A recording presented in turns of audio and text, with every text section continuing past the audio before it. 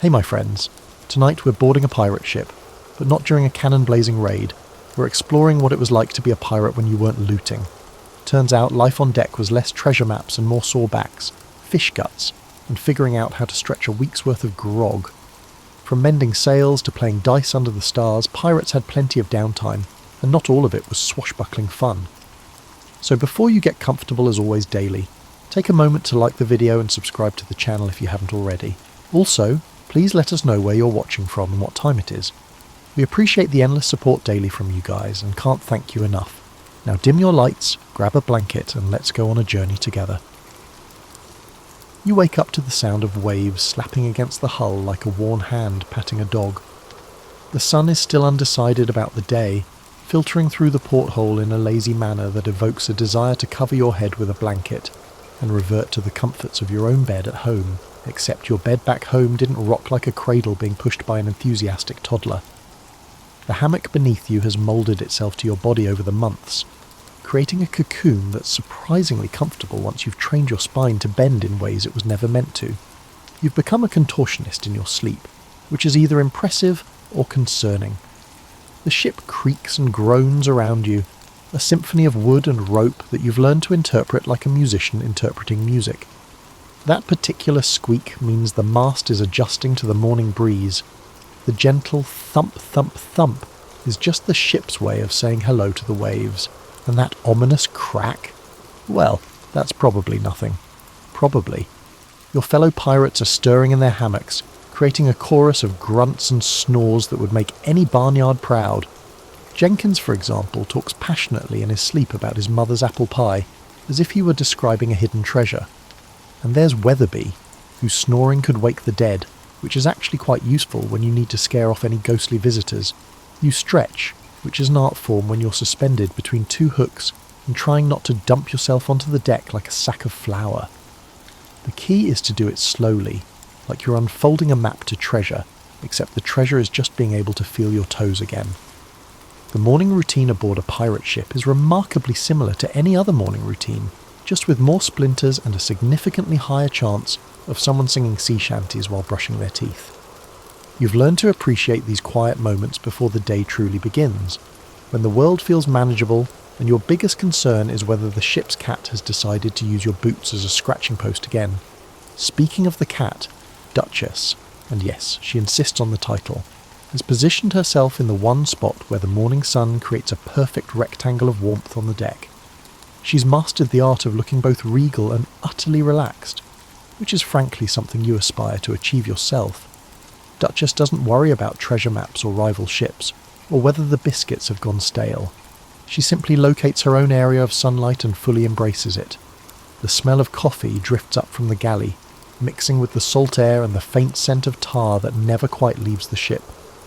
This combination should be unpleasant, yet it has somehow become as comforting as your grandmother's kitchen. Coffee on a pirate ship is serious business. It's the difference between a crew that can function and a crew that might accidentally sail into a reef because they thought it was a cloud. You finally manage to extract yourself from the hammock without performing an impromptu acrobatic routine, which is a small victory worth celebrating. Your feet find the deck with the practiced ease of someone who's learned to walk on a surface that's constantly trying to tip you over. It's like learning to dance with a partner who keeps changing the steps, but eventually you find the rhythm. The deck is already alive with the gentle bustle of morning preparations. It's not the frantic energy of battle or the intense focus of navigating a storm, but the steady, comfortable rhythm of people who know their place in the world, even if that place happens to be on a wooden box floating in the middle of nowhere. You make your way to the rail and look out at the endless expanse of ocean, painted in the soft colours of dawn.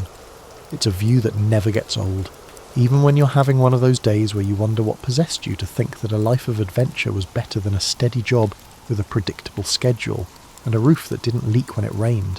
After coffee that could strip paint but somehow taste like liquid motivation, you find yourself face to face with the daily reality that every pirate learns, but no one ever mentions in the stories. Ships require an enormous amount of upkeep. It's like owning a house, except your house is constantly trying to sink and takes you with it when it fails. Today's task is rope work, which sounds simple, until you realise that a ship has more rope than a circus, and most of it serves a purpose you're still trying to understand. There's rope for the sails, rope for the rigging, rope for tying things down, and rope for tying them up. There's probably rope for tying rope to other rope, though you haven't figured out the logic behind that particular system yet. You settle into the rhythm of splicing, your hands moving with the muscle memory that comes from months of practice. It feels meditative in a way, similar to knitting, but with the added benefit of preventing you from drowning. The rough hemp slides through your fingers, and you find yourself appreciating the simple satisfaction of creating something useful from something that was falling apart. Weatherby works beside you, humming a tune that might be a sea shanty or something he made up. His fingers move with the confidence of someone who's been doing this work since before you knew the difference between port and starboard. He is the type of individual who can effortlessly tie a bowline knot with his eyes closed, often doing so to demonstrate his skill. The sun climbs higher, turning the deck into a broad expanse of warmth that makes you drowsy despite the work. You've learned to value these instances of uncomplicated productivity, where your hands are occupied, but your thoughts are free to roam. There's something deeply satisfying about maintenance work, about keeping the ship running smoothly through small, careful actions. The ship's carpenter, Morrison, appears with his toolbox, which is less a box and more a portable workshop that he's somehow managed to fit into a space the size of a breadbasket. He's examining a section of the rail with the intensity of a doctor listening to a heartbeat, running his fingers along the wood grain like he's reading Braille. Carpentry on a ship is an art form that requires equal parts skill and creativity. You can't just run to the hardware store when something breaks. You must adapt and sometimes make wood do what it wasn't meant to do. Morrison has elevated his craft to a form of maritime magic, coaxing repairs from scraps and making the impossible seem routine. You watch him work, noting how he tests each piece of wood before committing to a cut, how he adjusts his approach based on the grain and the weather, and probably half a dozen other factors you haven't learned to notice yet. This work embodies the essence of craftsmanship, transforming raw materials and accumulated knowledge into something both functional and aesthetically pleasing. The afternoon brings sail maintenance, which is like doing laundry if your laundry was the size of a house and made of canvas thick enough to stop arrows. You spread the sail across the deck, searching for tears and weak spots with the methodical patience of someone who understands that a small problem ignored becomes a big problem at the worst possible moment. Needle and thread become your tools of choice, and you settle into the rhythm of mending.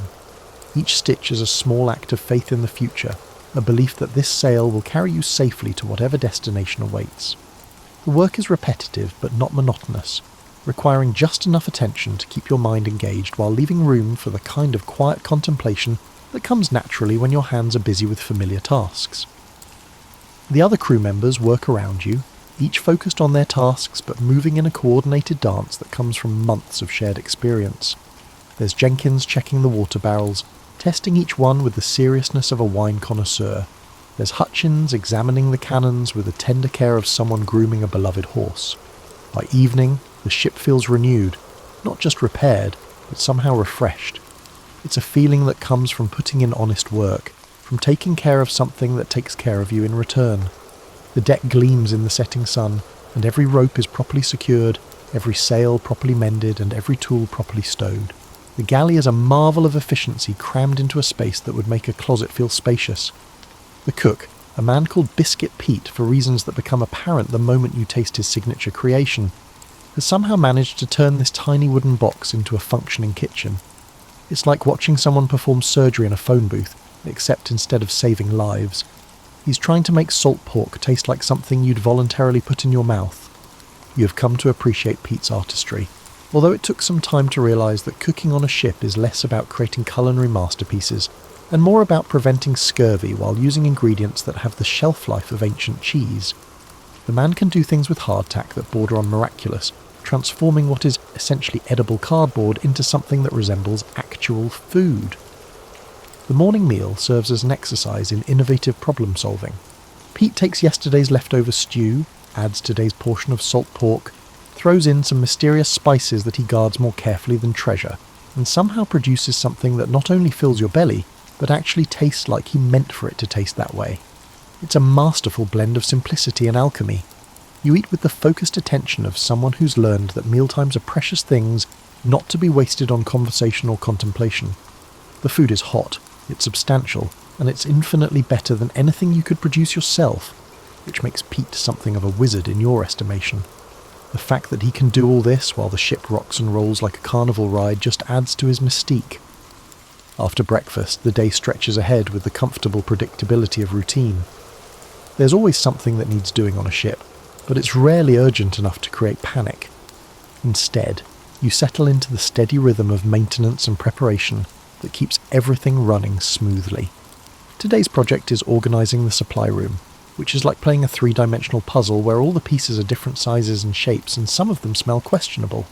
Space is precious, necessitating every item to fit perfectly, and accessibility is crucial when you need something urgently. You work methodically, creating order from chaos one barrel and crate at a time.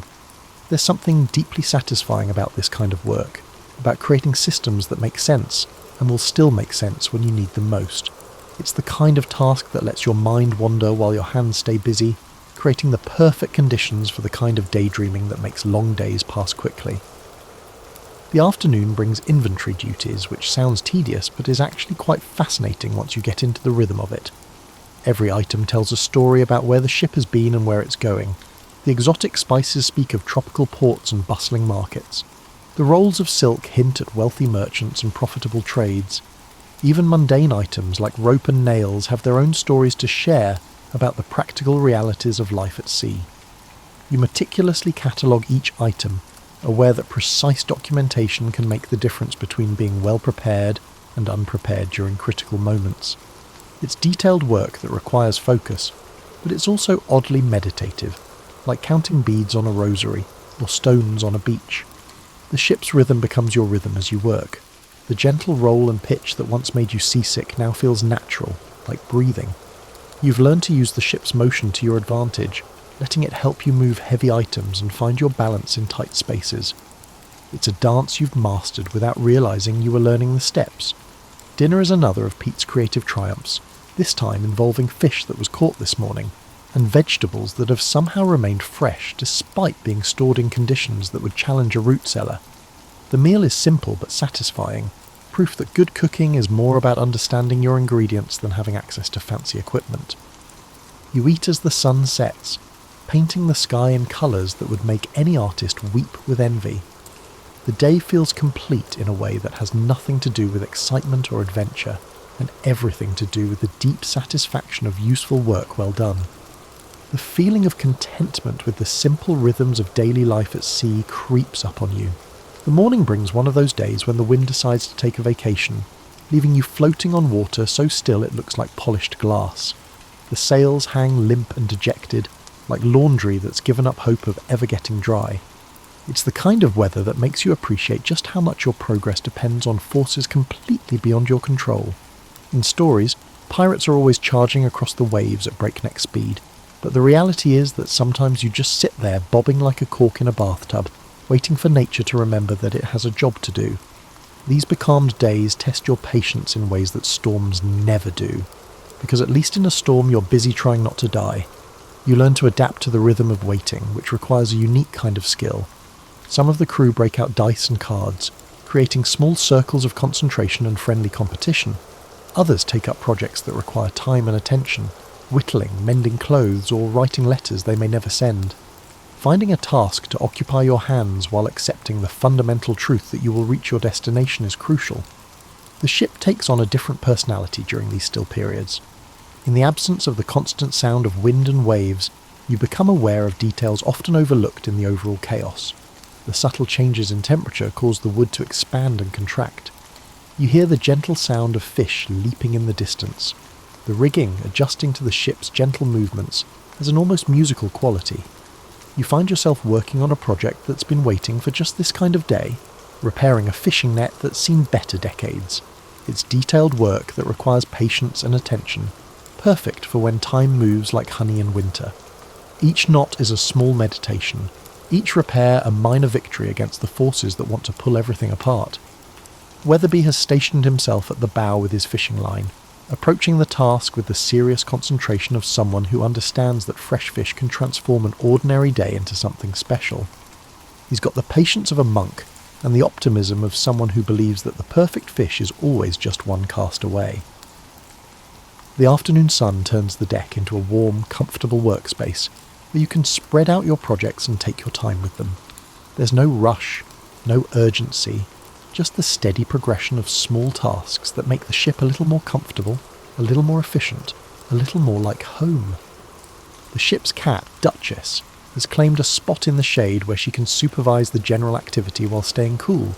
She's mastered the art of looking both alert and completely relaxed, which is frankly an inspiration.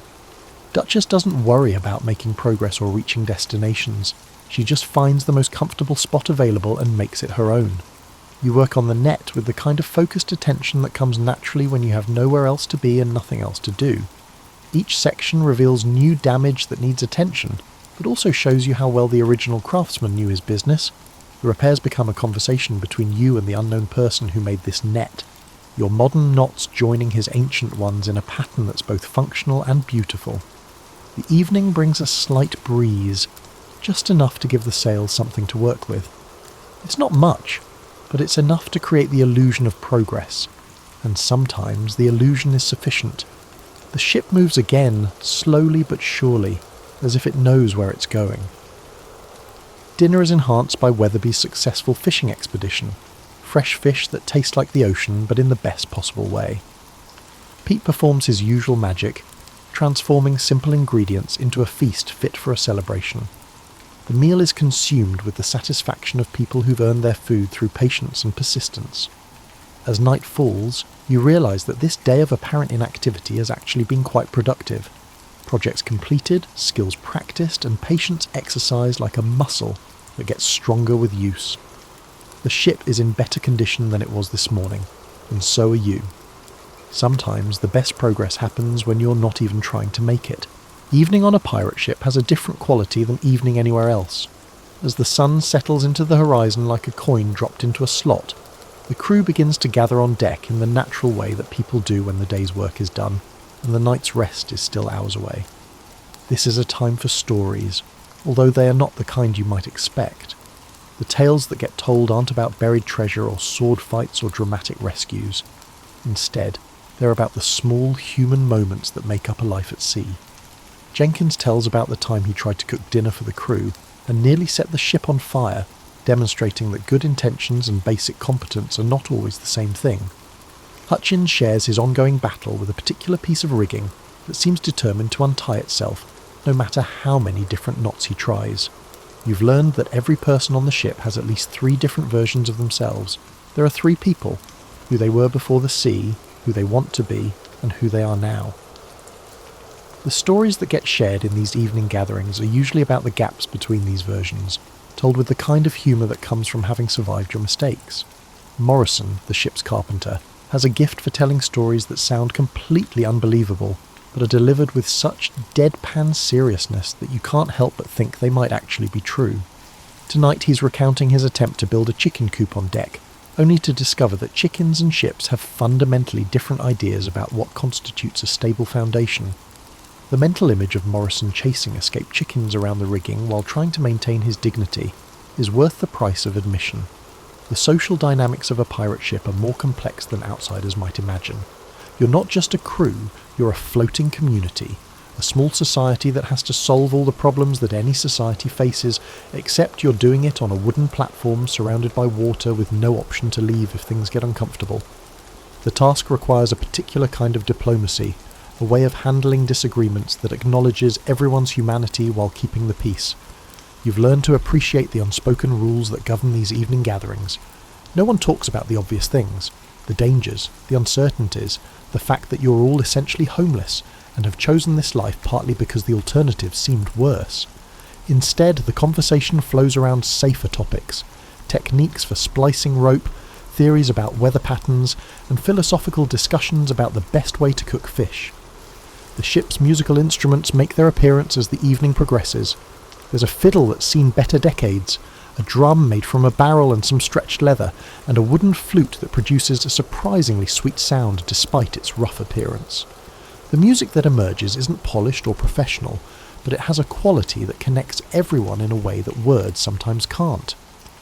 Weatherby has a surprisingly powerful singing voice, which he uses to lead the crew through songs that everyone knows but no one can remember learning. These aren't the dramatic sea shanties of legend, but the working songs that help pass time and coordinate effort. These songs are about simple, repetitive tasks such as hauling rope and raising sails, which keep the ship moving forward. You find yourself joining in, your voice blending with the others in a harmony that's more enthusiastic than accurate. This communal music-making brings a profound sense of satisfaction, as it allows us to create something that transcends our individual contributions. It's a reminder that humans are social creatures, that we need these connections to feel complete. The evening winds down gradually, with no formal ending but a natural dispersal as people drift off to their own private spaces. Some head below to write in journals or letters, others stay on deck to enjoy the night air and the spectacular display of stars that you can only see when you're far from any city lights. The ship settles into its nighttime rhythm, the gentle creaking and swaying that will lull you to sleep. As you make your way to your hammock, you reflect on the evening's conversations and realise that you've learned more about your crewmates in a few hours of casual talk than you might have in weeks of formal interaction. These evening gatherings are where the real business of building trust and understanding happens, where a group of individuals slowly transforms into something more like a family. This morning's different because it brings an unexpected lesson in navigation, courtesy of the ship's navigator, Old Sam, who isn't actually that old but got the nickname because he's been reading the stars longer than anyone else on board. Sam has decided it's time to share some of his knowledge, either because he's feeling generous or because he's realised that having backup navigators might be a good idea. You gather around the chart table, which is really just a flat surface that's been pressed into service as a classroom. Sam spreads out his charts with the reverence of someone handling sacred texts, which, in a way, they are.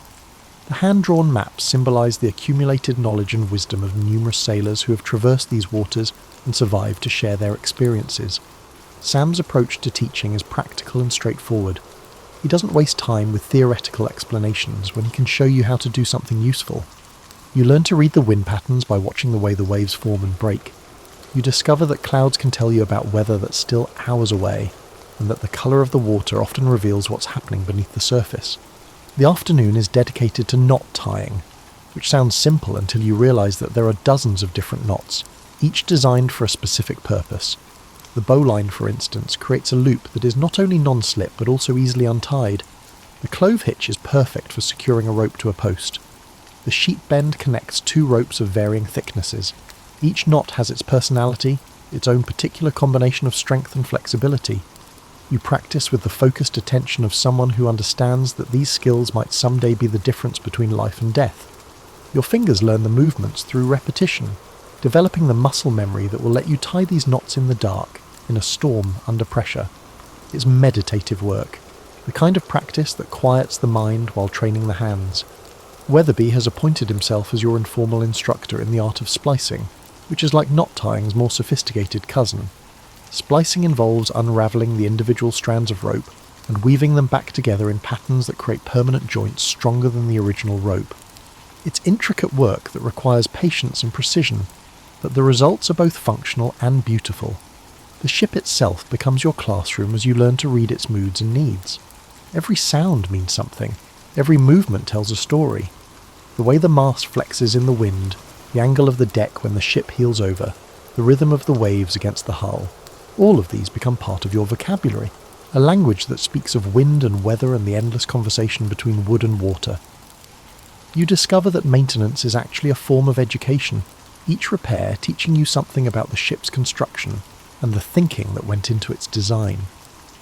When you replace a worn piece of rigging, you learn about the forces that cause the wear. When you patch a leak, you understand better how water finds its way into the smallest weakness. The evening brings a different kind of lesson, as Morrison demonstrates the finer points of woodworking, with tools that are both simple and sophisticated. He shows you how to read the grain of wood, how to work with its natural strengths instead of fighting against them. His hands move with the confidence of someone who's spent years learning to see what others miss, to find the hidden potential in raw materials. As your confidence grows, you begin carving, beginning with simple shapes that gradually become more complex. The The wood responds to your touch, revealing its character through the resistance it offers and the way it accepts the blade. It's a conversation between craftsmen and materials, each cutting a word in an ongoing dialogue. You realise that you've learned more in these few hours than in weeks of formal instruction. The ship's experienced crew members have a gift for teaching through demonstration and gentle correction, sharing their skills in a way that makes learning feel natural and inevitable. New skills boost your confidence and value to the crew, but more importantly they connect you to the ship and its community. The final light of day paints the ocean in shades of gold and crimson, and you find yourself at the ship's rail, looking out at the endless expanse of water that has become your world. There's a moment of quiet contemplation that comes naturally at this time of day, when the work is done and the evening's activities haven't yet begun, when you can step back and consider the strange turns your life has taken. You think about the person you were before you came to sea, and how that person might react to seeing you now. The skills you've learned, the calluses on your hands, the way you automatically adjust your balance to match the ship's movement, these are all markers of transformation, evidence of how people change when they are placed in new circumstances and given time to adapt. The pirate's life, you've discovered, is less about adventure and more about adaptation. It's about learning to find satisfaction in simple accomplishments, to appreciate the small victories that keep life moving forward. The successful repair of a sail, the perfect splice in a rope, the moment when a difficult knot finally comes together. These are the real treasures, the daily rewards that make the larger challenges worthwhile. You've learned that community forms naturally among people who depend on each other for survival, but that it takes conscious effort to maintain that community over time. The evening gatherings, the shared meals, the informal teaching sessions, these are all ways of weaving individual lives into a larger tapestry, creating connections that go beyond mere cooperation. The ship creaks and sighs around you, settling into its nighttime rhythm with the familiar sounds that have become as comforting as a lullaby. You've learned to read these sounds, to distinguish between the normal settling of wood and rope and the unusual noises that might signal problems. This awareness has become instinctive, part of the background consciousness that keeps you alert to your environment. You think about the myths and stories that surround pirate life, and how different the reality has turned out to be. The romance of adventure is real, but it's found in unexpected places, in the satisfaction of honest work, in the beauty of sunset over open water, in the deep contentment that comes from being part of something larger than yourself. The treasure isn't gold or jewels, but the accumulation of skills and relationships and experiences that make you more than you were before. The stars begin to appear, first a few scattered points of light, then a magnificent display that stretches from horizon to horizon. You've learned to use these stars for navigation, but you've also learned to appreciate them for their beauty, for the way they connect you to something vast and eternal. The same stars that guided ancient sailors still shine down on you, making you part of a tradition that spans centuries. As you prepare to head below for the night, you realise that you've found something unexpected in this life at sea. Not the excitement and danger that the stories promised, but something more valuable, a sense of purpose, a feeling of belonging, a deep satisfaction that comes from honest work and genuine community. The ship has become more than a vehicle, it's become home. The hammock that once seemed foreign and uncomfortable now welcomes you with familiar embrace. The gentle rocking motion that once made you seasick now soothes you to sleep. The sounds of the ship and the sea that once kept you awake now form a peaceful symphony that carries you into dreams. You close your eyes and let the ship carry you forward into whatever tomorrow might bring, secure in the knowledge that you've learned to find contentment in the simple rhythms of daily life at sea. The pirate's life, when you're not looting, turns out to be remarkably similar to any other life, filled with routine tasks, small pleasures, and the ongoing challenge of building something meaningful from the raw materials of time and circumstance. The ocean continues its eternal conversation with the ship and you drift off to sleep, cradled in the arms of the sea that has become your teacher, your home, and your pathway to understanding what it means to live deliberately in a world that's constantly in motion. And just like that, the sails are down, the rum's gone quiet, and the crew turns in. If your insomnia is still destroying you, I've placed other stories in this video, old and new, to help you out if you're still awake. It is an honour to be able to read and lull you guys all to sleep each night, and I hope we can continue to do this for you all on the daily for the forbidden future. Sweet dreams, my friends and listeners. I'll catch you soon when I'm not in the office sitting by my fireplace. Sleep tight and good night.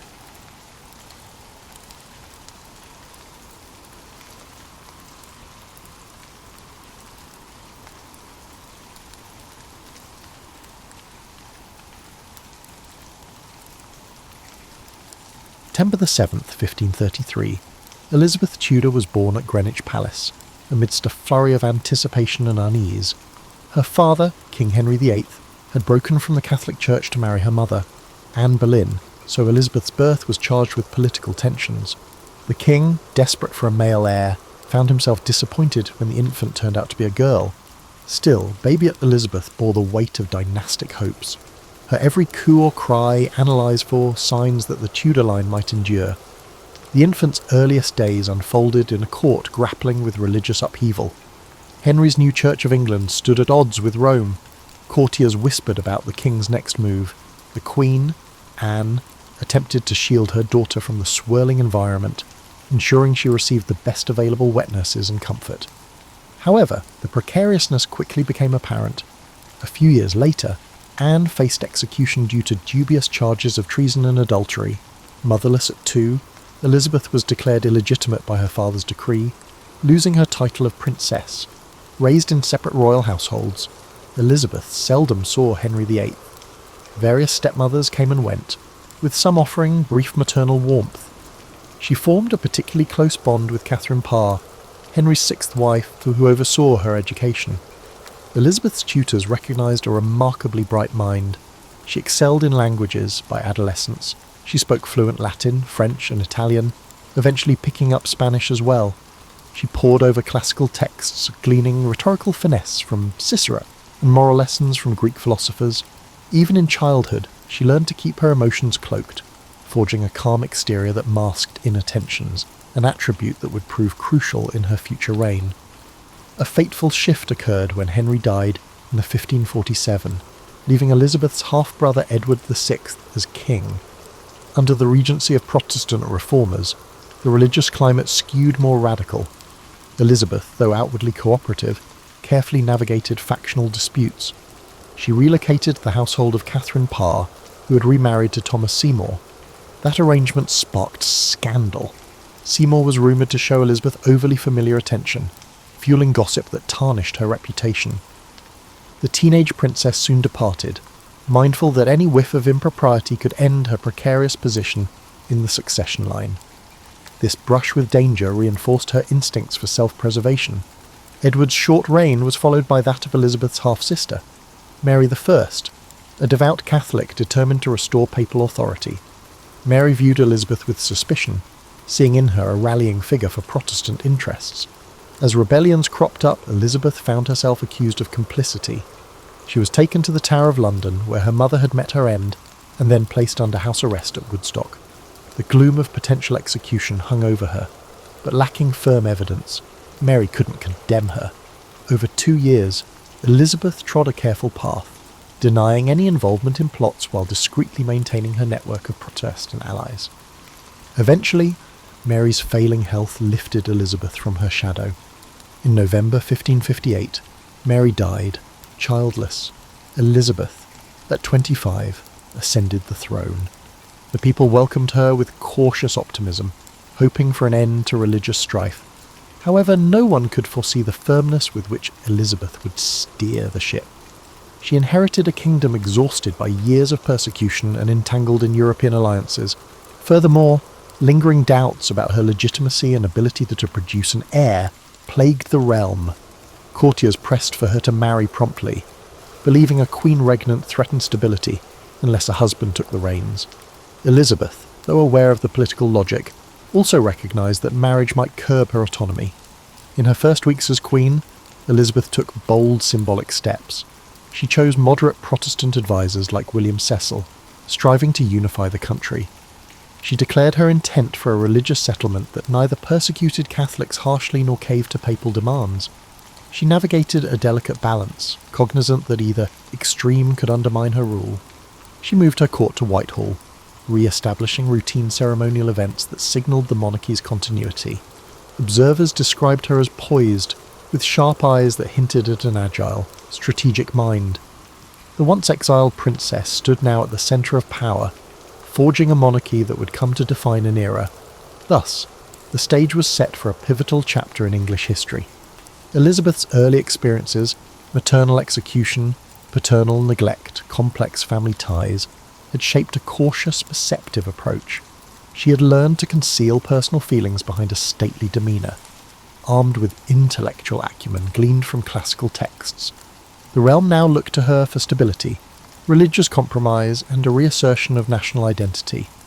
For Elizabeth, it was time to prove that a female sovereign, even one with a contested legitimacy, could guide England through its labyrinth of political storms.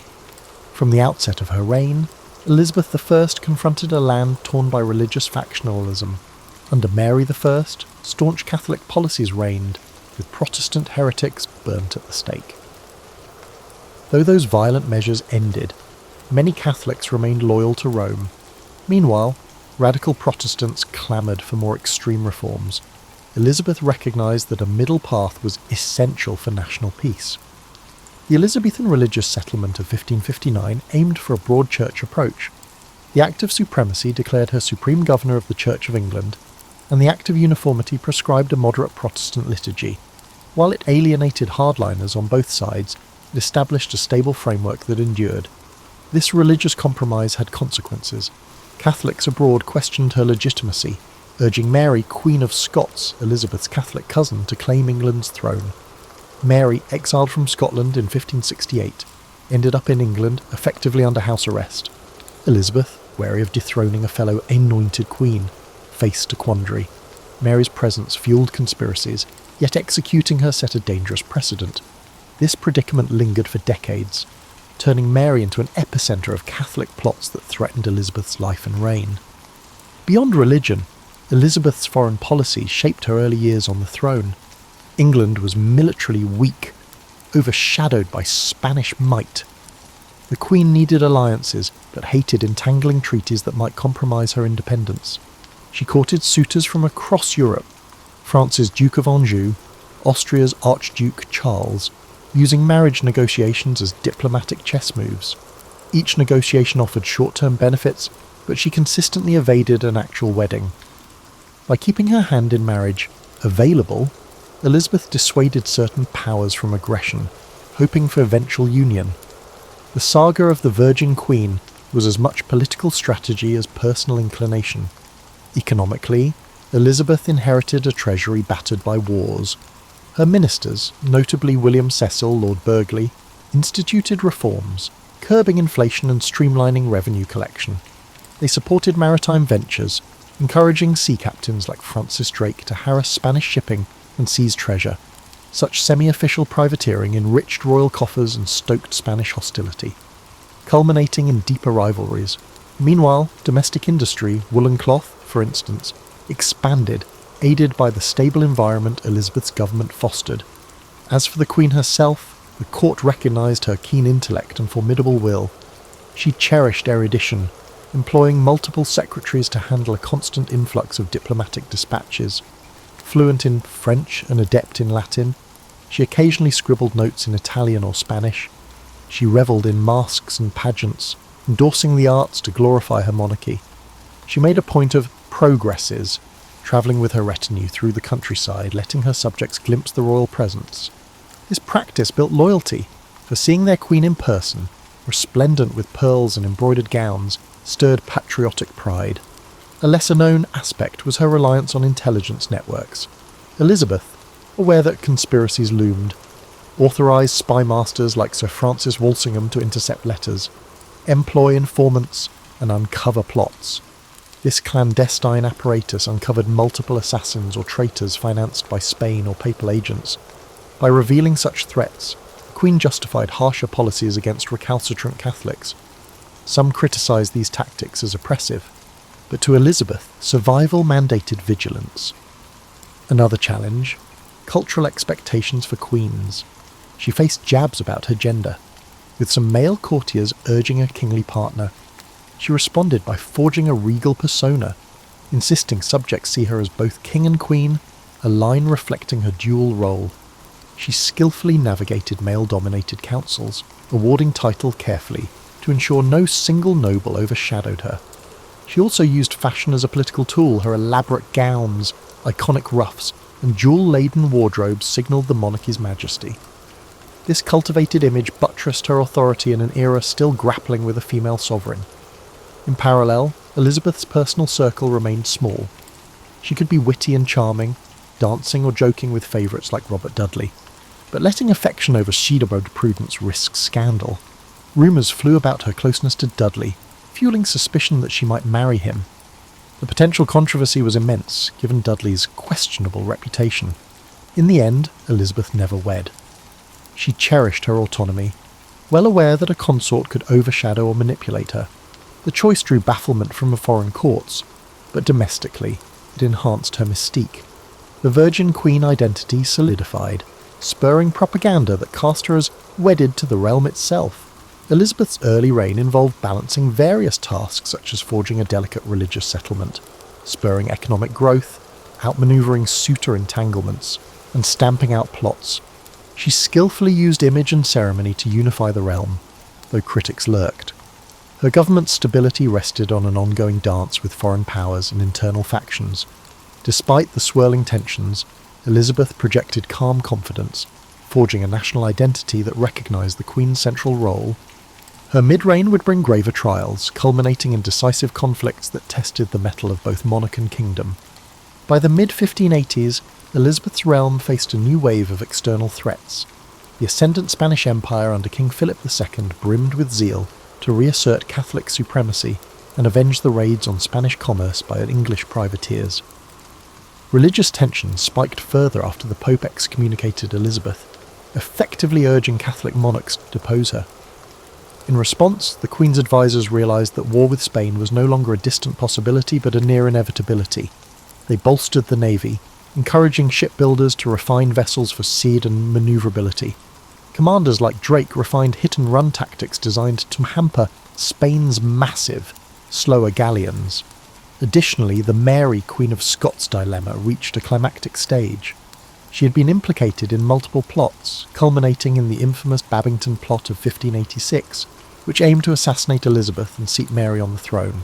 Caught with incriminating letters, Mary was tried for treason. Elizabeth agonised over signing Mary's death warrant. The thought of executing an anointed queen offended her sense of divine order, but counsel pressed her that Mary's continued survival endangered national security. Reluctantly, Elizabeth signed. Mary was beheaded in 1587, an act that scandalised Catholic Europe. Elizabeth feigned dismay at the news of Mary's actual execution, chastising ministers for carrying out the sentence too hastily. The sincerity of her regret remains debated. This event further incensed Spain, and soon word came that Philip II was assembling an invincible armada. In 1588, that formidable fleet sailed for the English Channel, intending to rendezvous with forces in the Low Countries and deliver an invasion. England braced for catastrophe. Elizabeth visited her troops at Tilbury, clad in armour, delivering a rousing speech about having the heart and stomach of a king. That rallying cry, though perhaps embroidered in subsequent retellings, captured the national mood. The English Navy engaged the Armada in a series of skirmishes, employing fireships to sow chaos. Stormy weather and miscalculation forced the Spanish to scatter around the northern coasts, suffering devastating losses. The triumph at sea became a cornerstone of Elizabeth's legend, though historians note the fortune of unseasonable gales played as large a role as strategic brilliance, buoyed by victory. Elizabeth's popularity soared. Poets extolled her as a goddess presiding over a fortuitous age. London's population boomed, commerce thrived in relative security. Courtiers staged elaborate masques, celebrating Gloriana, a moniker borrowed from Edmund Spenser's allegorical poem, The Fairy Queen. This cult of Elizabeth, with pageantry and stylized iconography, shaped a golden aura around her monarchy. She bestowed knighthoods on naval heroes like Drake, though she never turned them into unstoppable political rivals. Indeed, part of her genius lay in praising men just enough to secure their loyalty, but not so extravagantly as to overshadow her own regal glow. Yet cracks surfaced. The war with Spain dragged on sporadically. English expeditions to support Protestant rebels in the Netherlands or to raid Spanish ports often ended in fiascos, draining resources. The Queen's earlier frugality turned to reluctance about fully funding new campaigns, prompting friction with bold but cash-strapped commanders. Some younger courtiers, like the Earl of Essex, were impatient with Elizabeth's measured approach. Essex attempted to replicate despite Drake's glories. He led half-baked military forays and returned with meagre spoils. Tensions between the old Queen and these ambitious youths escalated, culminating in the Essex Rebellion of 1601, where he tried a coup. She crushed it swiftly, and Essex was executed. As Elizabeth aged, her once intimate circle diminished. Long-time advisers such as William Cecil passed away, and favoured courtiers either died or fell out of favour. The Queen, famous for her fine dresses and elaborate wigs, now faced a more solitary existence. Gossip about her vanity circulated. She insisted on controlling her image, refusing to appear as a frail matron. She demanded loyalty from ladies-in-waiting, scolding them if they dared overshadow her attire or conversation. Although the realm viewed her as Gloriana, she struggled to maintain a mythic aura behind closed doors. Diplomatically, the final years of her reign saw a cooling of tension with Spain, not via a formal peace but through mutual exhaustion. The impetus for large armadas had waned, with Spain focusing on European entanglements. England, for its part, lacked the finances to continue heavy engagements. Meanwhile, the seeds of colonial expansion were sown. English seafarers eyed North America, establishing fledgling outposts. The concept of an overseas empire was embryonic but emerging. Thus, approaching the turn of the century, Elizabeth presided over a stable yet evolving monarchy. She had defied invasion, faced down conspiracies, and reigned as an iconic figure admired across Europe. But the question of succession remained, unmarried and childless. She had never named an heir. The matter loomed, spurring subtle negotiations as different claimants circled. This final stretch of her reign tested whether the Tudor line's magic could endure beyond her mortal presence, or if it would seamlessly transition to a new dynasty. By the twilight of her reign, Elizabeth I found herself contending with the question that had dogged her for decades. Who would follow her upon the throne? No official heir had been named, though many whispered that James VI of Scotland, a Protestant and son of the executed Mary, Queen of Scots, was the likely candidate. Elizabeth, ever cautious about naming a successor, understood that the moment she sanctioned an heir, her authority might wane. Yet the gentry and the powerful were anxious, fearing a resurgence of civil strife if the crown's transition lacked clarity. As the 1590s waned, the Queen's court saw fewer robust festivities. Elizabeth's health was not the best, and her mood darkened by the loss of cherished confidants. Once a favoured explorer, Sir Walter Raleigh fell from Elizabeth's favour. The Earl of Essex, her erstwhile golden boy, died a traitor. Meanwhile, the luminous circle that had celebrated her youth, Bess of Hardwicke, Countess of Leicester, and others, had scattered. England's population soared beyond 4 million, many living precariously in squalid conditions. Bread riots flickered in adverse harvest years, and the cost of warfare remained burdensome. Some critics murmured that the Queen's refusal to adapt to a new generation's demands indicated the monarchy was adrift. Yet Elizabeth never lost her political savvy. She carefully managed sessions of Parliament, deftly deflecting demands for certain policy changes. She employed subtle flattery, reminding them that as a mother to her people, she prized their well-being above all. This rhetorical style, combining maternal sentiments with regal authority, continued to woo the common folk. Indeed, from the countryside to London's teeming streets, loyalty to the Queen remained high, an outgrowth of national pride partly forged by that earlier victory over the Spanish Armada. In the realm of arts, the Elizabethan theatre blossomed, spearheaded by William Shakespeare, Christopher Marlowe, and others. Though Elizabeth seldom attended public performances at the Globe, she invited theatrical troupes to court. She found enjoyment in comedic interludes, even if she publicly maintained a formal veneer. This cultural renaissance, ignited under her watch, was a point of national distinction, with travelling players bringing both dramatic flair and moral allegories to distant corners. The synergy of crowns and creativity underscored an epoch known as the Elizabethan Golden Age. Throughout, the religious settlement endured, though Puritan elements pressed for stricter reforms. Criticising the hierarchical structure of bishops, the Queen tolerated moderate Puritan pleas but cracked down on radical preachers who undermined her supreme governorship. Catholic recusants faced fines or pressure to conform, though large-scale persecution was less aggressive than during Mary's reign. Despite friction, Elizabeth's stance staved off religious civil war. This equilibrium, though not perfect, enabled commerce and exploration to flourish.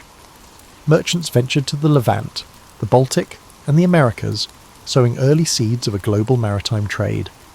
In the final few months of her life, Elizabeth retreated to Richmond Palace. She was increasingly frail, refusing medical interventions that seemed invasive. Court rumours multiplied. The Queen's mind was drifting. She was losing appetite, or she stood for hours too proud to rest. Modern historians debate the exact cause of her decline. Some speculate pneumonia or depression. She dreaded naming James publicly, but subtle negotiations with his envoys paved the way for a smooth succession. Advisors like Robert Cecil quietly prepared the details. According to tradition, Elizabeth, too weak to speak in her last hours, made a vague gesture endorsing James as successor. She died on March 24, 1603, aged 69, after 44 years on the throne, a record at the time for an English monarch. Her coffin was carried from Whitehall to Westminster Abbey, the silent crowds reflecting on an era shaped by her image. That day closed the Tudor line, with James VI of Scotland becoming James I of England, inaugurating the Stuart dynasty. Yet the Tudor brand had not ended in chaos. Elizabeth's measured approach, for all her reluctances, ensured a relatively peaceful handover. In the wake of her passing, tributes soared.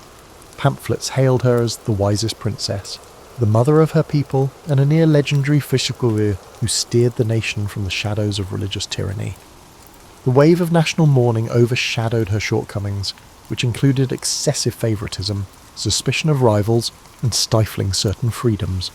Over the next centuries, historians would reinterpret her story, dissecting the illusions of the Virgin Queen narrative, acknowledging her harsh treatment of dissenters, yet marvelling at her capacity to wield authority in a fiercely patriarchal world.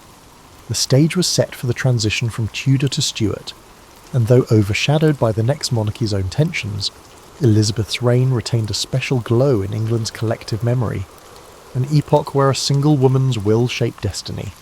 Immediately after Elizabeth's death, a swirl of legacies confronted the English.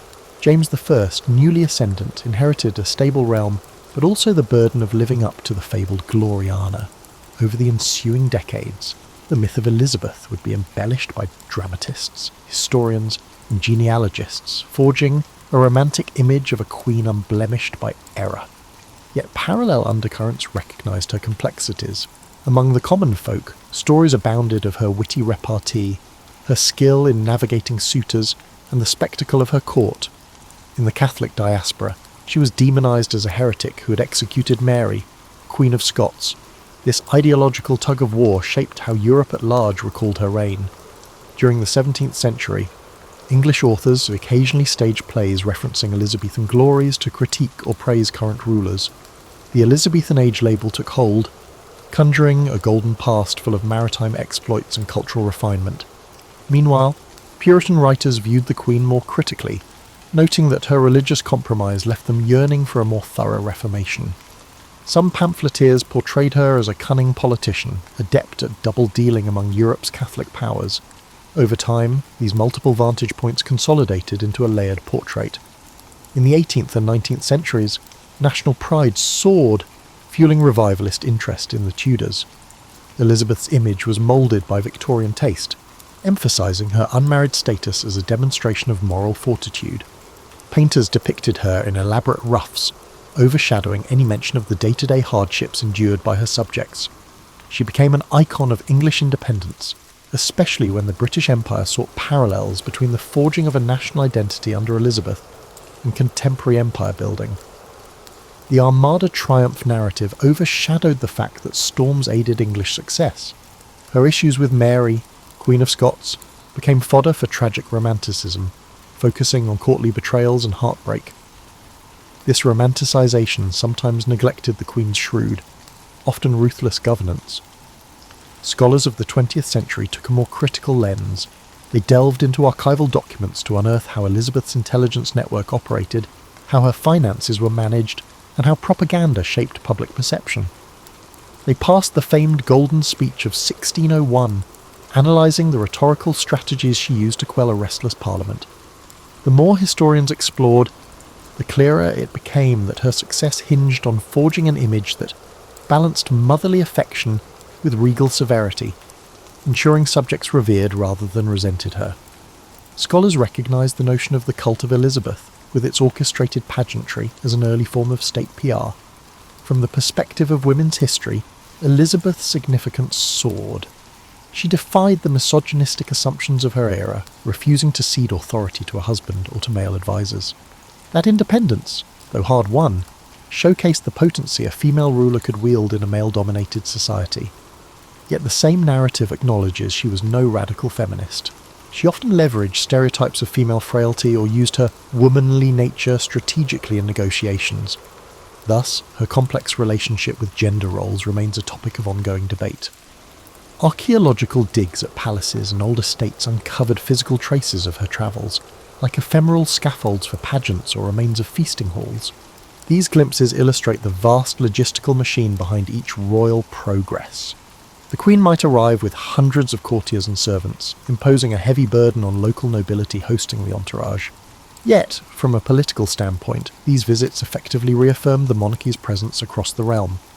Over and over, Elizabeth used personal displays to connect with communities. In cultural memory, items such as the Tudor Rose, elaborate state portraits by painters like Nicholas Hilliard, or references to the Virgin Queen remain in the public imagination. Filmmakers in the 20th and 21st centuries capitalised on this allure, producing adaptations that frame Elizabeth's story with romance and triumph. Some films portray her as near saintly, others highlight her paranoia or the brutality of her crackdown on perceived threats. The continuing fascination underscores how she embodies a transitional moment in Europe, where medieval structures gave way to early modern states, with new forms of diplomacy, espionage, and ideology all converging. Thus, centuries removed from her actual reign, Elizabeth I stands as both a symbol of national identity and a figure whose complexities resonate with present debates. The interplay of female leadership, religious diversity, personal freedom, and the power of constructed image. Re-evaluating her life reveals how skillful governance can stabilise a fractious kingdom, even if it requires navigating a delicate balance between tolerance and coercion. The conversation around Elizabeth remains dynamic, shaped by each generation's vantage on monarchy, gender, and the cost of maintaining a carefully wrought facade of unity. Elizabeth's story resonates with the notion that midlife can be a time of both reflection and strategic boldness. She ascended the throne at 25, but arguably her most defining decisions, the forging of a moderate religious settlement, the careful dance of marriage negotiations, unfolded as she matured. In the face of personal regrets, lack of a direct heir, and external crises, Spanish hostility, internal plots, she repeatedly displayed resilience under the lens of older wisdom. Yet that sagacity was not innate. It sprang from a youth marked by precariousness, shaping a thorough calculation in adult life. One lesser discussed aspect is her intellectual curiosity. She was no passive figurehead. She read widely, from classical philosophers to contemporary political treatises, and engaged in theological debates with ambassadors. She wrote translations of texts, including Plutarch, honing linguistic precision. In an era when many noblewomen possessed only basic literacy, Elizabeth's depth of scholarship commanded respect. She used this knowledge to steer councils, referencing classical examples of leadership or mercy, grounding her decisions in a broader worldview than simple realpolitik. Another dimension concerns her approach to management and delegation. Faced with a swirl of court factions, some aligned with Cecil, others with Dudley, and various earls vying for influence, she balanced them by a rotating favour, ensuring no single man overshadowed the rest. This delicate manoeuvre allowed her to maintain her position as the ultimate arbiter, thereby preventing entrenched monopolies of power. While modern management gurus highlight transparency or direct leadership, Elizabeth's method was subtler. She nurtured multiple power centres, pitting them gently against each other to sustain a stable equilibrium. This method reveals a strategic cunning that, while occasionally breeding resentment, retained her supremacy in a fractious environment. The swirl of secrecy surrounding Mary, Queen of Scots, also underscores Elizabeth's careful manipulation of intelligence. She personally reviewed coded letters, weighed evidence, and authorised infiltration of Catholic circles. These actions might unnerve contemporary moral standards, yet in the cutthroat reality of 16th century politics, such espionage was standard. The difference is Elizabeth's relative subtlety. She rarely boasted of her spymaster's successes. She recognised the value of illusions, letting conspirators believe they had infiltrated her circle while, in fact, her watchers tracked every step. Age imbued her with a distinct sense of gravity. In speeches to Parliament, she framed herself as a guardian of the realm's welfare, addressing them as my lords and my good people, tapping into paternal or maternal imagery. She rarely showed overt temper in public, though courtiers recalled her sharp tongue in private, laced with scathing wit. She might banish a courtier from her presence for a trifling offence, then recall him soon after, sending the message that loyalty was paramount while partial forgiveness might be extended. This capacity to pivot from severity to magnanimity cemented her as unpredictable yet revered, a trait modern leaders might emulate in more tempered forms. Beyond the realm of politics, her personal attire and courtly fashion set trends across Europe. She championed fresh tailors to experiment with embroidered silks, extensive ruffs, and striking colour palettes.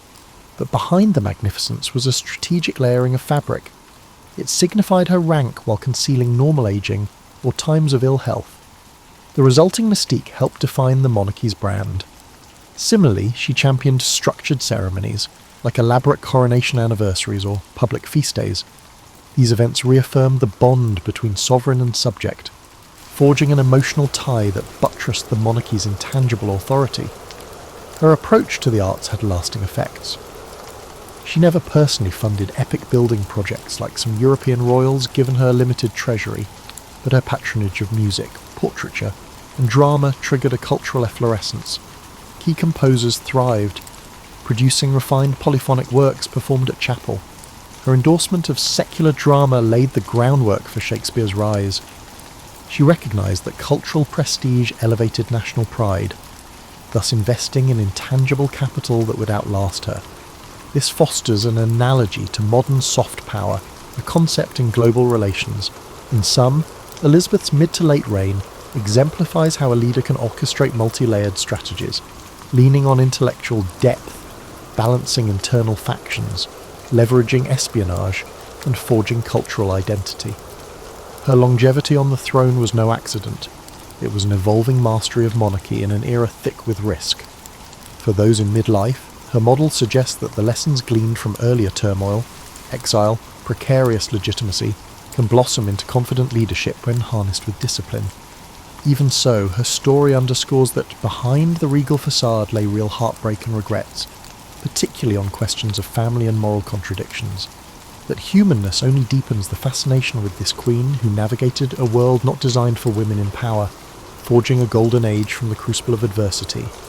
When Elizabeth I died on March 24, 1603, at Richmond Palace, she left a kingdom dramatically changed from the one she inherited. Elizabeth averted religious civil wars, asserted an English navy against Spanish dominance, and planted the seeds of a maritime empire. Yet the Queen's final moments offered a poignant contrast to the ceremonial grandeur that had marked her public life. Accounts say she refused to rest, standing or sitting in pensive silence for hours, as if grappling with the knowledge that her story was nearly done. The question of her successor, James VI of Scotland, was all but settled. Elizabeth's last gesture, whether a whispered name or silent acceptance, cleared the way for the Stuarts, bridging the Tudors to a new era. The immediate aftermath saw an outpouring of tributes. Noble houses and commoners alike mourned the Virgin Queen, the stalwart figurehead who had reigned 44 years. Her body was transported by barge along the Thames, a spectacle of black drapes and heraldic flags. Observers lining the shores recalled how, decades earlier, a young queen had ascended to quell the chaos left by her half-siblings. Now, the realm faced another transition. but Elizabeth's half-century of leadership gave many confidence in the monarchy's stability.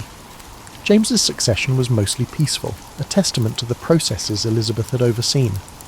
Over the centuries, historians dissected her image with fresh angles. Some championed her as a golden archetype, praising her unwavering sense of duty. Others uncovered her manipulative use of virginity as political currency, or pointed out the authoritarian edge in how she stamped out dissent. 20th century scholarship introduced psychoanalytic readings, linking her mother's beheading to her reluctance to marry. Meanwhile, feminist analyses recognised her capacity to subvert patriarchal norms by forging a distinctly female monarchy that demanded masculine respect. Archaeological research, too, contributed. Excavations at palatial sites uncovered courtyards used for lavish tilts or dancing events, fragments of decorative tile-bearing Tudor roses. Art restorations revealed how state portraits were retouched to remove wrinkles or human imperfections, reinforcing her iconic aura. The evolution of her visual propaganda parallels modern brand management, illustrating how monarchy leveraged illusions to maintain public fascination. Elizabeth's era, characterised by Drake's circumnavigation, Shakespeare's stage, and an assertive national identity, evoked a deep sense of nostalgia among everyday English folk. Actual living conditions for peasants remained harsh, but the sense of belonging to an up-and-coming realm soared. Elizabeth harnessed that pride to unify a land threatened by continental powers. She left behind no direct heir, but her intangible bequest was a monarchy reinvigorated by a sense of national destiny, though future conflicts like the English Civil War would test that unity severely. In the present, Elizabeth's story continues to enthrall. Tourists flock to the Tower of London or Hampton Court, longing for glimpses of her era's grandeur. Historians piece together details from diaries, ambassadors' dispatches, and state papers. The creative arts produce films reimagining her as everything from an iron-willed warrior to a lonely figure overshadowed by politics. Such portrayals reflect changing cultural values. We admire her resilience, critique her harshness, empathise with her personal constraints. Each generation reads new lessons into her life, whether celebrating female power or lamenting the cost of absolute monarchy. Her tomb rests in Westminster Abbey, overshadowed by the more elaborate memorial of her half-sister Mary I. Erected during James I's time, it depicts Elizabeth recumbent, ironically sharing a memorial with Mary in a symbolic burying of old rivalries. While the effigy is fairly simple, visitors often linger, mindful that the occupant reshaped Europe's power balance. The inscriptions hail her as a paragon of wisdom, praising her as, of her sex the pride, of all time the wonder. The rhetoric might be thick, but it echoes how she was revered by her contemporaries. In the end, Elizabeth I stands as a testament to the synergy of personal cunning, cultural stewardship, and circumstance. The child overshadowed by a father's quest for a male heir grew into a queen who refused to be overshadowed by any spouse or continental monarch. That improbable arc, from uncertain princess to undisputed sovereign, still captivates. Her life underscores that leadership is rarely straightforward, forging alliances, stifling conspiracies, and projecting authority demand constant recalibration. Indeed, her success lay not in an unyielding set of principles, but in agile responses to crises.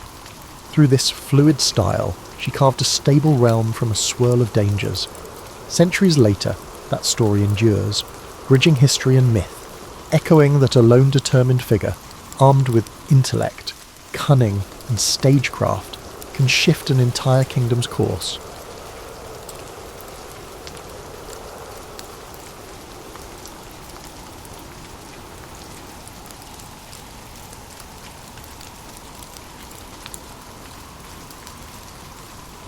The late 3rd century was an era when Rome seemed determined to tear itself apart. In the shadow of this chaos stood a man whose name would eventually be reduced to a historical footnote, Constantius, later called Chlorus, meaning the Pale. But this pale man would help save a crumbling empire. Born around 250 CE in Dardania, a rugged province of Illyricum, modern-day Serbia, Constantius emerged from obscurity during Rome's most turbulent period.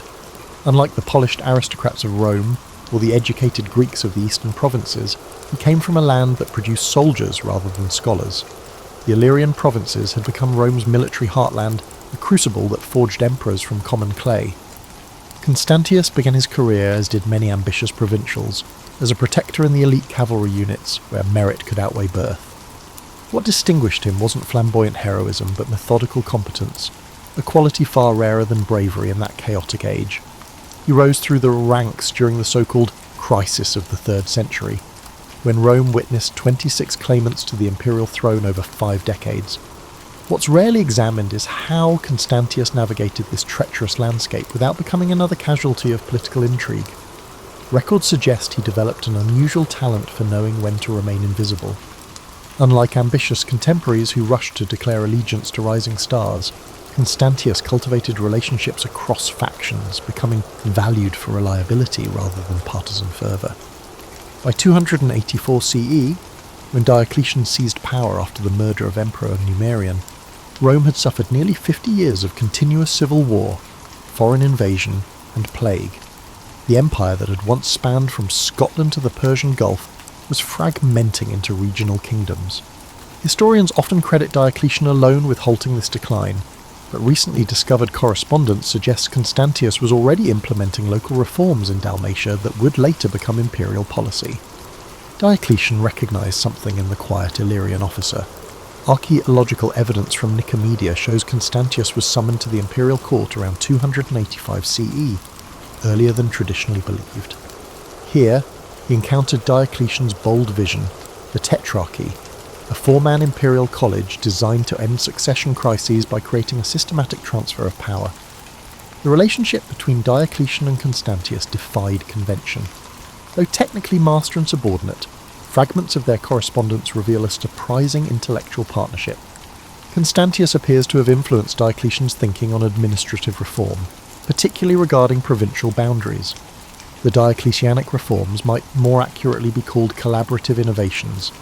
What's most remarkable about Constantius's ascent isn't that it occurred, but that it happened without bloodshed in an age when promotion typically required the elimination of rivals. When he became Caesar, junior emperor, in 293 CE, not a single opponent needed to be purged, an unprecedented achievement in that bloody era. The price of this promotion was personal. To cement his position in the Tetrarchy, Constantius was required to divorce his wife Helena, a woman of humble birth who had been his companion through his rise from obscurity. Their son, Constantine, was already a young man of promise. The divorce wasn't merely a domestic arrangement, but a calculated political move. Constantius instead married Theodora, the stepdaughter of Maximian, Diocletian's co-emperor. Rather than relocating to a comfortable eastern palace, Constantius was assigned the empire's most challenging frontier, Gaul and Britain, regions plagued by separatist movements, Germanic invasions, and economic collapse. It was a posting that many would have considered a disguised exile, far from the centres of power. Yet it was here, in the fog-shrouded islands of Britain and the war-torn provinces of Gaul, that Constantius would forge a legacy quite different from what Diocletian might have envisioned, a legacy that would ultimately transform the Roman world in ways no one could have predicted. Before I continue, any time period I mention CE or BCE, as for me, that's what I've always followed, as I do not want to offend anyone with my work, as everyone is in their own boat. When reading to you, thank you for understanding. So let's get back to it. The British rebellion that Constantius inherited was no ordinary provincial uprising. Carausius, a naval commander of Menapian origin from modern-day Belgium, had declared himself Emperor of Britain and Northern Gaul in 286 CE. Unlike most usurpers who quickly flamed out, Carausius created what historians now recognise as the first independent British state with its own sophisticated administration. What's seldom discussed in conventional histories is the remarkable economic revival Carausius achieved. Archaeological evidence from London, York, and other Roman British cities reveals a sudden proliferation of coin mints, expanded trade networks, and urban renewal projects.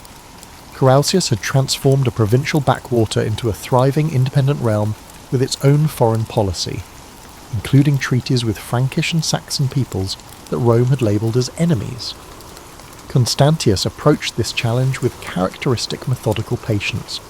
Rather than launching an immediate invasion, a strategy that had already failed under Maximian, he first secured his continental base. An overlooked papyrus fragment discovered in Egypt reveals Constantius's unusual approach. He dispatched economic advisors rather than spies to the channel ports, seeking to understand Britain's commercial networks before disrupting them. In 293 CE, Constantius laid siege to Boulogne, Carausius's continental stronghold. The siege employed innovative engineering techniques, including the construction of a mole across the harbour mouth that effectively trapped the rebel fleet. Rather than destroying these captured ships, Constantius repurposed them for his own nascent naval force, a practical decision that highlighted his pragmatic approach to warfare. Before Constantius could cross to Britain, however, Carausius was assassinated by his finance minister, Electus, who assumed control of the breakaway province. This interregnum created a complex diplomatic situation rarely explored in traditional narratives. Evidence from coin hoards suggests Constantius actually opened negotiations with Electus, offering him a position within the tetrarchic system. These negotiations ultimately failed, but they demonstrate Constantius's preference for resolution over confrontation.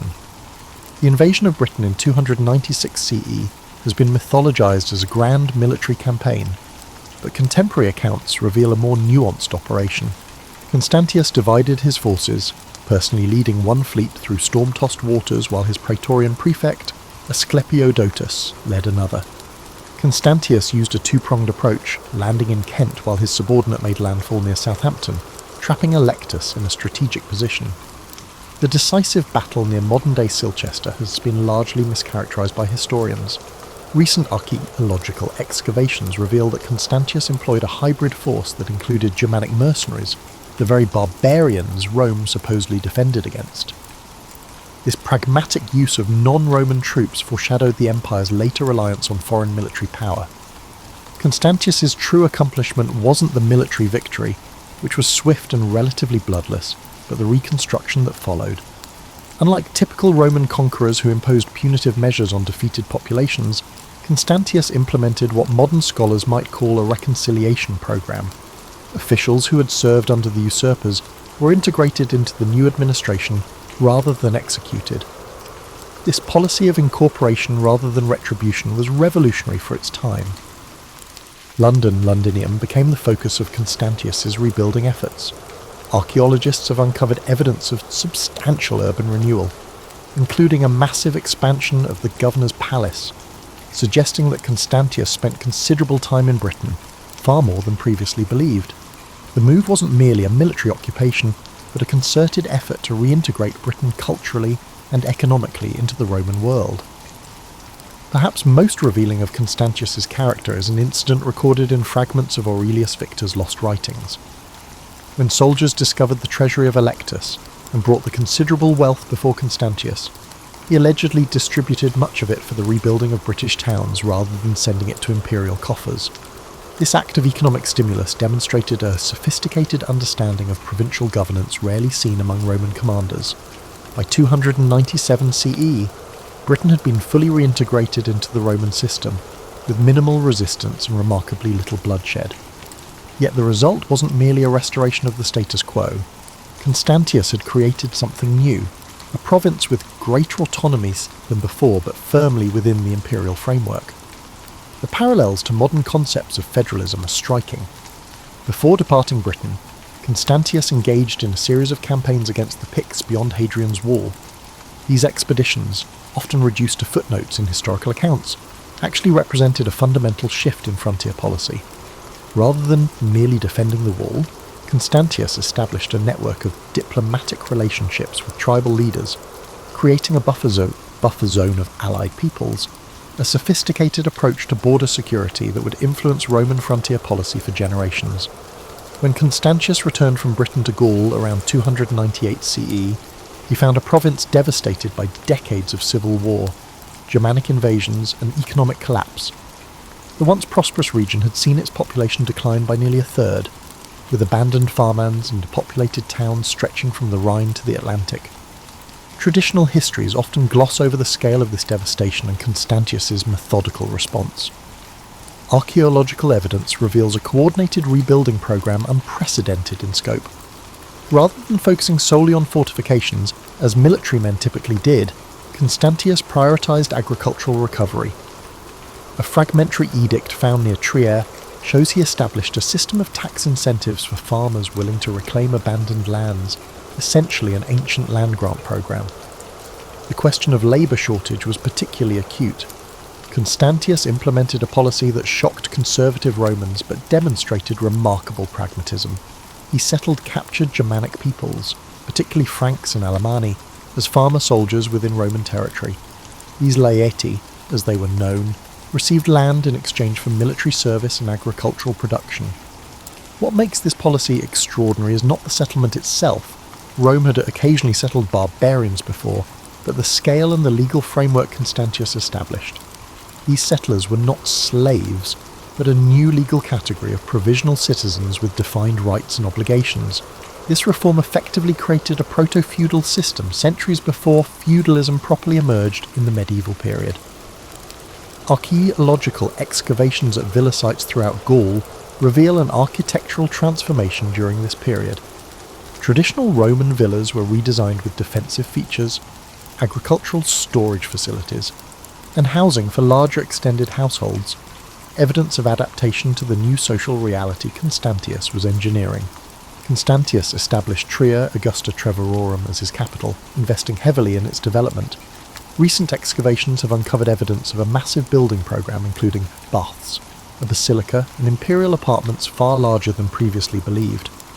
This architectural programme wasn't merely about imperial luxury, but represented Constantius's vision of a new administrative centre, closer to the frontiers and more responsive to provincial needs. While Constantius rebuilt Gaul materially, he also implemented administrative reforms that decentralised power. Provincial boundaries were redrawn to create smaller, more manageable citadel administrative units. Most significantly, he delegated substantial authority to local elites, creating a partnership between imperial power and provincial aristocracy that fundamentally altered how Rome governed its territories. The most controversial aspect of Constantius's rule remains his role in the Great Persecution of Christians, which began in 303 CE under Diocletian's orders. Traditional accounts, heavily influenced by Constantine's later propaganda, portray Constantius as secretly sympathetic to Christians, implementing the persecutory edicts only minimally in his territories. Recent scholarship has challenged this simplistic narrative. Epigraphic evidence from Gaul and Britain shows that churches were indeed closed and properties confiscated. However, forensic archaeology at Christian burial sites reveals a striking pattern. Unlike in eastern provinces, where mass graves of martyrs have been discovered, Christian cemeteries in Constantius's domains show continuous, undisturbed use through this period. The reality appears more nuanced than either the traditional pro-Christian narrative or its revisionist counter. Constantius likely enforced the institutional aspects of the persecution, closing churches and seizing properties, while avoiding the bloodshed that characterised the persecution elsewhere. This wasn't necessarily from Christian sympathy, but reflected his consistent administrative approach, institutional reform without destructive purges. A rarely discussed aspect of Constantius's governance was his religious policy beyond Christianity. Evidence suggests he actively promoted solar cults associated with imperial power while maintaining traditional Roman religious practices. Inscriptions from Trier indicate he commissioned temples to Sol Invictus, the unconquered sun, while also restoring older shrines to Jupiter and Mars. This religious balancing act reflected a sophisticated understanding of religion's role in social cohesion. By 305 CE, when Diocletian and Maximian abdicated, and Constantius was elevated from Caesar to Augustus, senior emperor, Gaul had been transformed. Cities were rebuilt, agriculture revived, and frontier defences strengthened. More importantly, Constantius had created a new model of provincial governance that emphasised partnership with local elites, integration of frontier populations, and administrative flexibility. This reformed Gaul would serve as the foundation for what came next, a journey to the northern frontier that would culminate in Constantius's final campaign and set the stage for a transformation of the Roman world that neither he nor Diocletian could have anticipated. A recently discovered papyrus fragment suggests Constantius commissioned what amounted to a comprehensive administrative handbook for provincial governors, a practical guide that systematised best practices, rather than imposing ideological uniformity. This emphasis on pragmatic governance over ideological purity characterized his entire approach to rule. Perhaps most significant for understanding Constantius as a person rather than just a historical figure is his documented interest in natural philosophy. Imperial accounts record astronomical instruments among his personal possessions, and his correspondence mentions observations of celestial phenomena. This scientific curiosity was rare among emperors of his era, who typically left such matters to specialists. The question of Constantius's religious beliefs remains contested. Later Christian sources, eager to establish Constantine's Christian heritage, portrayed Constantius as a crypto-Christian, or at least sympathetic to Christianity. Archaeological evidence presents a more complex picture. While Christian communities clearly operated with relatively little interference in his territories, Constantius also maintained traditional Roman religious practices and patronized solar cults. A more nuanced reading suggests Constantius approached religion pragmatically rather than dogmatically. Unlike Diocletian, who saw religious uniformity as essential to imperial unity, Constantius appears to have viewed religious diversity as manageable through institutional accommodation rather than persecution. This pragmatism extended to his relationship with the empire's intellectual currents. While traditional narratives portray the Tetrarchy as an era of intellectual decline and militarization, manuscript evidence from Trier suggests Constantius patronized philosophical works, particularly Neoplatonic texts that explored the relationship between divine order and earthly governance. By 305 CE, when Diocletian's abdication elevated him to Augustus, Constantius had created more than just a secure frontier. He had established a distinctive model of imperial rule that balanced traditional Roman authority with provincial autonomy, military discipline with intellectual inquiry, and religious tolerance with the institutional stability.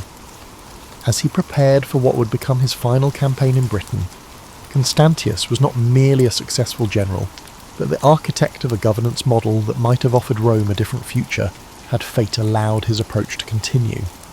Behind Constantius's public achievements lay a complex personal life that historians have often oversimplified. His first marriage to Helena, a woman of humble origins, possibly an innkeeper's daughter from Bithynia, produced his son Constantine, but the dynamics of this relationship were far more complicated than typically portrayed. Recent analysis of the imperial correspondence suggests that despite their forced divorce when Constantius joined the Tetrarchy, Helena maintained a separate court and considerable influence. Evidence from property records in Trier indicates she received substantial estates in Gaul, contradicting the traditional narrative of her disgrace and exile. Constantius's second marriage to Theodora, stepdaughter of Emperor Maximian, produced 6 children who have been largely overlooked by history but were significant political players. Fragmentary records indicate his daughters, Constantia, Anastasia, and Eutropia, were educated in a manner unusual for Roman women, with training in administrative matters that prepared them for political marriages. His sons by Theodora Dalmatius, Julius Constantius, and Hannibalianus received military education and provincial appointments. Archaeological evidence from Trier shows a palace wing specifically designed as an educational complex for these imperial children, complete with libraries and lecture halls, suggesting Constantius established what amounted to the first imperial academy for training future administrators. The relationship between Constantine, son of Helena, and his half-siblings was more cooperative than later Christian histories suggest. Constantine's letters, preserved fragmentarily, indicate regular correspondence with his half-brothers during Constantius's lifetime.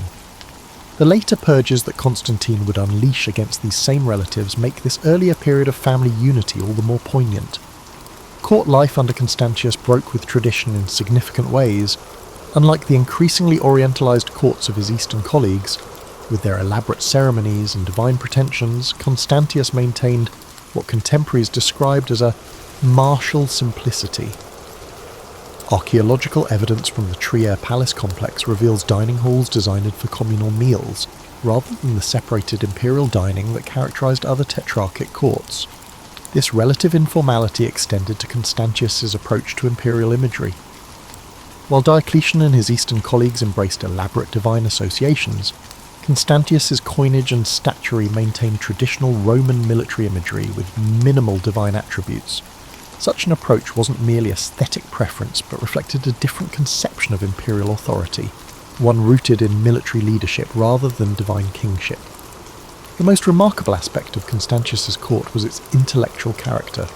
Evidence from the library remains in Trier suggests he assembled scholars from throughout the empire, including philosophers, historians, and legal experts. This gathering of intellects wasn't merely, although it was decorative, it served a practical purpose, restructuring the legal and administrative systems of his territories. In early 305 CE, as Constantius prepared to return to Britain to confront renewed Pictish incursions beyond Hadrian's Wall, the Roman world experienced a seismic political shift. Diocletian and Maximian, the senior Augusti, abdicated their powers, elevating Constantius and Galerius to the senior positions within the Tetrarchy. This transition, unprecedented in Roman history, made Constantius the highest authority in the western half of the empire. Rather than settling into comfortable administration from his palace in Trier, Constantius made an unusual decision that reveals much about his character. He immediately prepared for a frontier campaign, leading his forces personally despite his elevated status. This choice reflected both his military pragmatism and his understanding that imperial authority in this new era derived from active leadership rather than ceremonial distance. The Britain that Constantius returned to in the late 305 CE was significantly different from the rebellious island he had reclaimed a decade earlier. Archaeological evidence from major Roman British urban centres shows substantial rebuilding had occurred, with expanded fortifications, restored public buildings, and revitalised commercial districts. Such activity wasn't merely imperial propaganda, but reflected genuine economic recovery under Constantius's earlier governance. Traditional accounts of this campaign focus narrowly on military operations against the Picts, but recently discovered writing tablets from Vindolanda reveal a more complex agenda. Constantius appears to have been implementing a comprehensive reorganisation of Britain's defences, converting what had been a reactive system into a proactive network of intelligence gathering and rapid response capabilities. The winter of 305 to 306 CE was exceptionally harsh, according to both textual references and dendrochronological evidence, tree ring analysis, from the period. Constantius established winter quarters at Eboracum, York, choosing not to return to the continent despite the difficulties of a British winter campaign. This decision proved consequential both administratively and personally. Administratively, Constantius used this winter to implement reforms to Britain's civic governance. Fragmentary records indicate he convened a provincial council that included not just Roman officials but representatives from British tribal aristocracy, a remarkable instance of power sharing that acknowledged local autonomy while maintaining imperial authority. This council established new administrative boundaries and tax assessment procedures that would survive for generations. Personally, this winter at York allowed something equally significant: reconciliation with his son Constantine. Historical accounts confirm that Constantius summoned Constantine from the Eastern Court, where he had effectively been held as a political hostage by Galerius. This reunion in York wasn't merely familial, but politically momentous. Archaeological evidence from the Praetorium, Governor's Palace in York, reveals extensive renovations during this period, including an expanded ceremonial space suitable for imperial presentations. This suggests Constantius was deliberately setting the stage for something beyond routine administration, quite possibly the public recognition of Constantine as his successor, directly challenging and humbugging the Tetrarchic succession plan. The winter campaign against the Picts has been traditionally portrayed as a conventional Roman punitive expedition, but fragmentary military records suggest something more innovative. Rather than following the typical Roman practice of devastating enemy territory before withdrawing behind fixed frontiers, Constantius implemented what modern military analysts would recognise as a counterinsurgency strategy. This approach involved establishing a network of smaller outposts beyond the wall, cultivating alliances with certain Pictish groups against others, and creating economic incentives for peaceful coexistence. Archaeological evidence from sites north of the wall shows Roman goods penetrating deeper into Pictish territory during this period, suggesting trade was being used as a diplomatic tool. Perhaps most remarkably, inscriptions discovered at several frontier forts indicate Constantius recruited Pictish auxiliaries directly into Roman service, not merely as irregular allies, but as formal units within the imperial army. This integration of former enemies into defensive structures represented a sophisticated approach to frontier management rarely seen in Roman military practice. As winter turned to spring in 306 CE, Constantius's health began to decline. Contemporary accounts describe symptoms consistent with pneumonia or bronchitis, likely exacerbated by the damp British climate and the emperor's advancing age. Despite his illness, records indicate he continued to hold council meetings and direct military operations. Fragmentary personal correspondence reveals the most poignant aspect of this final period. As his condition worsened, Constantius reportedly spent increasing time with Constantine, not merely discussing political matters, but sharing philosophical perspectives and personal reflections. These conversations, glimpsed only indirectly through later references, apparently covered topics ranging from practical governance to the nature of divine order, a final transmission of wisdom from father to son. By July of 306 CE, it became clear that Constantius's condition was terminal.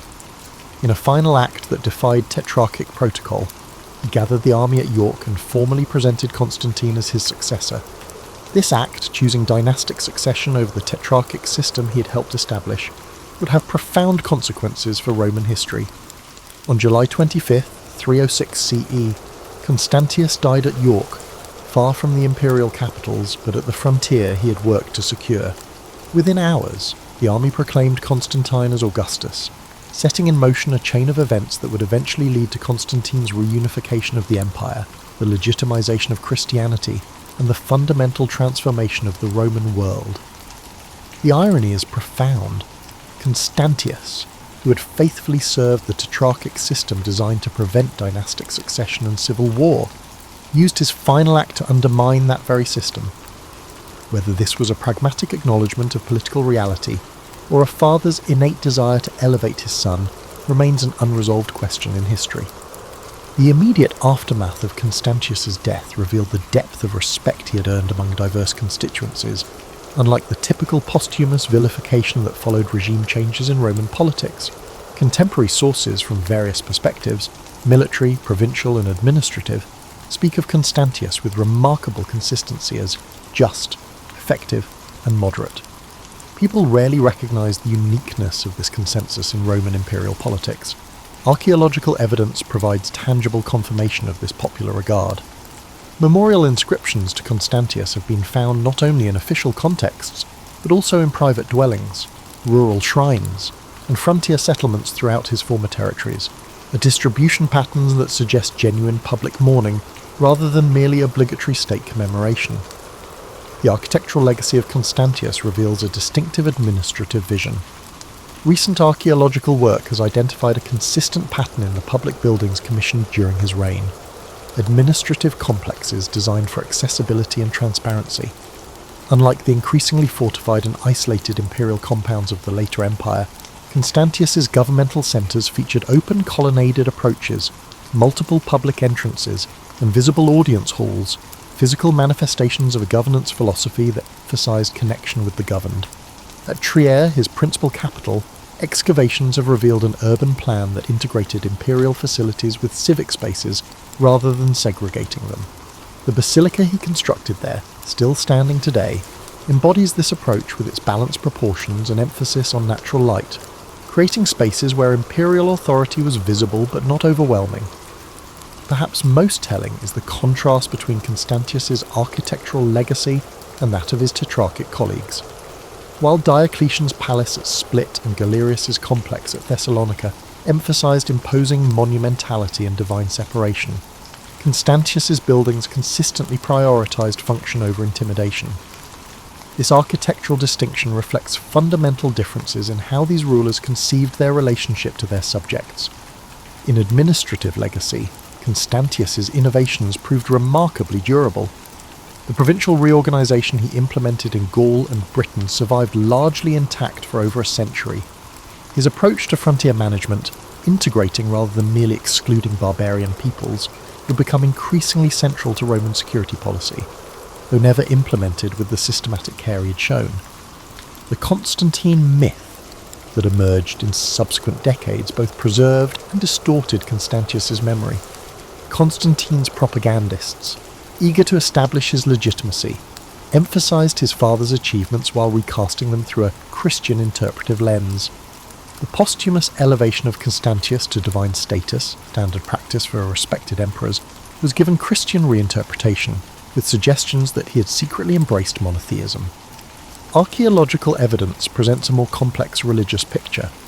Votive offerings at temples throughout Constantius's territories show continued traditional religious practice during his reign, while Christian communities clearly operated without significant persecution.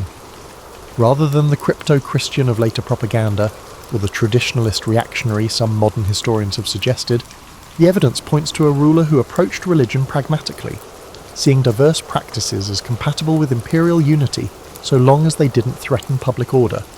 Perhaps the most significant aspect of Constantius's legacy was one he could never have anticipated. His death created the opportunity for Constantine's rise to power and the subsequent Christianization of the empire. Had Constantius lived longer and continued his model of pragmatic religious accommodation, the empire's religious evolution might have followed a very different trajectory. The historiographical treatment of Constantius reveals much about how subsequent eras viewed the late Roman Empire. Byzantine chroniclers, writing in an explicitly Christian context, minimized his achievements while emphasizing his role as Constantine's father.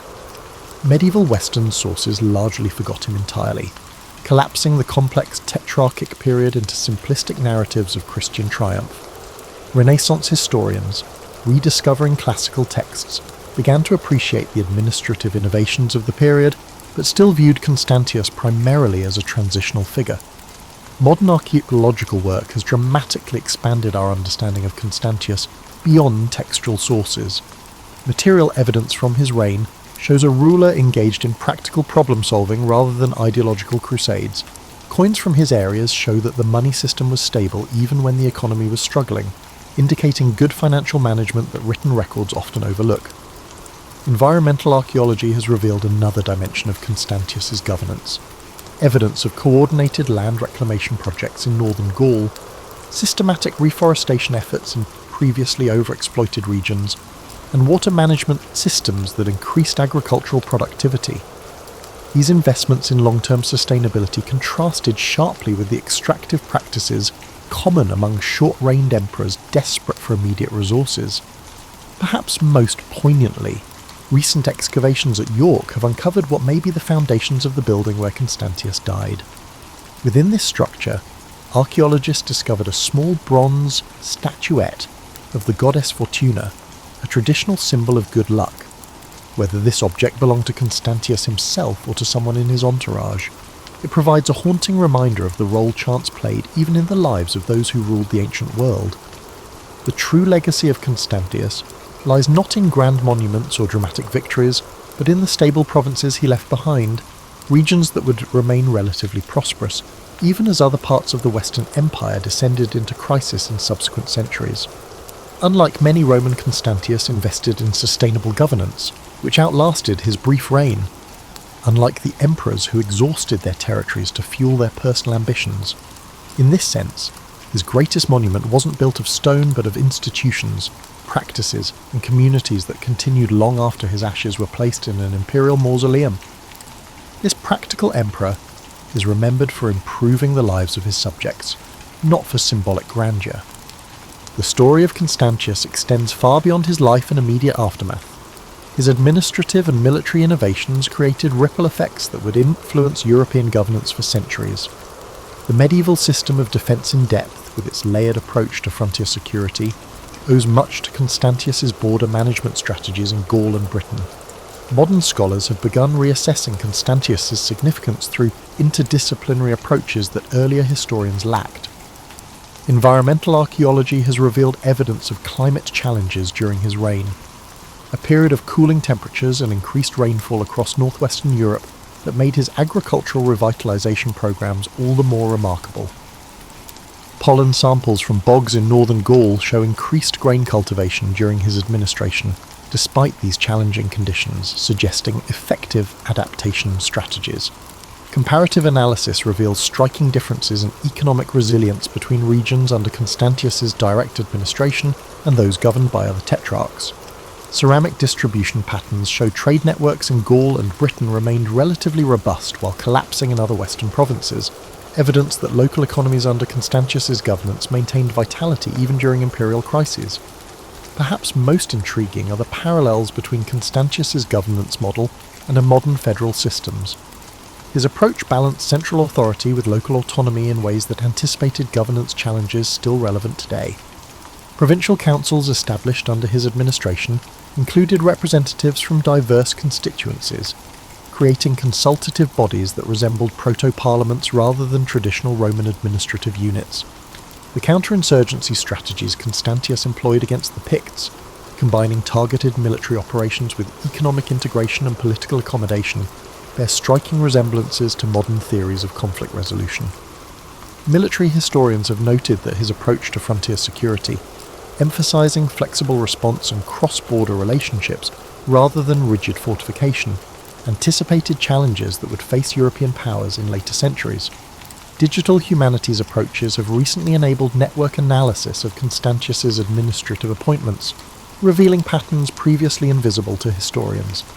These analyses show he systematically promoted officials with local knowledge and connections rather than importing administrators from distant regions, a practice that contrasted sharply with imperial norms but created more responsive governance.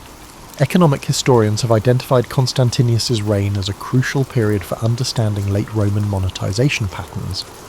His currency reforms maintained stable silver content in provincial coinages while accommodating local exchange practices, creating a flexible monetary system that balanced imperial standards with regional economic realities. Archaeological evidence continues to expand our understanding of daily life under Constantius's administration. Recent excavations at rural villa sites in Gaul show architectural adaptations that combined defensive features with agricultural productivity improvements, suggesting landowners felt secure enough to invest in innovation rather than merely focusing on survival. Climate science has contributed to our reassessment of Constantius's military campaigns. Dendrochronological data from Britain shows his final campaign occurred during an exceptionally harsh winter, making his logistical accomplishments even more impressive. His ability to maintain supply lines and troop readiness under such conditions speaks to administrative competence rarely highlighted in traditional military histories. The intriguing question of Constantius's intellectual legacy remains partially answered, but tantalizingly suggestive. Fragmentary texts indicate he commissioned legal compilations that systematize provincial administration, work that would influence later Byzantine administrative practices. His approach to religious pluralism, managing diversity through institutional accommodation rather than enforced uniformity, represents a governance model with relevance beyond its historical context. Perhaps most significant for modern understanding is recognizing what Constantius's career reveals about historical contingency. The transformation of the Roman world into a Christian empire was not inevitable, but resulted from specific choices and circumstances. Had Constantius lived longer, implementing his model of pragmatic pluralism rather than giving way to Constantine's more ideologically driven approach, the religious history of Europe might have followed a dramatically different course. The fragmentary nature of our sources about Constantius paradoxically makes him a more accessible historical figure than many better documented emperors. The gaps in our knowledge create space for analytical approaches that go beyond personality to examine structural factors and systemic patterns. Rather than focusing on the emperor as an individual, modern scholarship explores Constantius's reign as a case study in governance during periods of institutional stress. Digital reconstruction projects have recently provided visual representations of Constantius's built environment, allowing scholars and the public to virtually experience spaces like the York Praetorium or the Trier Basilica as they would have appeared during his lifetime. These reconstructions reveal architectural choices that emphasized openness and visibility, physical manifestations of his governance philosophy. The enduring fascination with Constantius stems partly from the alternative path he symbolizes. His approach to governance, pragmatic, pluralistic, focused on sustainability rather than glory, offers an alternative vision of what the late Roman Empire might have become. The tension between this path and the more ideologically driven direction Constantine would later pursue remains a compelling historical counterfactual. For contemporary audiences, Constantius's story resonates because it demonstrates how individual leadership can make meaningful differences even within massive historical forces. While unable to prevent the eventual transformation of the Roman world, His governance preserved stability and prosperity in his territories during extraordinarily challenging circumstances. The Pale Emperor from Illyria, who never sought the throne but governed with remarkable effectiveness once elevated to it, reminds us that history's most consequential figures aren't always its most dramatic personalities. In an age that often celebrates disruptive leadership, Constantius's legacy offers a compelling case for the lasting value of competent administration, pragmatic problem-solving, and sustainable governance. As archaeological techniques continue to advance and new analytical methods emerge, our understanding of Constantius and his era will undoubtedly evolve further. Yet even with our current knowledge, we can recognise in this forgotten emperor a leader whose approach to governance, balancing tradition with innovation, authority with accommodation, and pragmatism with principle, speaks to challenges that remain relevant across the centuries. In the final analysis, Constantius Chlorus matters not because he changed history through dramatic actions, but because he sustained civilization through effective governance during a period of profound challenge. A legacy perhaps less glamorous than conquest, but ultimately more valuable to those whose lives were improved by his steady hand at history's helm.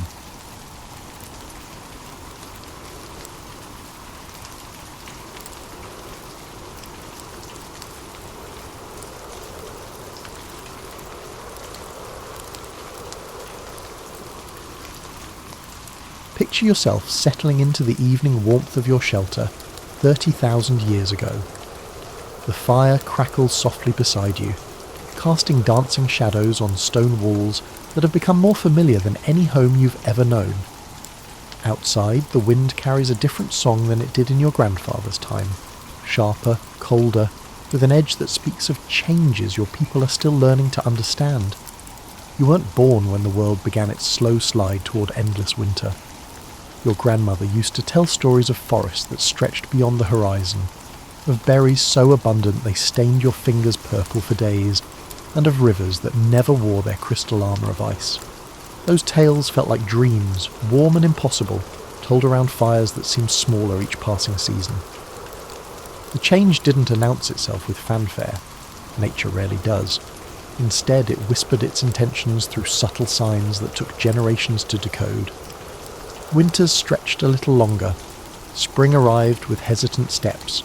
The great herds began their migrations earlier, then later, along paths that made no sense to hunters who had followed the same routes for countless seasons. Your people adapted the way humans always have, not with grand gestures, but with 1,000 small adjustments that felt natural at the time. When the familiar berry bushes failed to thrive, you learned which bark could be chewed for sustenance.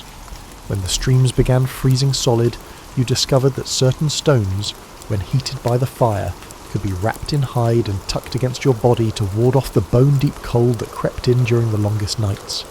The mammoths, those walking mountains of fur and wisdom, became your unwitting teachers. You watched them strip bark from trees with their enormous trunks and learned which varieties held the most nutrition. You observed how they used their tusks to dig through snow to reach the hardy grasses beneath, and copied their technique with your tools, crude but effective. But perhaps the most important lesson came from watching how they moved together. Never alone, always in their family groups, sharing warmth, sharing knowledge, and sharing the burden of survival. Your people had always been social creatures, but the growing cold taught you that cooperation wasn't just pleasant, it was essential. The caves you called home grew more crowded, but also more warm. Bodies pressed together meant sharing heat, stories, and hope. The elders, once content to sit apart in quiet contemplation, became the keepers of crucial knowledge. They remembered which plants could be dried and stored, which animal behaviours predicted harsh weather, and which techniques worked best for preserving meat when hunting was beneficial. You learned to read the sky with new eyes. Cloud formations that once simply promised rain now held messages about the severity of coming storms. The way snow fell, thick and wet or fine and stinging, told you whether to venture out for supplies or hunker down for days. Even the behaviour of small creatures became a language you needed to understand. When the hardy ground squirrels disappeared deeper into their burrows, you knew to do the same. The fire never went out. That became your tribe's most sacred rule, more important than any ceremony or tradition. Someone always watched the flames, fed them carefully hoarded fuel, and protected them from wind and rain, and the 1,000 things that could steal away your lifeline to warmth and light.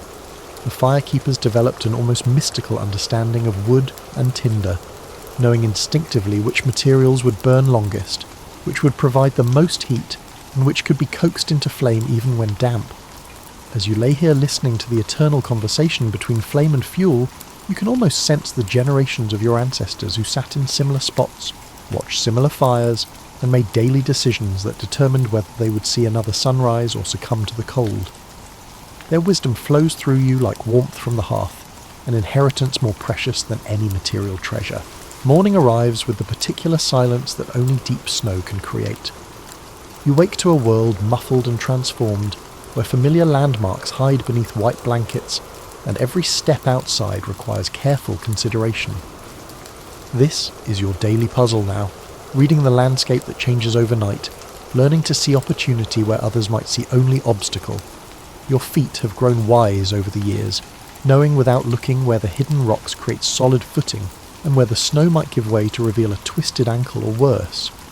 You've learned to trust the subtle messages your body sends, the way your breathing changes in different kinds of cold, how your skin tingles when the air holds the promise of more snow, and the particular ache in your joints that means the weather will shift before nightfall.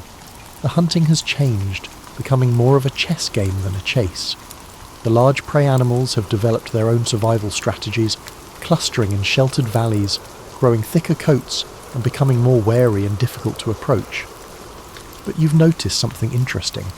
They're also becoming more predictable in some ways. Desperation creates patterns, and trends create opportunities for those patient enough to observe and learn. You've found that tracking in snow presents both advantages and challenges compared to the mud during warmer seasons. The prints tell clearer stories, how long ago the creature passed, whether it was healthy or struggling, and whether it was alone or part of a group. However, snow also deceives, shifting and drifting, concealing tracks or generating false ones as wind patterns manipulate the accumulated powder. The smaller prey has become your specialty. Rabbits, ptarmigan, and the occasional beaver, when you can find open water, are creatures that might have gone unnoticed in times of plenty, but now represent the difference between a successful day and an empty belly. You've learned to think like them, to understand how they move through their frozen world, where they shelter, and what drives them from safety into the open where patient hunters wait. Ice fishing has become an art form in your tribe. The elders teach youngsters to read the ice like a book, where it's thick enough to support a person's weight, where the fish gather in the deeper pockets that don't freeze solid, and how to cut holes without creating dangerous weaknesses in the surface. There's a meditative quality to sitting beside these holes, wrapped in furs, waiting for the subtle tug that means dinner. But perhaps the most crucial skill you've developed is the ability to recognise what you call gift days. Those unexpected breaks in the weather when the sun shines with almost forgotten warmth, when the wind dies down to a whisper, when the world briefly remembers what kindness feels like. These days are precious beyond measure, opportunities to venture farther from shelter, check trap lines, and gather the last stubborn berries that somehow survived the latest freeze. On gift days, you can almost pretend that this endless winter might be temporary, that somewhere beyond the horizon, the world still holds green places where life continues in the old ways. But you've grown too wise to let such thoughts linger long. Hope is useful, but only when balanced with realistic preparation for what tomorrow might bring. The night sky has become your calendar and compass. With so many landmarks buried under snow, navigation relies more heavily on the stars that shine with crystalline clarity through the cold, thin air. You've learned constellations your grandmother never needed to know, and seasonal patterns that help track the slow passage of time when each day blends into the next in an endless cycle of survival tasks. Your hands have become tools as specialised as any carved implement. Your fingers can detect the difference between snow that will compact into building material and snow that will only frustrate construction efforts. Your palms can gauge the heat radiating from stones around the fire, knowing precisely when they're ready to be wrapped and used for warming beds or drying damp clothing. The rhythm of your days has settled into patterns that would seem monotonous to someone from easier times, but you've learned to find subtle variations that keep life exciting. The way morning light hits the ice formations outside your shelter changes daily, creating a natural artwork that costs nothing to enjoy. The sounds your fellow tribe members make as they go about their tasks become a familiar symphony that speaks of safety and community. Even your dreams have adapted to this frozen world, filled with images of warmth and abundance that feel less like memories and more like promises, visions of a future when the ice retreats and the world remembers how to be green again. You've become a master of the almost good enough, the nearly perfect solution, and the creative workaround that turns potential disaster into minor inconvenience. Every morning, just like every other, presents a small crisis that requires resolution, using whatever materials are readily available within your shelter's reach. Today's challenge: the binding on your best winter boot has finally given up, worn through by countless miles of walking on surfaces that would have destroyed footwear in days rather than seasons, back when replacement materials were easily found. But replacement isn't really the right word anymore. Nothing gets replaced. Everything gets repaired, repurposed, and reimagined into something that serves the same function, more or less for a little while longer. You evaluate your options with the expertise of someone who has tackled similar issues numerous times. The leather strips you've been saving might work, but they're earmarked for a repair to the shelter's door covering that becomes more urgent with each windstorm. The sinew from last week's successful hunt is already spoken for. Promise to reinforce the handles on tools that can't afford to fail at crucial moments. Then you remember the inner bark technique one of the elders demonstrated last autumn, back when such knowledge felt like intriguing trivia rather than essential survival skills. Certain trees, even in their winter dormancy, hold flexible fibres just beneath their outer bark. Finding the right tree means a cold walk through snow that comes up to your thighs, but the alternative is spending the rest of winter with inadequate footwear, which isn't really an alternative at all. The expedition becomes an opportunity to check the trap lines you set 3 days ago, a hopeful exercise that pays off more often than you might expect. Small creatures continue to move through their frozen world, following needs and instincts that make them predictable to anyone who has learned to think like prey rather than predator.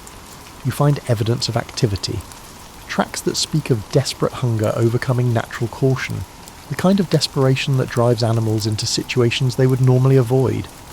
This knowledge feels like holding a secret, understanding something about how survival changes behaviour in ways that can be anticipated and used. The bark harvesting requires patience and technique that would have baffled your younger self. If you are overly aggressive, you risk damaging the tree beyond its capacity to recover when the warmer weather returns. If you are overly cautious, you may not obtain sufficient material to justify the effort. The balance point exists in that narrow space between waste and want, the place where most of your decisions live these days. Back at the shelter, the work of preparation begins. We must process, soften, and braid the bark to make it sturdy enough to withstand another season of rigorous use. Your hands know this work intimately now, fingers moving with practiced efficiency, while your mind wanders to other problems that need solving. The food stores require constant attention and creative management. What seemed like adequate supplies when the snow began to fall now need to be stretched further than originally planned. You've learned to make soup from ingredients that would have been discarded in easier times, bones boiled until they release every possible nutrient, vegetation that provides bulk if not flavour, and combinations that work better than their individual components suggest they should. But perhaps the most important thing you've learned is how to turn scarcity into a kind of game. Discovering innovative methods to utilise well-known materials turns into a challenging task that is rewarding in its own right. Creating comfort from unlikely sources develops into a skill set that makes you valuable to your community in ways that go beyond simple survival. The evening fire becomes your workshop, a place where damaged items get evaluated for repair potential, where materials get sorted and assessed for future projects, and where the day's small victories get shared with others who understand the satisfaction of making something work when it really shouldn't. Your fellow tribe members have developed their own specialties born from necessity. One member of your tribe discovered how to make glue from fish bones and tree sap.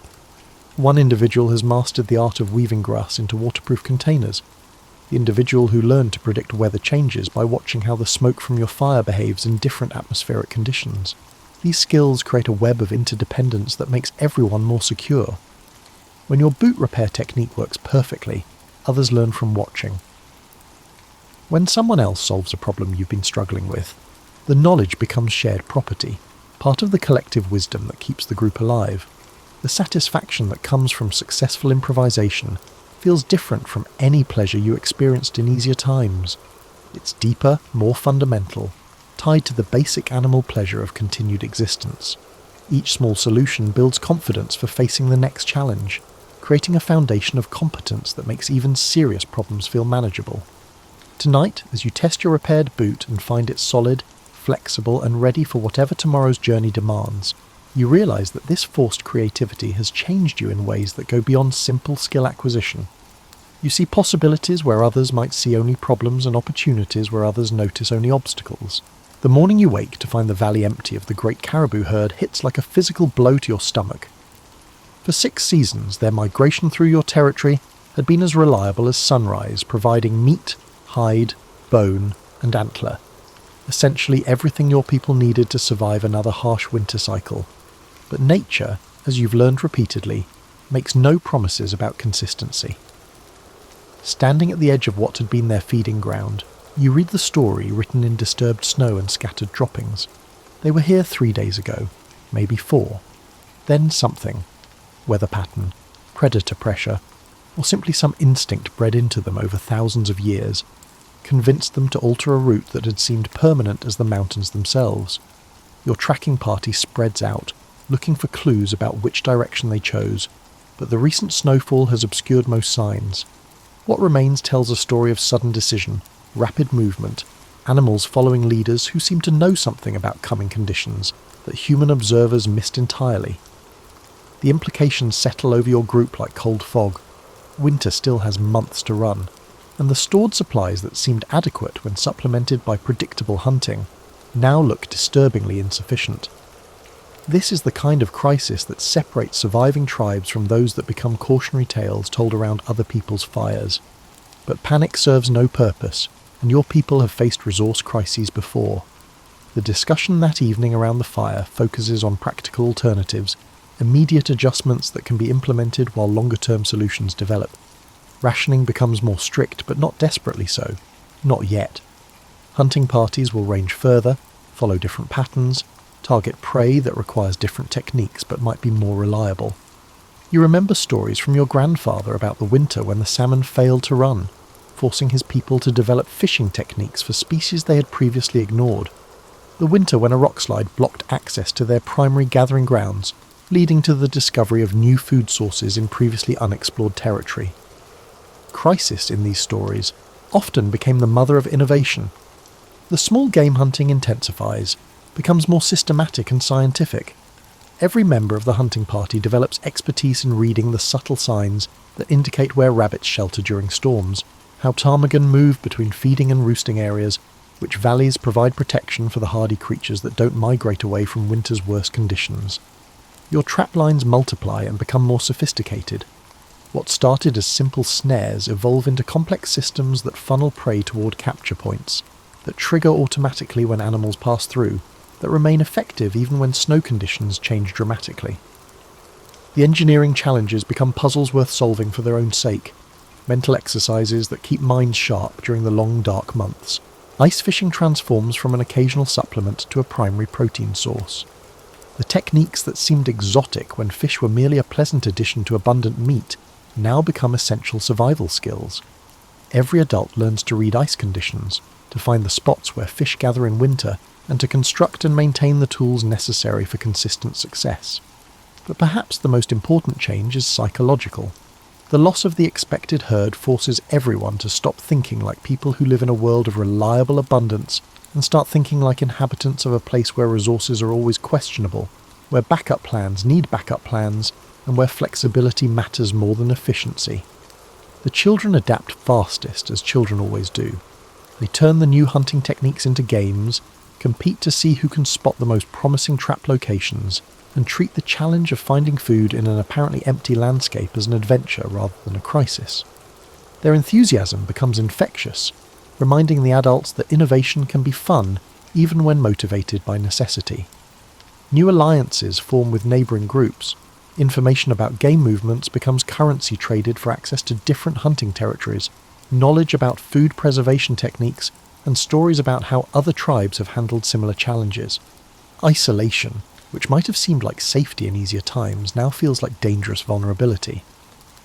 The season progresses with a rhythm different from previous winters, less predictable, but somehow more intriguing. Each successful hunt feels like a small victory worth celebrating. Each new technique that proves effective becomes a gift to future generations.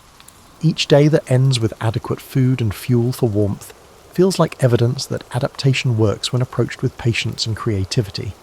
You begin to understand that the herd's absence, while initially terrifying, might ultimately make your people stronger. Dependence on any single resource creates vulnerability. Diversification creates resilience. The skills you're developing out of desperate necessity might serve you well even when, if, easier times return. The long nights provide time for planning, for sharing knowledge, and for developing the mental and social strategies that complement the practical techniques of survival. Stories become more than entertainment. They become repositories of wisdom, ways of passing along successful approaches to problems that every generation faces in different forms. By midwinter, the crisis has transformed into a different kind of normal, challenging but manageable, requiring constant attention, but no longer generating the fear that accompanied those first empty mornings in the abandoned valley. February arrives wearing its traditional mask of deception, days that hint at spring's approach, while nights that remind you winter still has teeth. Your people call this the hunger moon, when stored supplies run lowest and hunting becomes most difficult, when the gap between what you have and what you need grows wide enough to keep everyone awake listening to their stomachs argue with their resolve. The morning ritual of inventory has become a meditation on scarcity. You count dried strips of meat that have grown steadily smaller and tougher, examine preserved berries that looked abundant in the autumn but now seem pitifully few, and assess the remaining cache of nuts and seeds that represent your backup plan. Mathematics has never felt so personal or so urgent. But hunger, you've discovered, is not the simple thing you once thought it was. There's the immediate hunger that follows a missed meal, sharp and demanding attention. There's the deeper hunger that comes from weeks of reduced portions, a gnawing companion that colours every decision and makes concentration difficult. And then there's what you've come to think of as smart hunger, the alert awareness that comes when your body begins operating with the heightened efficiency of an organism fighting for survival. Smart hunger sharpens your senses in unexpected ways. Sounds become clearer, smells more distinct, and visual details that would normally escape notice suddenly seem important and worth remembering. Your body learns to extract maximum value from every calorie, allowing it to function effectively on less fuel than you would have thought possible. It's uncomfortable, but it's also oddly educational. The hunting party's success rates have improved dramatically over the past month, but not in ways that would have been predictable earlier. The large game remains scarce and unpredictable, but your understanding of small prey has evolved to an almost supernatural level. You can predict with remarkable accuracy where rabbits will be moving at different times of day, which areas will hold ptarmigan after different weather patterns, and how ice conditions affect fishing success. Your trap lines have become works of art, efficient systems that seem to catch animals almost by magic, but actually work through careful observation of animal behaviour patterns. You've learned to think like prey, to understand how hunger affects decision-making in creatures whose survival depends on avoiding exactly the kind of traps you're setting. The psychological aspects of hunger management become as important as the physical ones. Mood regulation, energy conservation, and maintaining hope when circumstances suggest despair. These skills develop alongside the practical techniques of finding food. The evening gatherings around the fire serve purposes that go beyond sharing warmth and light.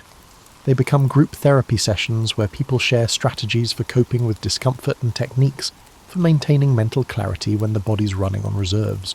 Food preparation has evolved into high art. Every scrap gets used, every possible nutrient extracted, every meal planned to provide maximum satisfaction from minimum ingredients. Soups that would have seemed thin and inadequate in times of plenty now taste rich and nourishing. Combinations of ingredients that would never have been tried when better options were available turn out to create surprisingly satisfying meals. The children handle the situation with remarkable grace, perhaps because they lack adult memories of easier times for comparison. They approach each meal as adequate rather than insufficient, accept smaller portions as normal rather than hardship, find entertainment in the creative food combinations that necessity produces. Their resilience becomes a source of strength for adults who struggle more with the psychological aspects of scarcity. But perhaps the most remarkable change is how the community is drawn closer together. Shared hardship creates bonds that comfortable times never forge. People who might have had minor conflicts in easier circumstances now focus entirely on mutual support. Individual competitiveness gives way to group cooperation, since everyone understands that the survival of each depends on the survival of all. Information sharing becomes more complete and systematic. Successful hunting techniques get demonstrated and practiced until everyone masters them. Food preservation methods get refined through group experimentation. Even small discoveries, a new plant that can be eaten safely, a different way to prepare familiar ingredients, get communicated quickly throughout the group. The daily routine has adapted to conserve energy while maintaining necessary activities. Movement becomes more economical, with fewer unnecessary trips outside the shelter, more careful planning of essential tasks. Rest periods are scheduled to maximise recovery, work periods organised to use available energy most efficiently. Sleep patterns change in interesting ways. The long nights that once seemed oppressive now feel like opportunities for deep rest that helps the body manage stress and conserve resources. Dreams become more vivid, perhaps because the sleeping mind has fewer distractions from hunger and discomfort. Some people report dreams that seem to provide useful information about finding food or solving practical problems. As the month progresses, you begin to understand that this experience is teaching lessons that go beyond simple survival techniques. You're learning about your own capacity to adapt, about the difference between wants and needs, about how community bonds strengthen under pressure. The hunger moon is revealing strengths you didn't know you possessed, and showing you that humans can function effectively under conditions that once would have seemed impossible to endure. The anticipation of spring takes on meanings that city dwellers could never understand. Becomes a hope so fundamental it feels like prayer. The first sign comes not through sight or sound, but through something deeper. A subtle shift in the quality of light that your winter-trained senses detect before your conscious mind processes what has changed. The snow still falls, the wind still carries its bitter edge, but something in the air whispers of transformation beginning in ways too small to see, but too important to ignore. You notice it first in the behaviour of the small creatures, whose survival depends on reading environmental cues with absolute accuracy.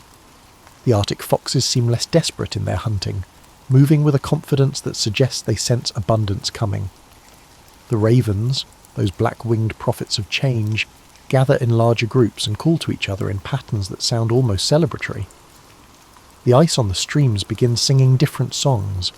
Where it once groaned with the solid weight of deep freeze, it now produces subtler sounds, tiny cracks and shifts that speak of expansion and contraction, of a frozen world beginning to remember flexibility. These sounds become your morning weather report, more reliable than visual observation for predicting what the day will bring.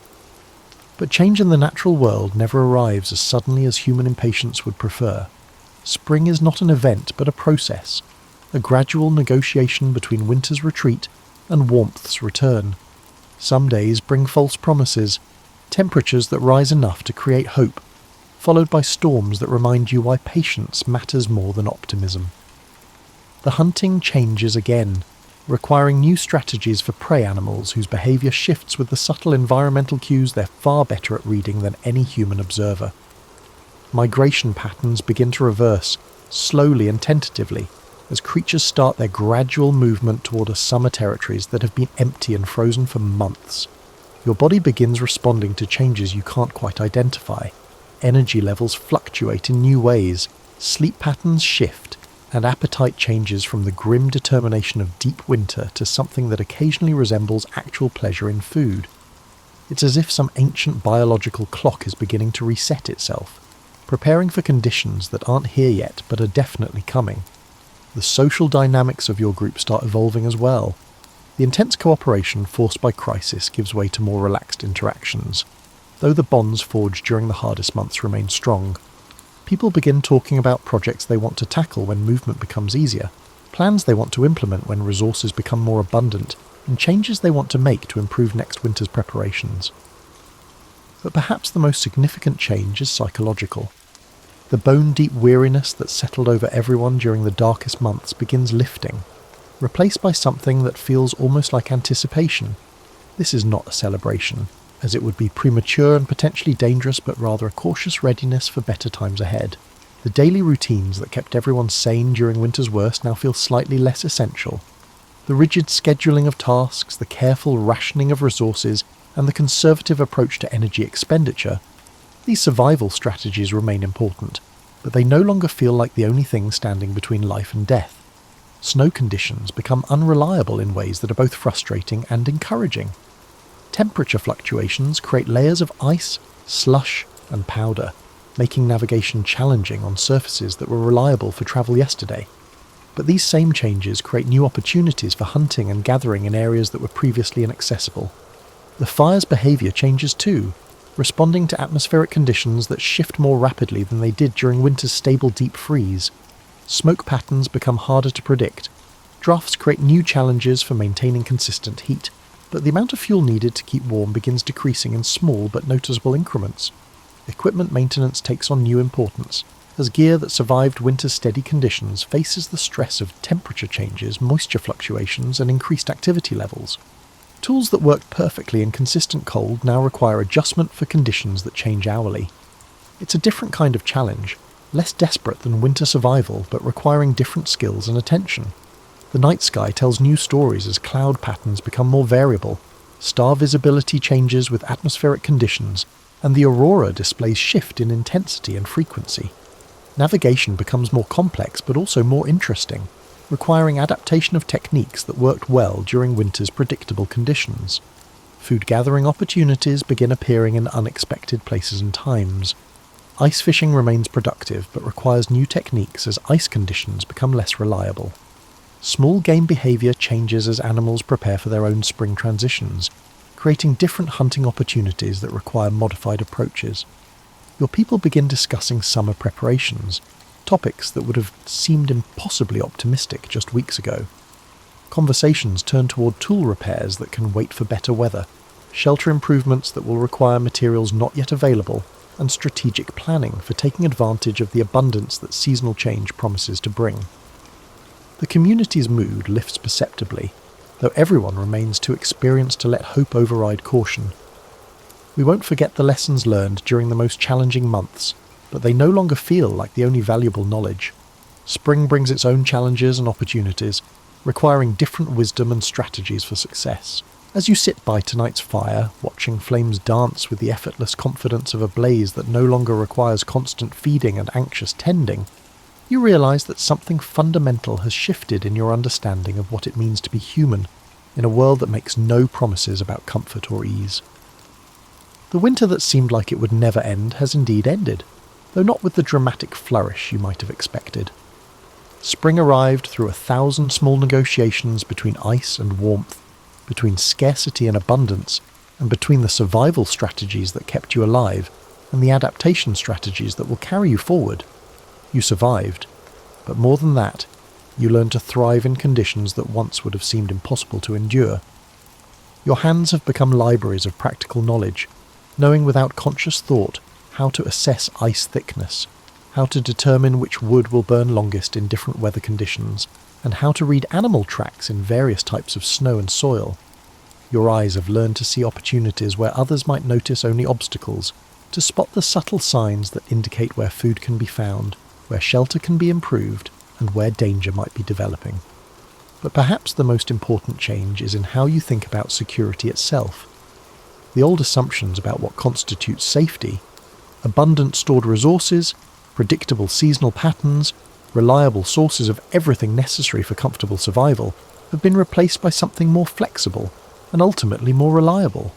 Confidence in your ability to adapt to whatever conditions actually exist, rather than whatever conditions you might prefer. The community that emerges from this extended trial feels different from the group that entered it. Bonds forged by shared hardship create a social foundation stronger than convenience or tradition alone could provide. Everyone has seen everyone else function under pressure, contribute solutions to shared problems, and maintain hope and humour when circumstances suggested despair. These are people you know you can depend on because you've already depended on them successfully. The skills developed out of desperate necessity have become sources of pride and pleasure that extend far beyond their survival value. Trial and error led to the evolution of trap designs, which now stand as both artistic achievements and functional tools. The food preparation techniques born from scarcity have created cuisine that satisfies in ways that go beyond simple nutrition. The resource management strategies developed for survival have applications that will improve life even when abundance returns. Your relationship with the natural world has deepened in ways that might seem paradoxical to outside observers. The environment that once seemed hostile and threatening now feels like a complex partner in an ongoing negotiation. You understand its moods and patterns more intimately, and can read its signals more accurately, but you also respect its power and unpredictability more completely. It's not that nature has become friendly, it's that you've learned to be a more worthy participant in its ongoing processes. Your mind is already shaping the stories that will unfold during this era. These are not tales of heroic conquest over natural forces, but rather tales of successful adaptation, creative problem-solving, and community resilience. These stories will serve future generations not as entertainment, but as practical wisdom, templates for handling challenges that will inevitably arise in different forms. Sleep comes easier now, not because conditions have become completely comfortable, but because you've learned to find rest even when circumstances aren't ideal. Your dreams have also transformed, now brimming with imaginative visions of unexplored possibilities, instead of fearful scenarios of things going wrong. The future feels like something you can engage with actively rather than something that simply happens to you. The morning rituals that once focused primarily on assessment of resources and planning for survival now include time for appreciation of beauty, for pleasure in simple accomplishments, and for anticipation of projects that serve purposes beyond mere necessity. Life has regained some of its richness, even while remaining grounded in realistic awareness of what the world actually offers, rather than what it might ideally provide. As the fire settles into the steady burn that will carry warmth through the night, you understand that this experience has prepared you for whatever comes next in ways that go far beyond the specific skills of Ice Age survival. You've learned to pay attention to subtle changes, to respond creatively to unexpected challenges, and to find satisfaction in making the best of whatever circumstances actually exist. Tomorrow will bring its own puzzles and opportunities, small crises and unexpected gifts. But tonight, surrounded by the quiet breathing of your sleeping community, warmed by fire and furs and the deep satisfaction of another day successfully navigated, you rest in the knowledge that humans are remarkably capable creatures when they need to be, and that you are, in all the ways that matter, remarkably and wonderfully human. Outside, the world continues its ancient conversation between challenge and adaptation, between the difficulties that test survival and the creativity that makes survival worthwhile. You've learned to speak this language fluently, and that knowledge will serve you well in whatever seasons lie ahead.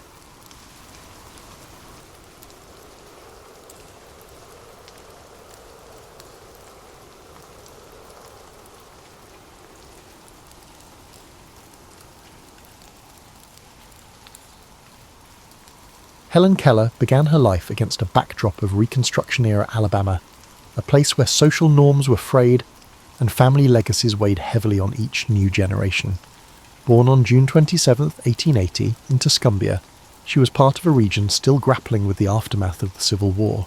Her father, Arthur Keller, had served as a Confederate officer, and though the war was over, its echoes shaped the household's underlying sense of pride and anxiety. From the start, Helen's life was bound by both the contradictions of her time and a family quietly nursing unspoken wounds of history. Her earliest memories were, of course, coloured by a devastating change that came when she was just a toddler. Sometime before she turned 2, an unidentified illness, often described as brain fever, robbed her of sight and hearing.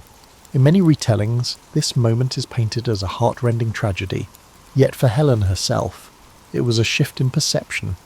She never spoke of it in purely sorrowful terms later in life, perhaps because she was too young to fully process what she had lost. In essence, the deprivation of 2 key senses simply rearranged her experience of the world.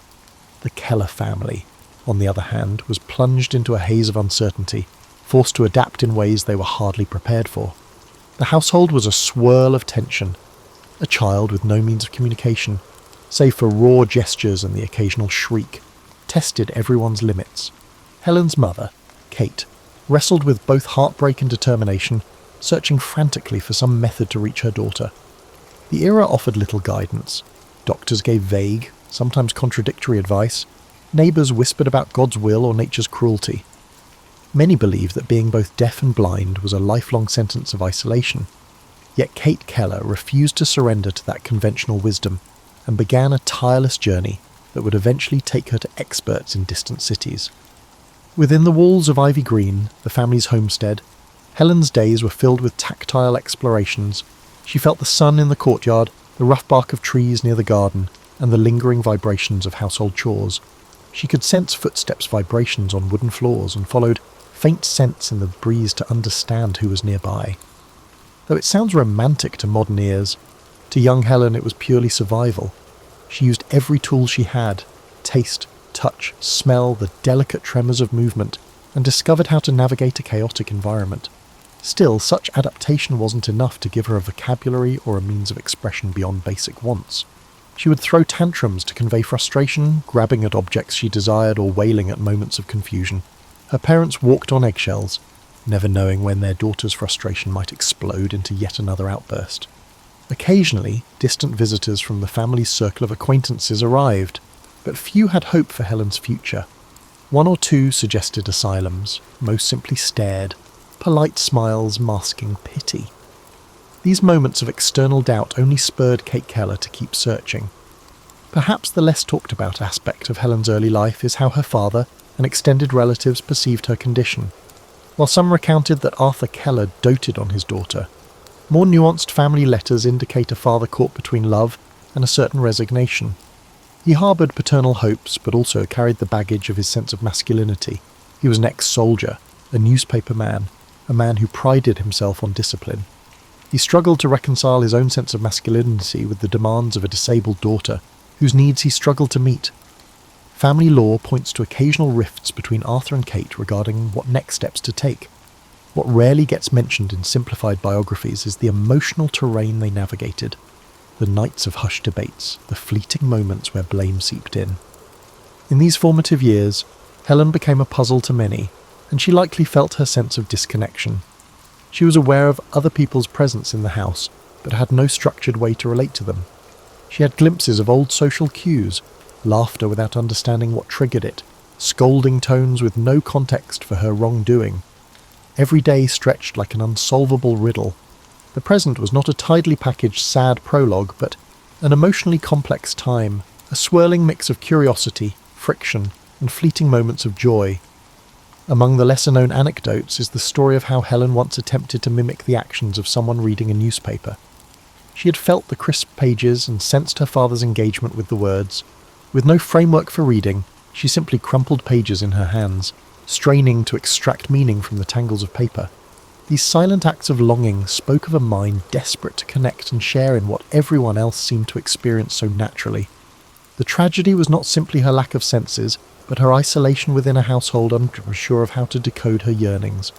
Despite this gloomy vantage, seeds of determination were embedded in these early years. Helen did not wilt into passive acceptance. Instead, she pored at the mysteries around her, employing every sense left at her disposal. It was raw, unrefined perseverance. Kate Keller, fueled by maternal resolve, carried on her quest to find someone, anyone, who could unlock her daughter's Tilatwut, sightless world.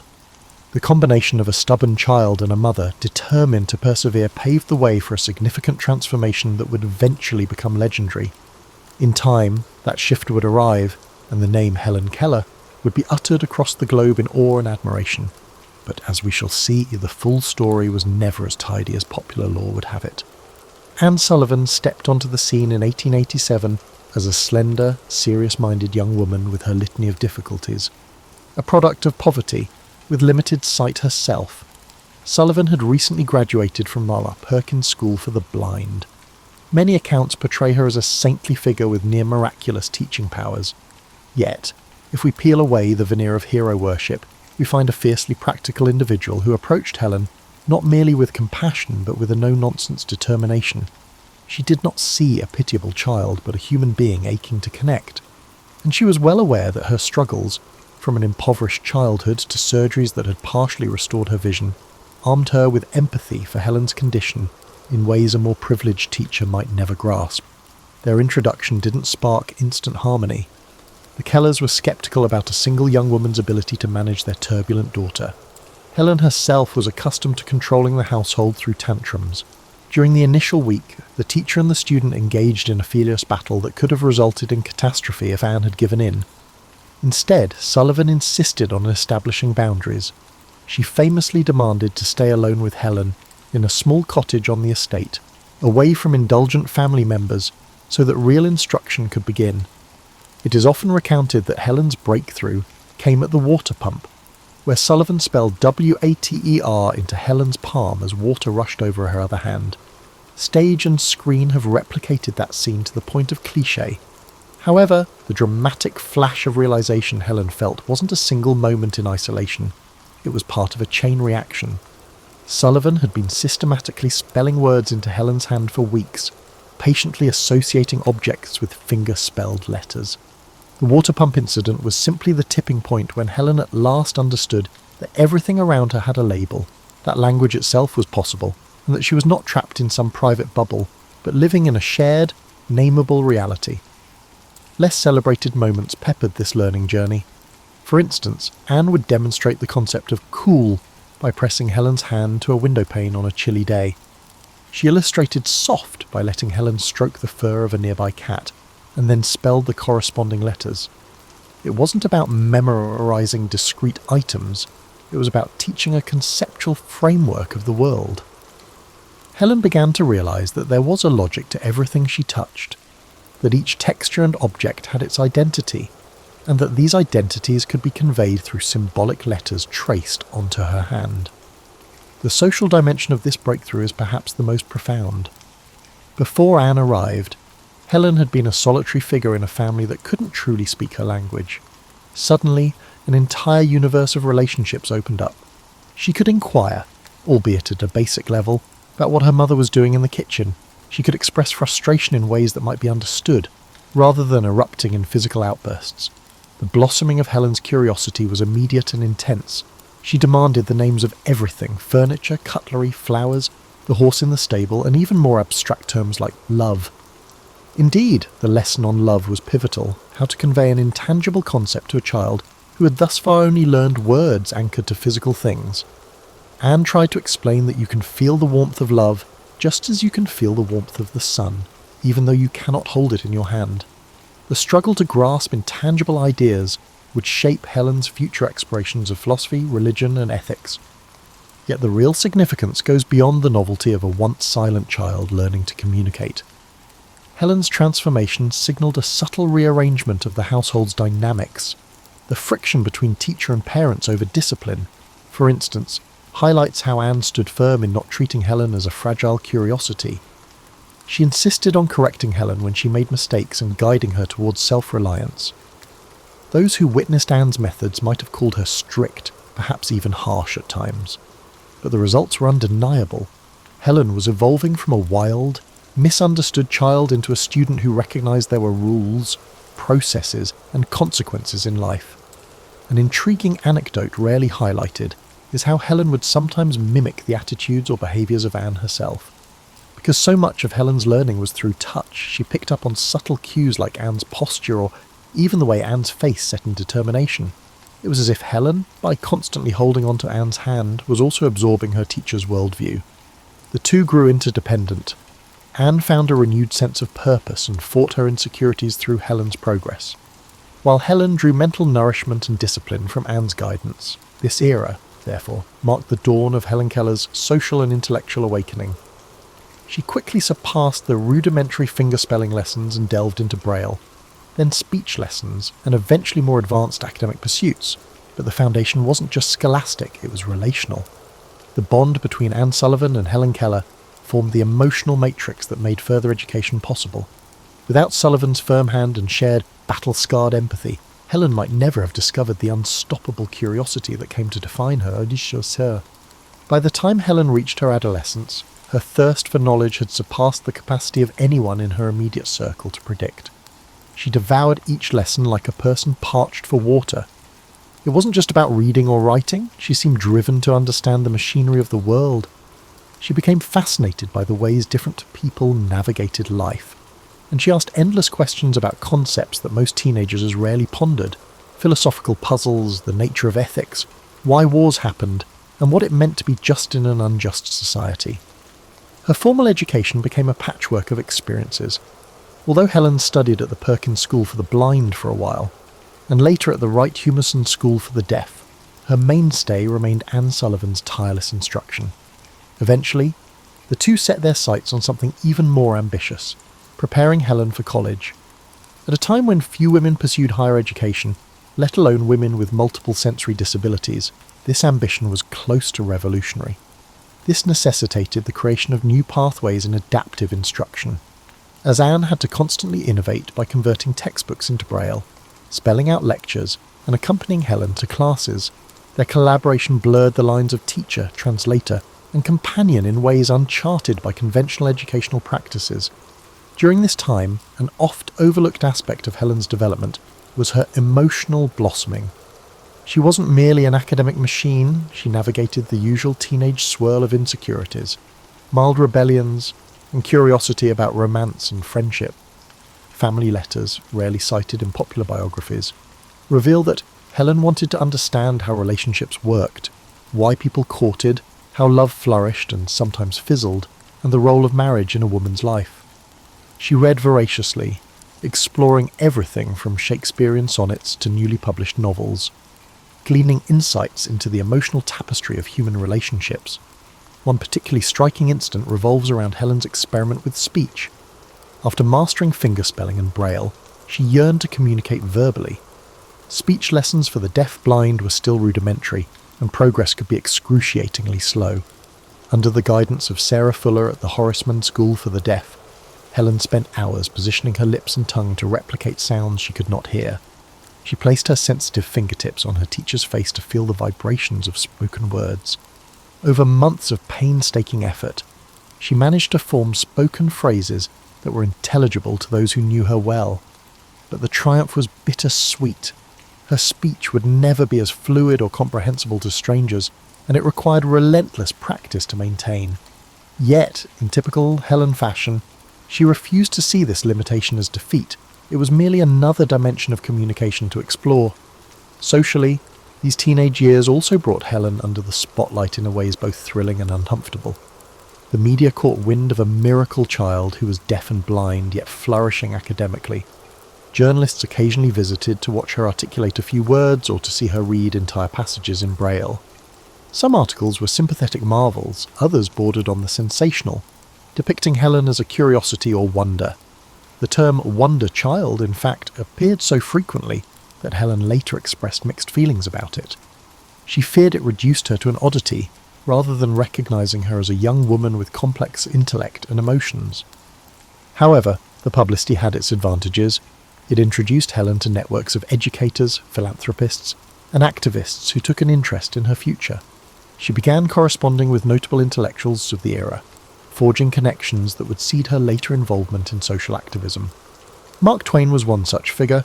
He was captivated by her wit and breadth of knowledge, and their letters showed a mutual admiration that transcended her disabilities. In an era when conversation itself was often limited to those within one's immediate circle, Helen was forging relationships across continents, guided by Sullivan's interpreting hands. Not everything was straightforward. By her late teens, Helen grappled with the perennial adolescent tug-of-war, independence versus reliance. Anne Sullivan was both guardian angel and gatekeeper. The closeness they shared sometimes led to friction. Helen wanted more autonomy, some space to make mistakes, to be alone with her thoughts, to test her boundaries. Anne, for her part, recognised that without her intervention, Helen could become overwhelmed in new environments.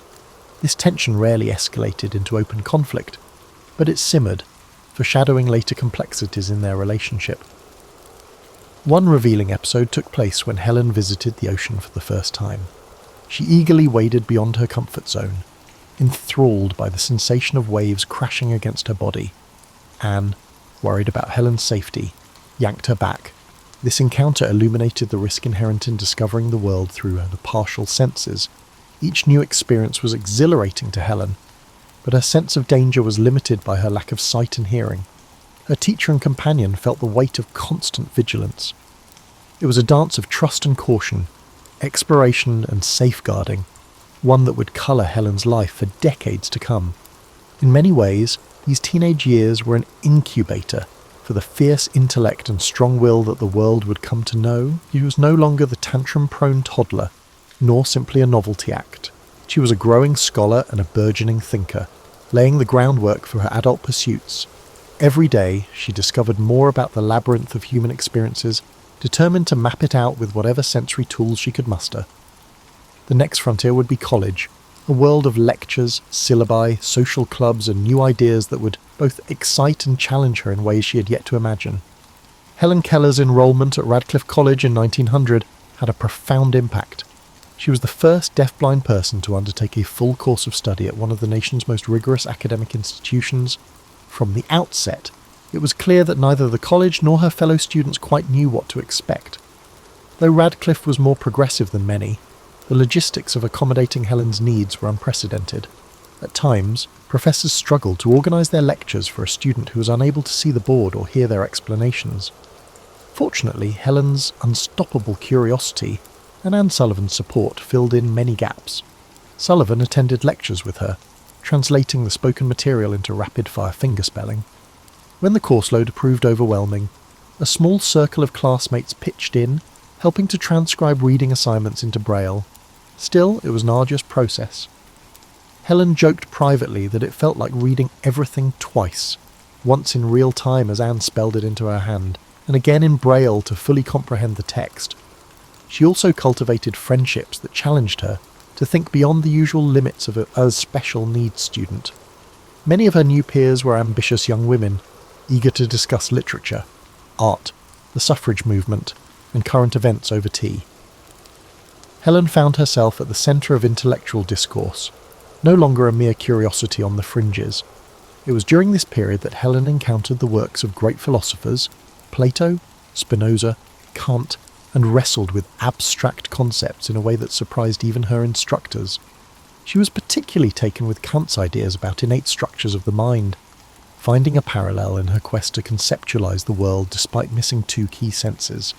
The result was a unique perspective on knowledge itself. Helen believed, even then, that much of learning came from inside, an internal scaffolding onto which experiences could be attached. When classmates debated the nature of reality or the possibility of knowing truth, Helen's contributions had a resonance that came from living in a realm so different from the norm. Socially, Helen refused to let her disabilities define her interactions. She attended student gatherings, though she relied on interpreters to follow conversations. She tried, however awkwardly, to engage in the typical banter of undergraduates, complaining about heavy workloads, arguing about politics, swapping opinions on novels. Some classmates found it intimidating to speak with her, worried they might say something offensive or fail to communicate properly. Helen, accustomed to these hesitations, frequently introduced herself with sharp humour. She'd eavesdrop on petty gossip by laying her hand on a conversation partner's lips to feel the vibrations of their whispered words, then would interject a witty remark. This approach, though startling at first, earned her a circle of devoted friends who cherished her candour and intelligence. An underexplored angle is how this phase of Helen's life further shaped her political consciousness. Through her coursework and conversations with radical-minded classmates, she became increasingly aware of social inequalities, class struggles, and the limitations placed on women. This environment undoubtedly laid the seeds for her later activism in socialist movements and suffrage campaigns. She no longer simply read about these issues, she encountered them in the flesh. Fellow students worried about tuition, or suffragists protesting in Boston streets, or editorials in newspapers calling for changes in labour laws. Helen was struck by the disparity between the privileged gates of academia and the harsh realities experienced by many outside them. Reading the works of H.G. Wells and other forward-thinking authors who challenged the status quo escalated this tension. She corresponded with some of these writers, forging a network of ideas that far surpassed the typical college pen-pal relationships. Most people know of her friendship with Mark Twain, but fewer realise she also exchanged letters with reformers like Jane Addams, discussing not only disability rights but also broader social reforms. Her identity began to crystallise around the idea that her life was not just about personal triumph, but also about dismantling the obstacles, social, economic, and political, that held others back. Amid all these intellectual pursuits, daily life at Radcliffe was still physically exhausting. Helen's health sometimes wavered due to the enormous strain of reading, writing, and deciphering a deluge of new material. Anne Sullivan too felt the pressure. She was effectively auditing the entire curriculum while juggling her role as interpreter, companion, and caretaker. The two had to invent coping mechanisms, like scheduling strict breaks to rest Helen's fingers and avoiding marathon reading sessions late into the night. However, neither woman was willing to compromise, and they persevered in pursuit of excellence. By the time Helen graduated with honours in 1904, she had set a precedent that would serve as an inspiration to numerous others. She demonstrated that a deaf-blind individual could excel in a challenging academic setting, provided they had the appropriate rebonders and determination. She broadened her philosophical and political perspectives, leaving college with convictions that would soon transform her from a resilient figure into an activist with a distinct purpose. However, it's important to acknowledge that her academic achievements were only one aspect of her evolving character. Underneath the public accolades and personal milestones, Helen was quietly evolving into a thinker with a passionate commitment to justice, forging a path few in her era could have predicted. After completing her formal education, Helen Keller entered the public sphere, serving not only as a symbol but also as a conscience-driven voice. Most mainstream biographies concentrate on her championing of disability rights, which is undeniable. She worked tirelessly to improve Braille systems, broaden educational opportunities, and secure funding for schools serving the visually and hearing impaired. But that's only a fraction of her story. Helen's convictions led her to join the Socialist Party in 1909, at a time when socialism was highly controversial in the United States. She believed that the same forces that marginalised disabled individuals also oppressed workers, immigrants, and women. This stance brought her to the forefront of disputes and political rallies. She wrote letters to newspapers, penned essays in socialist periodicals, and even participated in public events to advocate for fair wages, universal suffrage, and better working conditions. While most people lauded her philanthropic efforts for the blind, her radical politics made some of her admirers deeply uncomfortable. Suddenly, the miracle child was speaking out in favour of labour strikes and critiquing capitalism. Sponsors withdrew support, and newspapers that once hailed her as an American hero now labelled her as misguided or manipulated. Helen remained undeterred. She wrote in one editorial, "I cannot reconcile my admiration of universal equality with the toleration of a system that perpetuates privilege for the few," capturing a moral clarity that resonated among the working classes. In parallel to her political forays, she continued an active schedule of lectures, tours, and fundraisers for the American Foundation for the Blind. Helen travelled extensively, accompanied by Anne Sullivan, who became Anne Sullivan Macy after marrying John Macy. They toured not just the United States, but also ventured internationally, meeting with educators, activists, and even heads of state to advocate for improved conditions for the visually and hearing impaired. In each locale, Helen took note of broader social issues: colonial exploitation, systemic poverty, or the denial of women's voting rights. These observations only fortified her belief that disability rights could not be divorced from the global fight for justice. One lesser-known anecdote involves Helen's visit to Japan in the 1930s. There, she met with scholars and community organisers who were exploring ways to integrate blind workers into the local economy.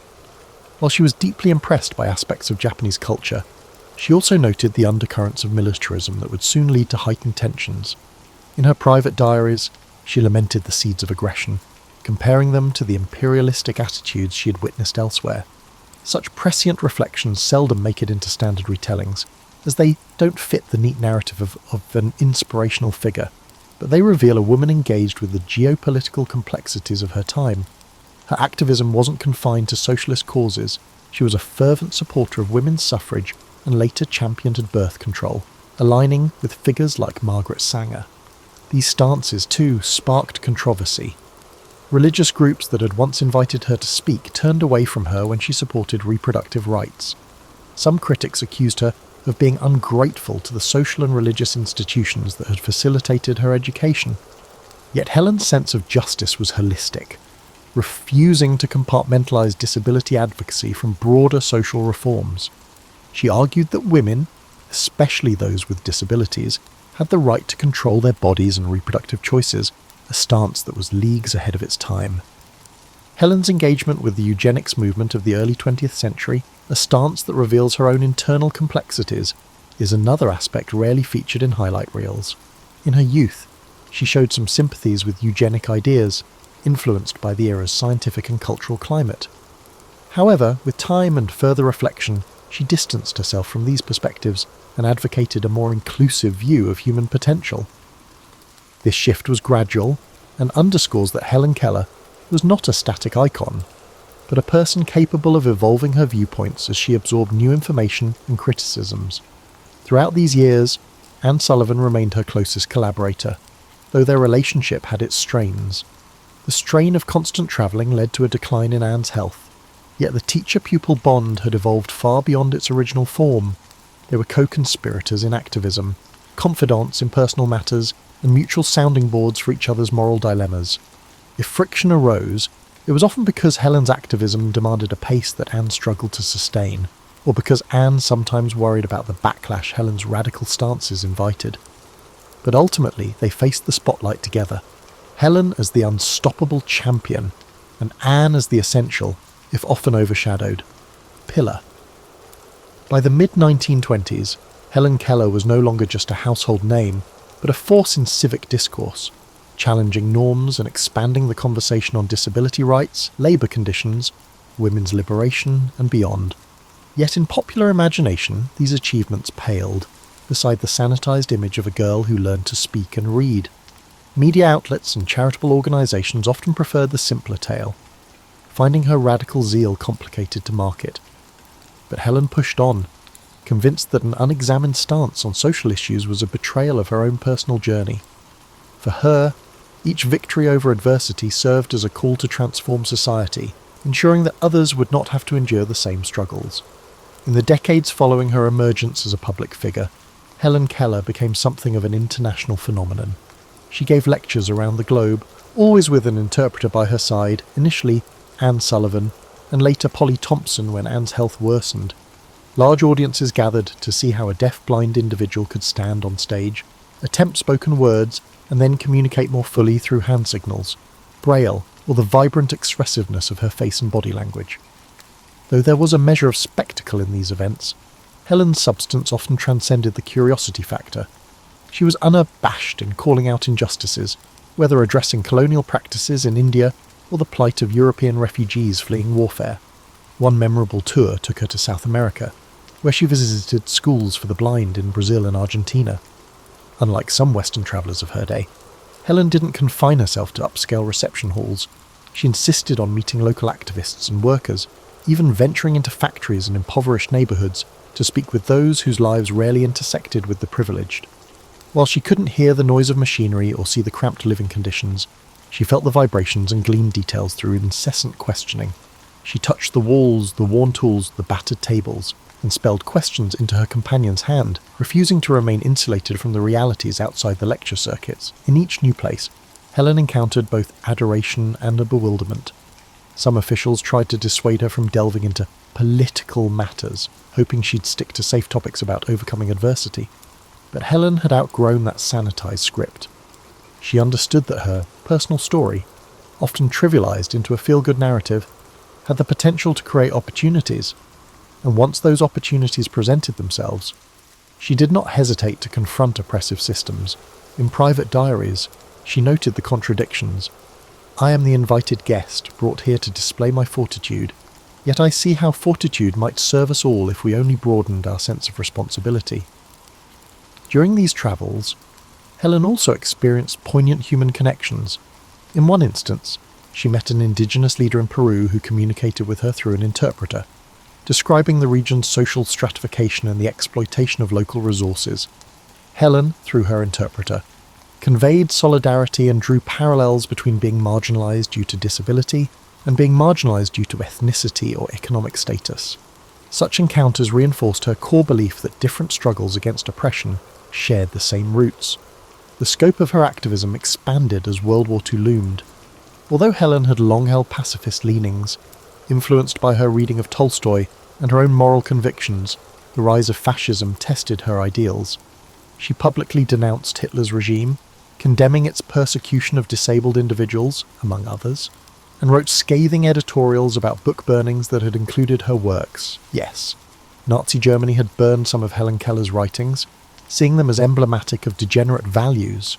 Simultaneously, she denounced the idea of forced American isolationism and advocated for international solidarity against tyranny. This stance wasn't universally popular. Some isolationists believed that Helen was meddling in political affairs beyond her scope, but she saw it differently. In a letter, she wrote, "When a state turns upon its most vulnerable, it reveals its moral bankruptcy for all to see. Who better to speak against these actions than someone who knows what it is like to rely on the conscience of society?" Despite the rigorous travel and public engagements, Helen found time to pursue cultural interests. She was fascinated by music, though she could not hear it in the conventional sense. She would place her fingertips on a piano's surface to feel the vibrations, or rest her hand on a singer's throat to sense the changes in pitch. She called it an intimate ballet of my fingers, describing how the tactile impressions formed patterns in her mind, allowing her a unique kind of musical experience. She also became enamoured with world literature, seeking translations in Braille from Russian classics to Japanese poetry. This intellectual breadth often surprised those who expected her to remain confined to topics of disability rights. Another rarely discussed dimension of Helen's journey was her evolving spirituality.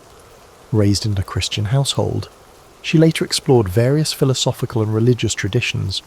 She read translations of the Bhagavad Gita, delved into the teachings of Emanuel Swedenborg, and even sampled the writings of Islamic scholars. These explorations didn't produce a dramatic conversion story, but rather a composite view of faith. She saw spiritual teachings as a kind of universal language speaking to shared moral imperatives: kindness, justice, humility. This viewpoint steered her toward a more inclusive activism, one that recognized spiritual impulses across cultural barriers. All the while, her personal life was subject to speculation. People wondered if Helen had romantic attachments or yearned for marriage and children. Some whispered rumours about relationships with male companions, journalists, activists, or interpreters. She rarely addressed these speculations publicly. In private correspondence, she alluded to fleeting affections but seemed to prioritise her mission above all else. She once wrote to a friend, "My life is guided by a sense of duty, not a longing for domestication. I find my solace in the broad love of humanity." Whether the statement was a genuine expression of contentment or a protective stance in a world that doubted the sexuality and agency of disabled individuals is open to interpretation. By the end of her global tours, Helen Keller had significantly influenced global affairs, a fact that many were unaware of. She was no longer just an American icon, she was an international advocate, connecting threads of activism, philosophy, and personal determination. The seeds planted during these travels would germinate long after she returned home, setting the stage for the final chapters of her extraordinary life, chapters that reveal both the triumphs by the end of her global tours. Helen Keller had significantly influenced global affairs, a fact that many were unaware of, and a legacy that shapes any human life. Helen Keller's later years often get overshadowed by the recounting of her childhood miracle and her global tours, but they were marked by both measured tranquility and relentless engagement with causes she deemed vital. As Anne Sullivan's health declined and eventually led to her passing in 1936, Helen faced a profound personal loss. Anne had been her teacher, translator, confidant, and, most importantly, a steadfast ally in all her endeavours. Although Polly Thompson and later Winnie Corbally assisted Helen, none could replace the nearly mythical bond she shared with Anne. In private letters, Helen described feeling like a part of her had gone silent.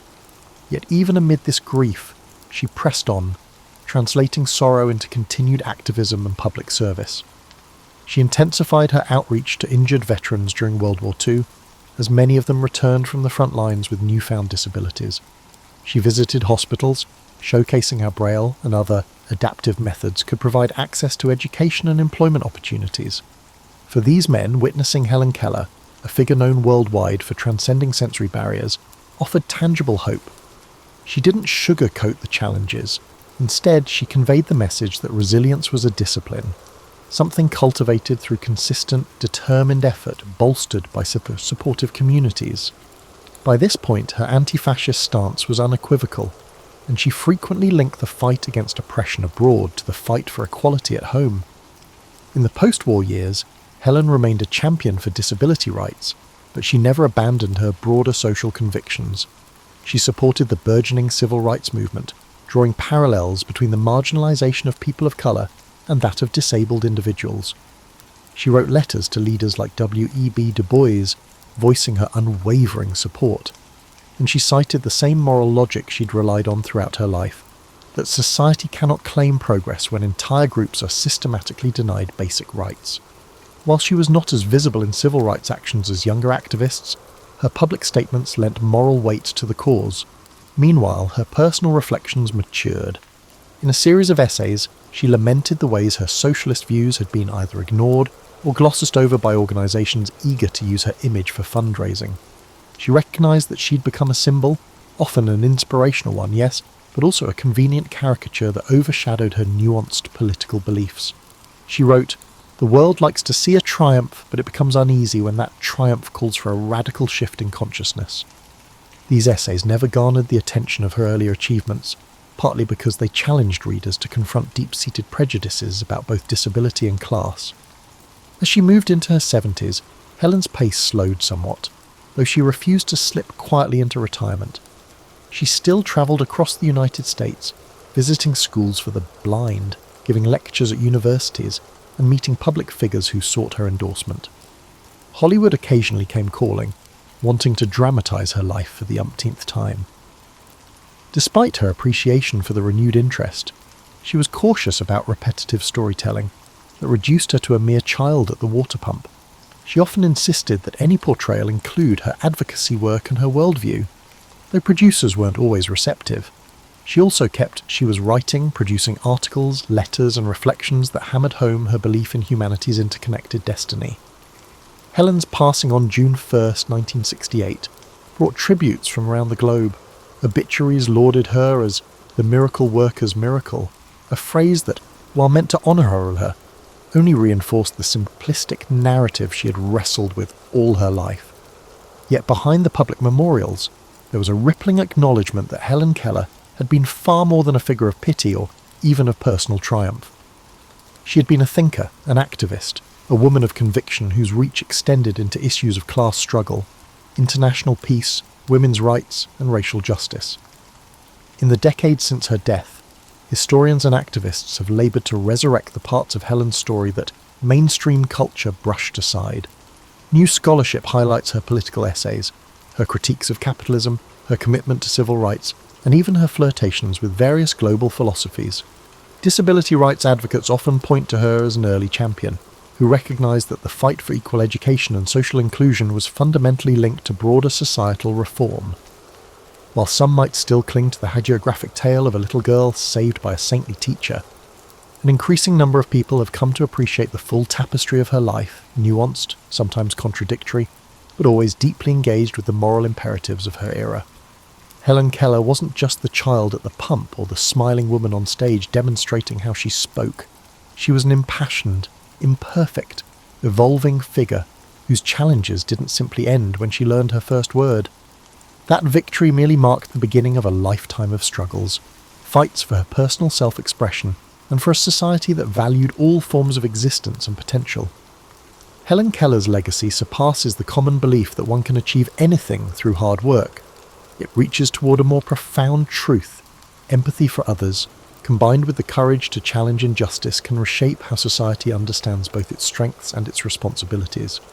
In this light, Helen Keller stands not merely as a testament to perseverance, but as a clarion call for any generation that seeks to reconcile the gulf between lofty ideals and real-world inequalities. She reminds us that what begins as a personal struggle can flower into a collective cause, a cause that demands continuous effort, relentless curiosity, and above all, unwavering humanity.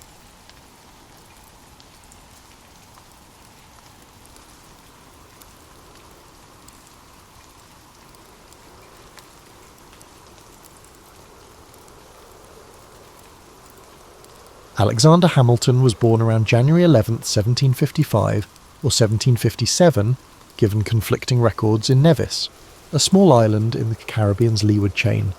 His father, James Hamilton, hailed from Scotland and drifted financially, while his mother, Rachel Fawcett, was estranged from a prior marriage.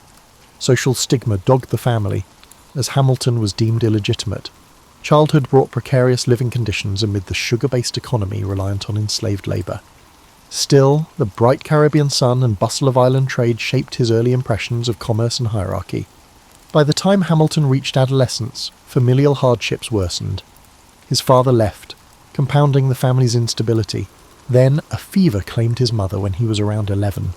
Orphaned, Hamilton found refuge with local merchants who recognised a keen mind behind the boy's formal but urgent letters.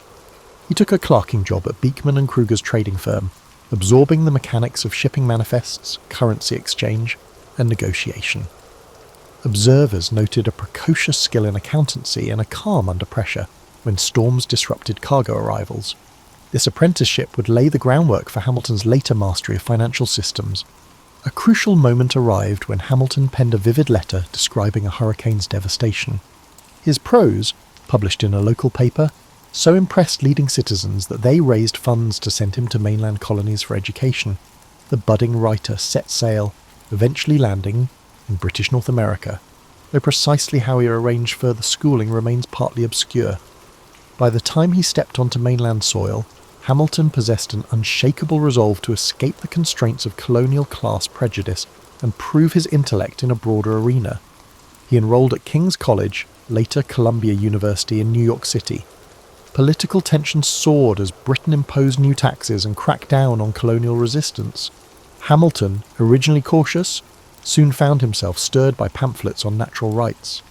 He contributed anonymous essays defending colonial protest, revealing a knack for polemical writing. Despite his youthful status, readers found his arguments crisp, blending logic with moral fervour. However, the outbreak of open conflict at Lexington and Concord disrupted studies at King's College. Hamilton, though short of stature, was physically active and spirited. He joined a volunteer artillery company, drilling near city squares. Even as shots from British ships threatened Manhattan, he balanced academics with preparing for possible war. In 1776, amid the swirl of confusion over independence, Hamilton left formal schooling to commit fully to the patriot cause. Some peers found him bold to do so, but Hamilton believed in forging a new order that might reward merit over birth. After forming an artillery unit, Hamilton exhibited discipline and quick strategic thinking. At the disastrous Battle of Long Island, his unit helped secure a retreat. The next months, through near collapses, he drew the notice of key figures. During the harsh winter of 1776 to 1777, with the army battered, Hamilton's diligence in orchestrating supplies and maintaining morale stood out. General George Washington recognised these talents, inviting Hamilton to serve as an aide-de-camp, an assignment that, while staff-bound, gave Hamilton unprecedented exposure to high-level decision-making in Washington's camp.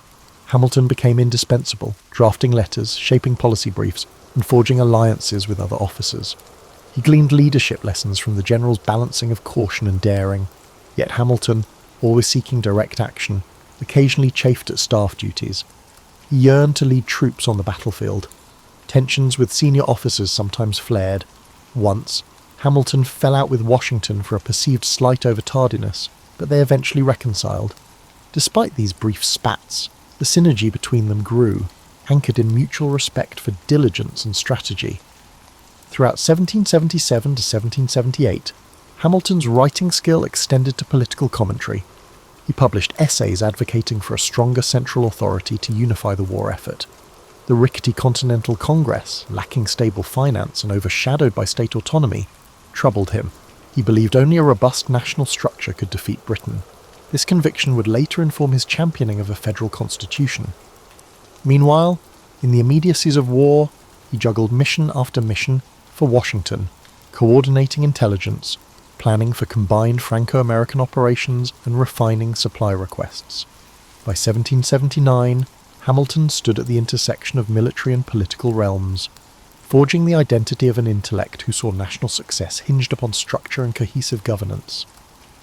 In early 1780, Alexander Hamilton encountered Elizabeth Schuyler, daughter of General Philip Schuyler, a prominent New York family patriarch. Their courtship blossomed swiftly. Elizabeth, often called Eliza, shared Hamilton's patriotic fervour and admired his restless intellect.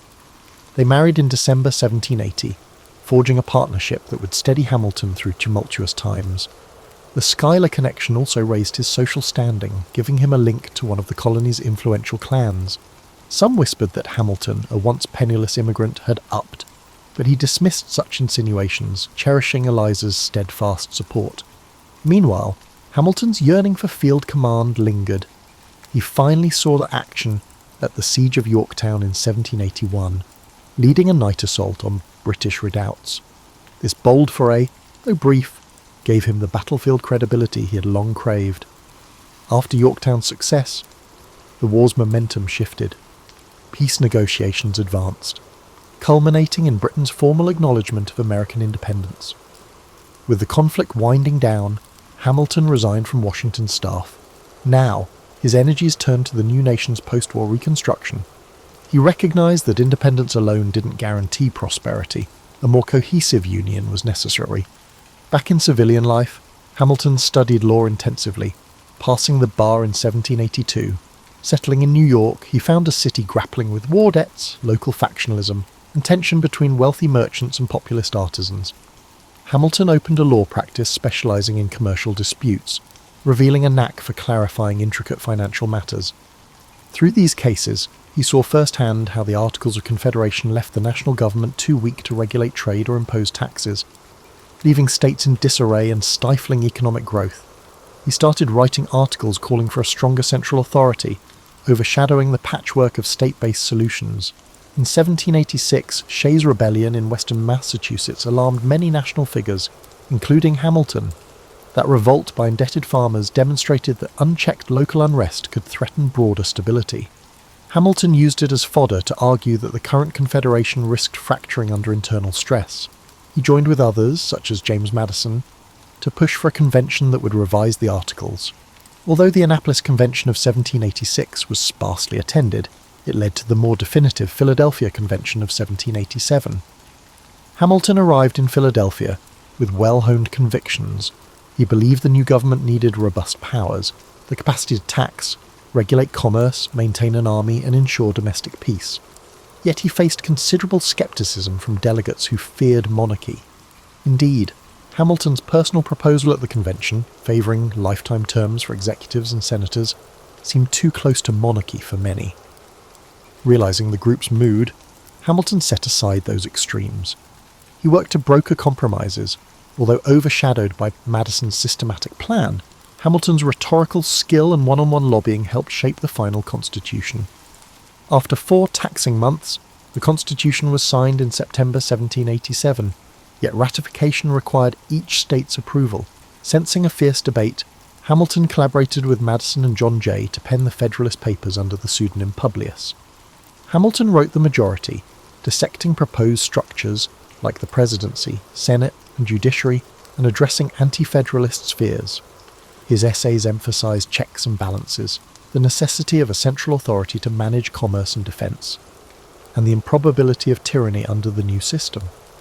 These Federalist essays profoundly influenced the ratification discourse, marking Hamilton as a top-tier constitutional interpreter. With the Constitution ratified in 1788, Hamilton eyed a new challenge, forging actual governance. When George Washington became the first president, he tapped Hamilton as Secretary of the Treasury. Hamilton, embracing the role, discovered an untapped opportunity to establish a national financial system. He inherited a war debt that threatened the new nation's credit. In a flurry of reports to Congress, he proposed the federal assumption of state debts, the issuance of new government bonds, and the creation of a national bank. These measures aimed to unify finances, spurring economic confidence. However, they ignited fierce opposition led by Thomas Jefferson and James Madison, who deemed them expansions of federal power to the detriment of state autonomy. Despite pushback, Hamilton's financial plan largely prevailed in Congress. He carefully negotiated with Southerners, trading the idea of placing the national capital on the Potomac for their backing on debt assumption. The Bank of the United States, authorized in 1791, consolidated federal financial might and fostered stable currency. This forging of a national economy was overshadowed by ideological splits. what some labelled Hamilton's acceptance of consolidated authority, even quasi-monarchical forms. But Hamilton believed it was essential for a dynamic republic. By the early 1790s, he had become a central figure in Washington's cabinet, driving a vision of an industrial, commercially robust America. Rivalries with Jefferson, however, would soon erupt, shaping the political landscape for years to come. As Secretary of the Treasury, Alexander Hamilton found himself entwined in ideological showdowns with Thomas Jefferson, then Secretary of State. Jefferson envisaged an agrarian republic of independent farmers, with limited federal intrusion. Hamilton, conversely, believed commerce, industry, and robust national structures would anchor the nation's progress. Both men recognized George Washington as a stabilizing presence, yet their friction fueled early factional lines. Federalists rallied around Hamilton, while Jefferson's faction, later the Democratic Republicans, grew around his agrarian limited government stance. Foreign policy stoked further tension. The French Revolution, launched in 1789, escalated into European war by the early 1790s. France pressed for US assistance, citing the 1778 alliance. Hamilton, mindful of Britain as a crucial trading partner and believing the US lacked resources, urged neutrality. Jefferson, more sympathetic to revolutionary ideals, favoured measured support for France. Washington adopted a policy of official neutrality in 1793, endorsing Hamilton's pragmatic approach. This decision outraged ardent Francophiles and the public, but secured commercial ties with Britain. Meanwhile, Hamilton advanced domestic policies that integrated states deeper into the federal system. He introduced excise taxes, including one on whiskey, aiming to bolster federal revenue. In 1794, this whiskey tax incited unrest among frontier farmers in western Pennsylvania, culminating in the so-called Whiskey Rebellion. Hamilton urged Washington to assert national authority, and the president dispatched militia to quell the revolt. The rebellious farmers dispersed without major bloodshed. Hamilton's critics, though, branded him a tyrant, accusing him of trampling local freedoms. Hamilton argued that only firm enforcement proved the Constitution's viability over the old, feeble Articles of Confederation. Clashes over the Bank of the United States further deepened the Hamilton-Jefferson divide. Jefferson viewed the bank as constitutionally suspect, not enumerated in the founding document. Hamilton invoked the Constitution's necessary and proper clause, contending that the bank was an implied power vital for the government's financial operations. Washington sided with Hamilton, signing the bank bill into law. This incident set a precedent for broad constitutional interpretation, to Jefferson's alarm. The dispute laid the ideological foundation for the two-party system, with Hamilton's Federalists championing implied federal powers and Jefferson's Republicans insisting on narrower interpretations. By 1795, Hamilton, having established a stable financial footing, resigned as Treasury Secretary, returning to New York City's legal sphere. He continued to provide discreet advice to Washington, drafting speeches and shaping policy directions. In 1796, Washington's farewell address, partly authored by Hamilton, warned against partisan entanglements and foreign alliances. Ironically, Hamilton himself was a prime architect of partisan lines.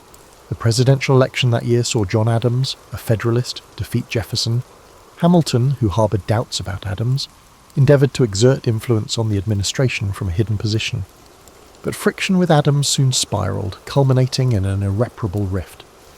During Adams's presidency, the US found itself in a quasi-war with revolutionary France. Hamilton, who believed in a robust defence, spurred the creation of a provisional army with himself as an influential major general. He hoped to unify Federalist power, but Adams, seeking to maintain peace, eventually negotiated with France. This scotched Hamilton's ambitions for an expanded military role. The Federalist Party thus split between Adams' loyalists and Hamilton's faction. Meanwhile, the Alien and Sedition Acts, championed by some Federalists, stifled free speech and outraged Republicans. Hamilton had mixed feelings, recognising the acts as overreaching but not vigorously condemning them. The controversies fueled Jefferson's eventual victory in the 1800 election. That election turned bitter. Hamilton disliked both Jefferson and his party's candidate, Aaron Burr, whom he deemed unprincipled. When the Electoral College produced a tie between Jefferson and Burr, the House of Representatives had to choose. Hamilton lobbied for Jefferson, feeling he was at least consistent while Burr was dangerously opportunistic. Jefferson's win ended the Federalist grip on power. Despite undermining his nominal ally Burr, Hamilton saw it as the less harmful option. The feud with Burr was set to escalate. Post-1800, Hamilton retreated partially from national politics. He resumed law, founded the New York Evening Post to promote Federalist ideals, and wrote fervent editorials criticizing Jefferson's presidency. He also scolded John Adams in a notorious pamphlet, fracturing Federalist unity further. Meanwhile, tensions with Burr simmered. In 1804, Burr, by then vice president, ran for governor of New York. Hamilton openly opposed Burr's bid, claiming he was unfit. Burr lost, blaming Hamilton for scurrilous remarks that cost him the election. Their acrimony peaked in personal insults, culminating in demands for an apology that Hamilton shrugged off. The stage was set for a final confrontation, a duel that would reverberate across the nation's consciousness. Thus, by 1803 to 1804, Hamilton's storied career encompassed the forging of national finance, the creation of a stable federal government, deep personal rivalries, and the impetus for fractious party politics. While overshadowed by his feud with Burr, his broader impact on shaping early American governance was vast. The looming conflict with Burr in a Weehawken duel might overshadow many achievements, but it also exemplified the period's intense code of honour, revealing how personal pride could overshadow reason in the early Republic. On the morning of July 11th, 1804, Alexander Hamilton and Aaron Burr met at a dueling ground in Weehawken, New Jersey, perched above the Hudson River. Duels were technically illegal in both New York and New Jersey, but Weehawken was a known neutral ground. The tradition demanded formal rituals, seconds oversaw loaded pistols, ensuring fairness. Hamilton, though an accomplished marksman in the Revolutionary War, harboured moral qualms about duelling. In letters to confidants, he expressed an intention not to fire at Burr but to throw away his shot, hoping to meet the code of honour without a lethal outcome. Burr, vexed by Hamilton's public slights, approached the confrontation more aggressively. As accounts differ on the precise sequence, we rely on the seconds' conflicting recollections. One shot rang out, then another. Hamilton was struck in the lower abdomen, the bullet lodging near his spine. Burr, apparently unharmed, realised Hamilton was fatally wounded. Hamilton was carried back across the river, delirious and in agony. By the next afternoon, July 12th, he died at a friend's house. News spread swiftly, overshadowing Burr with accusations of murder. Even many of Burr's allies found his act reprehensible. Shock reverberated nationwide. Hamilton was just 47, a founding father, the chief architect of federal finance, and a voice for a strong union. That he fell in a personal duel seemed tragic, borderline barbaric. Burr faced immediate scorn, and though indicted for murder, he slipped away. His political career never recovered. The duel also propelled a re-evaluation of such honour-bound traditions. Public condemnation swelled, though duelling remained embedded in certain subcultures for decades to come. In the immediate aftermath, Hamilton's family faced financial insecurity. His estate was less robust than many assumed, reflecting that Hamilton had poured resources into speculative deals and lifestyle. Mourning Federalists championed him as a martyr to principle, ignoring the messy politics that led him to that fateful ground. Eulogies praised his brilliance, managerial acumen, and unwavering patriotism. Critics, while acknowledging his achievements, pointed out how his ambition and personal feuds shaped a harsh style that fanned party rancour. Nonetheless, the sense of a towering figure losing too soon overshadowed those critiques in the short term. His funeral in New York drew massive crowds. Processions in black, with the city's shipping at half-mast, showcased Hamilton's local significance.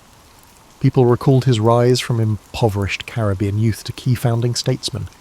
A hush fell over the city's usual clamour. This wave of sorrow ironically softened some of the political vitriol that had dogged him in life. Over time, though, party lines continued to shift, and the nation turned to new challenges, from the War of 1812 to expansions west.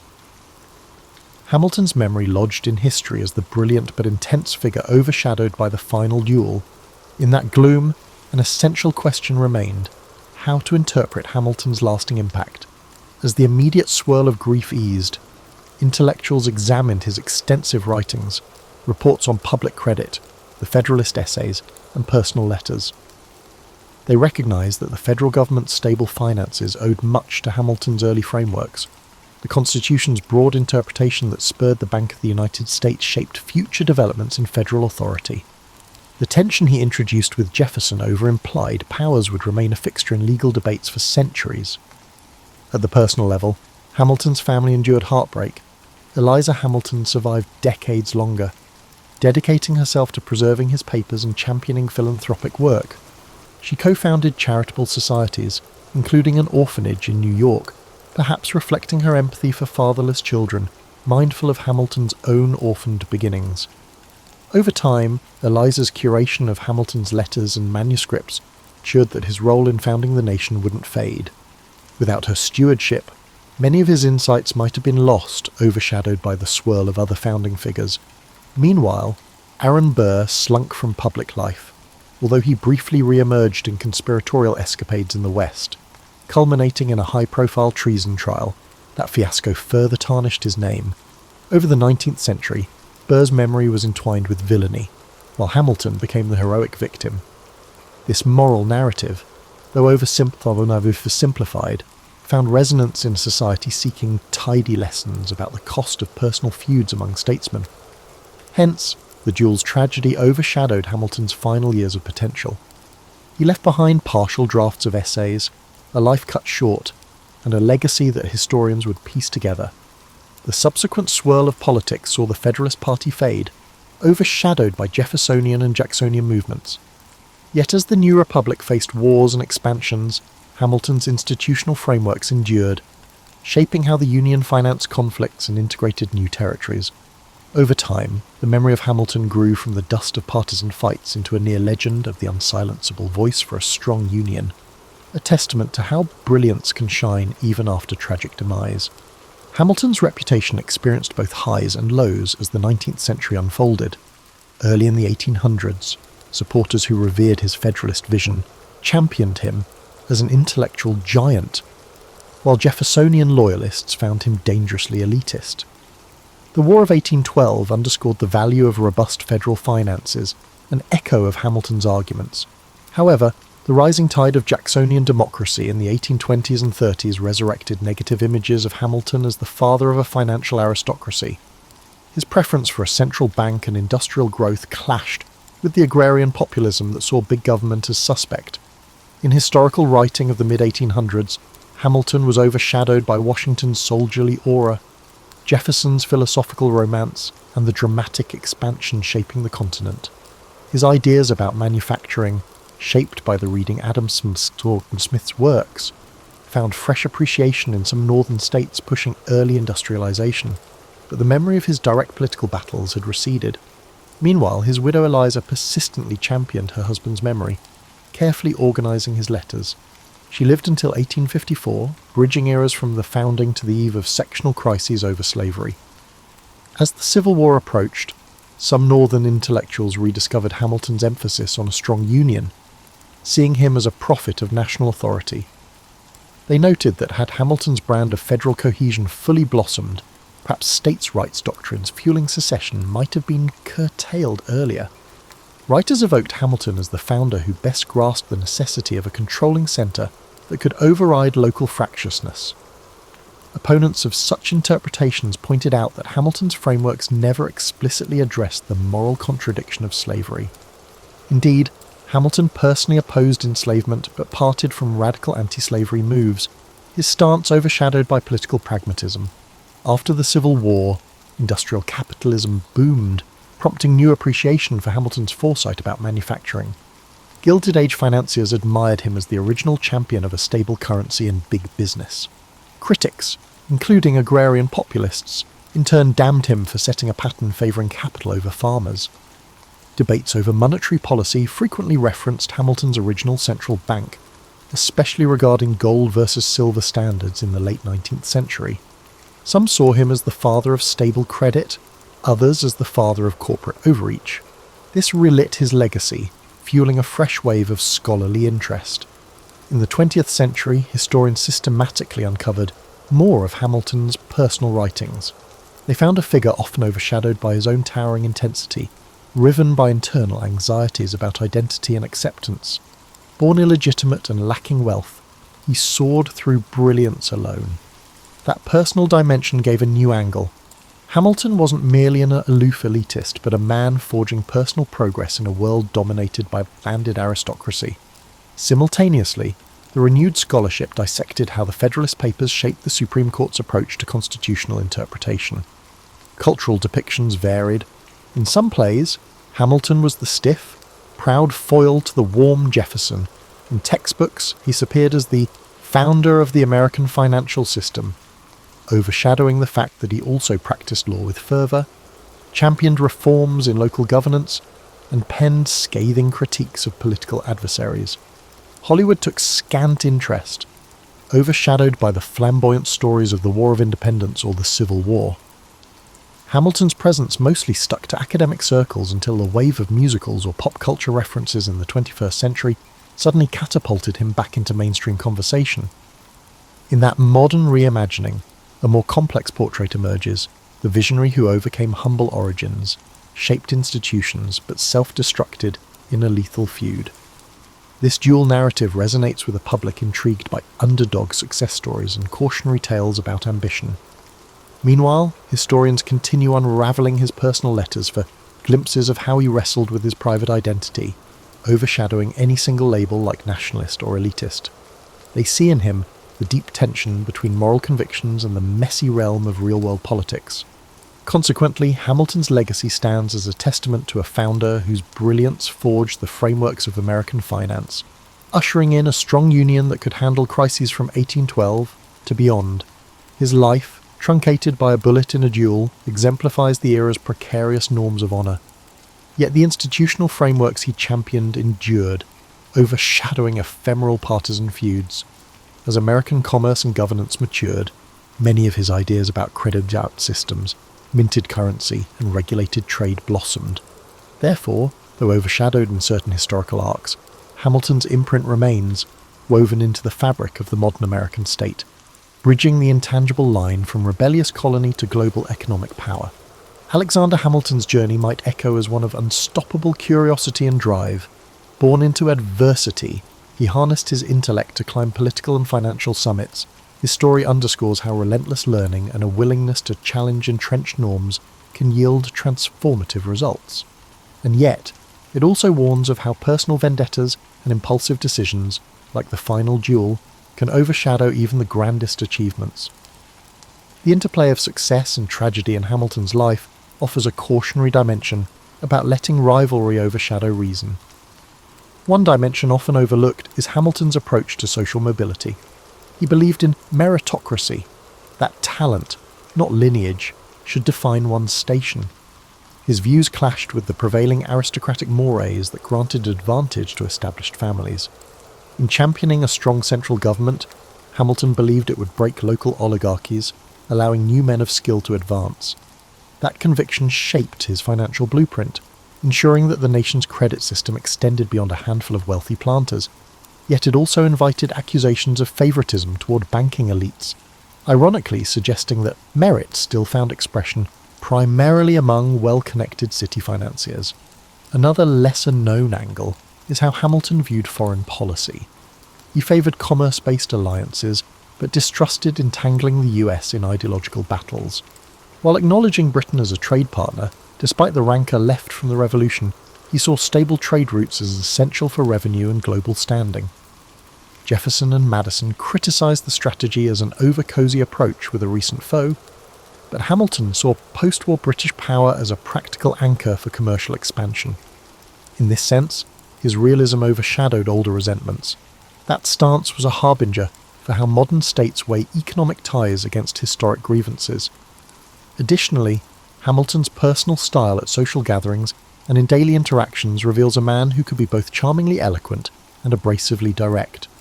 Contemporaries described him as intense, with a quick mind that occasionally battered conversation partners. He thrived on intellectual debate. Some say he embraced confrontation to refine ideas, yet this habit might have contributed to the accumulation of enemies, culminating in the fateful spat with Burr. In an era where honour was a cornerstone of social standing, Hamilton's cutting wit proved a dangerous asset. At home, Hamilton and Eliza raised a growing family. Though tragedies struck, the death of their son Philip in a duel reminiscent of his father's, fierce approach to personal disputes. This sorrow weighed heavily on Hamilton, intensifying his reflection on the code of honour. Paradoxically, he still ended up abiding by that same code, accepting Burr's challenge. The duality of a brilliant mind trapped by the period's social norms emerges starkly in these personal heartbreaks. For modern readers, the scenario underscores how societal expectations can override individual caution, even for a pragmatic statesman. Examining Hamilton's religious evolution is another nuanced topic. Late in life, particularly after Philip's death, he re-engaged with spiritual considerations. While not as devout as John Jay or Patrick Henry Hamilton, expressed his belief that moral frameworks were crucial to stable governance. Some scholars see a near return to Christian orthodoxy in his final years, overshadowing the earlier secular aura. This dimension of moral or religious introspection is overshadowed in many popular accounts that focus on battles of finance or partisanship. Lastly, the robust myth-making around Hamilton in the 21st century, particularly following a certain successful musical, reflects how malleable historical figures can become for decades overshadowed in public memory. Hamilton found new admirers enthralled by his underdog narrative. The musical drew from historical sources but adapted them for modern audiences, highlighting themes of immigration, ambition, and the forging of identity. Meanwhile, professional historians maintain a more measured stance, acknowledging the genius behind the Bank and the Federalist Papers, but also the moral complexities, involvement in a scandalous Reynolds affair, the backing of harsh policies like the Alien and Sedition Acts, and the overshadowed complicity in a system that tolerated slavery. Hence, Hamilton's life embodies many contradictions.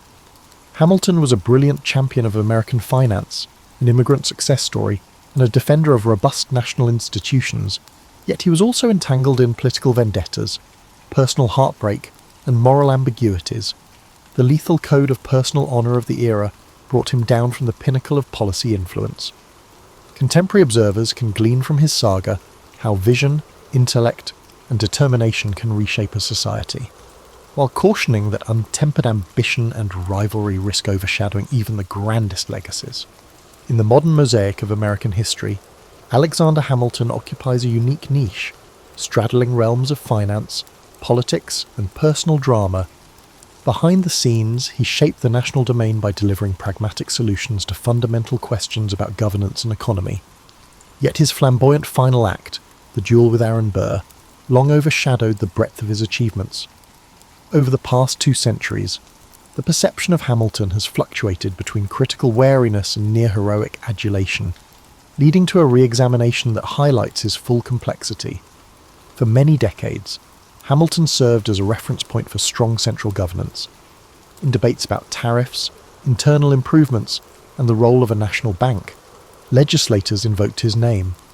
The Hamiltonian vision signified a dynamic, industrializing America that invests in large-scale infrastructure and cultivates a robust bond market. Opponents retorted that such policies undercut local autonomy, echoing Jeffersonian concerns about overreach. This cyclical debate recurs whenever the nation confronts a crisis or looks to expand federal influence, be it in responding to economic depressions or modern financial bailouts.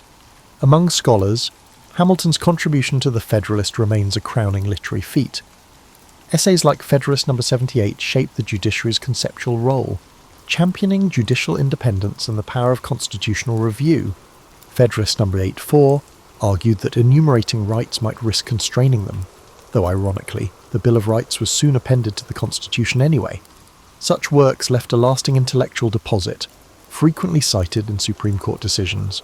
The interplay between Hamilton's preference for strong federal courts and modern jurisprudence reveals the longevity of his influence.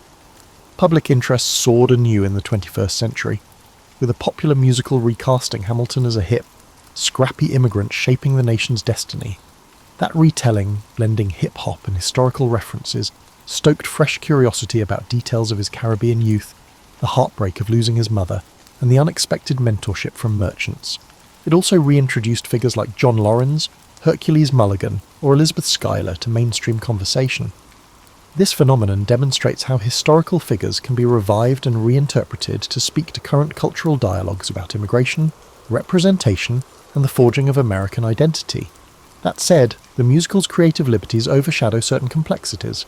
For instance, the deeper tensions around slavery, or Hamilton's relationship with Haitian independence. Yet it undeniably catapulted him back into the public eye. Critically, modern reflection contends with Hamilton's stance on slavery. Though personally not an owner of large plantations, he married into a family that benefited from enslaved labour. He opposed the international slave trade, but was less vocal about immediate abolition. Some historians see him as moderately anti-slavery in principle, yet overshadowed by the era's political constraints. This mild stance differs from the fervour of an abolitionist, highlighting that even bright minds can compromise on pressing moral issues for perceived political necessity.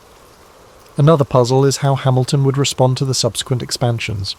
He died before industrialisation truly took flight or the question of slavery overtook national politics. Would he have advocated for federal solutions to keep the Union intact in the 1850s? Or would he have favoured more localised, pragmatic deals? The counterfactual is tantalising but unanswerable. Like many founders, his ideas formed the skeleton for future developments, but subsequent generations moulded them to new contexts. Finally, Hamilton's personal letters, uncovered in archives over time, reveal the emotional complexity behind the confident public persona. He could be warm, witty, or scathing, anxious about respect and standing. The spectre of orphanhood never fully left him. A sense of precariousness pervaded his ambition. He engaged in verbal battles with the press, establishing a partisan strategy. The Reynolds affair, in which he admitted to an extramarital relationship, tarnished his moral standing yet underscored his willingness to publicly confess in a swirl of political blackmail. All these episodes illustrate a founder who was no pristine statue, but a flawed participant in the messy birth of a republic. In sum, Alexander Hamilton's Odyssey stands as an emblem of America's early audacity, someone forging national frameworks with unstoppable fervour, bridging personal adversity and political upheaval. He hammered out financial machinery that stabilised a precarious union, wrote constitutional commentaries that guided centuries of legal thought, and valiantly served in war, only to be undone by personal vendetta in a misguided duel. This story resonates with the universal themes of ambition, principle, rivalry, and the subtle interplay of personal and public realms. Hamilton's imprint endures in the institutions he shaped, the arguments he advanced, and the persistent puzzle of how a brilliant mind can fall victim to a bullet summoned by the code of honour with confusing reasoning.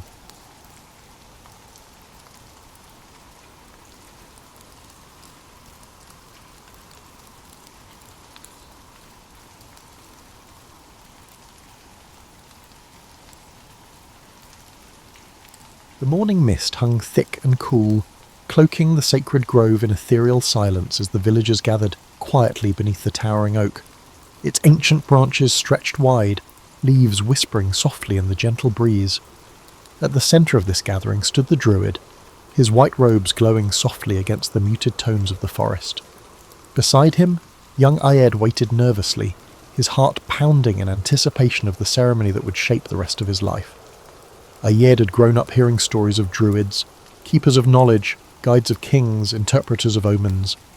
From the moment he was chosen as an apprentice, his life had revolved around careful training, memorizing countless oral traditions, learning the subtle language of nature, and understanding the interconnectedness of all things. Yet today was different.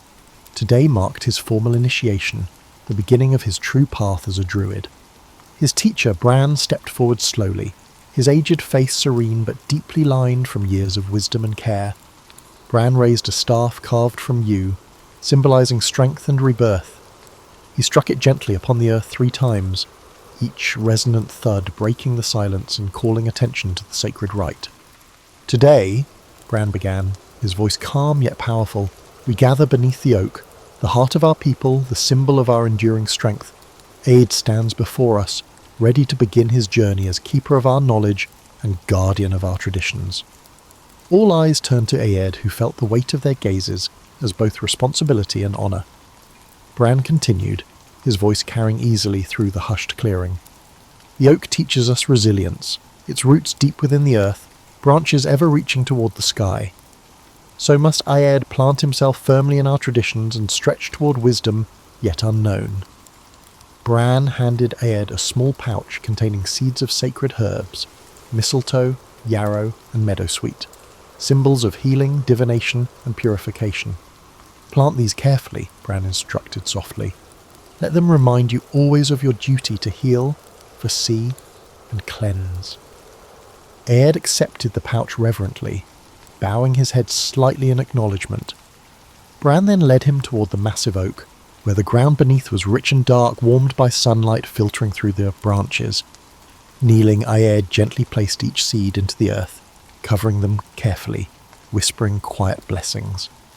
As Aed completed this task, Bran laid his hands gently on the young man's shoulders, his voice now softer, more intimate. From this moment, you are bound not only to the oak, but to every life it shelters, every creature that finds refuge in its shadow. Walk this path with humility, strength, and compassion. Rising to his feet, Aed felt a surge of pride mixed with profound humility. Around him, villagers nodded approvingly, their faces warm with trust. This was more than mere tradition. It was a promise he had made to himself, to Bran, and to the people who depended on the druid's wisdom and guidance. Following the ceremony, the villagers gathered in celebration, offering simple but meaningful gifts, woven wreaths, carved stones, and handmade amulets. Aed received each graciously, feeling deeply connected to the community that had nurtured him from childhood. As evening descended, Aed and Bran walked slowly back toward the village, their path illuminated by soft moonlight. Bran spoke quietly, his voice reflective. Remember, Aed, a druid's strength lies not in his power to command, but in his ability to listen, understand, and guide. Aed nodded, absorbing the wisdom of his mentor. I will remember, Bran, he promised earnestly. I will honour this responsibility with every breath. Bran smiled gently, laying a comforting hand on Aed's shoulder. Then your journey has truly begun. Returning to his modest dwelling, Aed sat quietly beneath the stars, contemplating the day's events. The weight of his new role settled comfortably upon his shoulders, bolstered by the trust and teachings of those around him. He knew challenges lay ahead, yet he felt prepared, rooted in ancient wisdom and ready to guide his people forward. As sleep claimed him, the image of the grey oak lingered vividly in his mind, strong, enduring, and full of life. It was a symbol, yes, but also a promise, a constant reminder of who he was and who he was meant to become. The forest was silent and still, blanketed in a hushed anticipation that hung heavily among the gathered villagers. It was the eve of the winter solstice, the longest night of the year, a time when the veil between worlds grew thin and the powers of nature pulsed with quiet intensity. The villagers formed a respectful circle around the sacred oak, their breath visible in the cold air, eyes fixed intently on Bran and Aed, who stood beneath the tree's immense branches. Bran stepped forward, his robes luminous in the moonlight, eyes reflecting profound wisdom earned through years of devotion and study. He held a golden sickle, its curved blade glinting gently, capturing the sparse moonlight that filtered through the oak's leaves. Beside him stood Aed, a year older since his initiation, more confident yet humbled by the gravity of the ceremony he was about to undertake. Aed raised his gaze to the oak's lofty branches, where clusters of mistletoe grew, pale berries glowing softly in the dimness.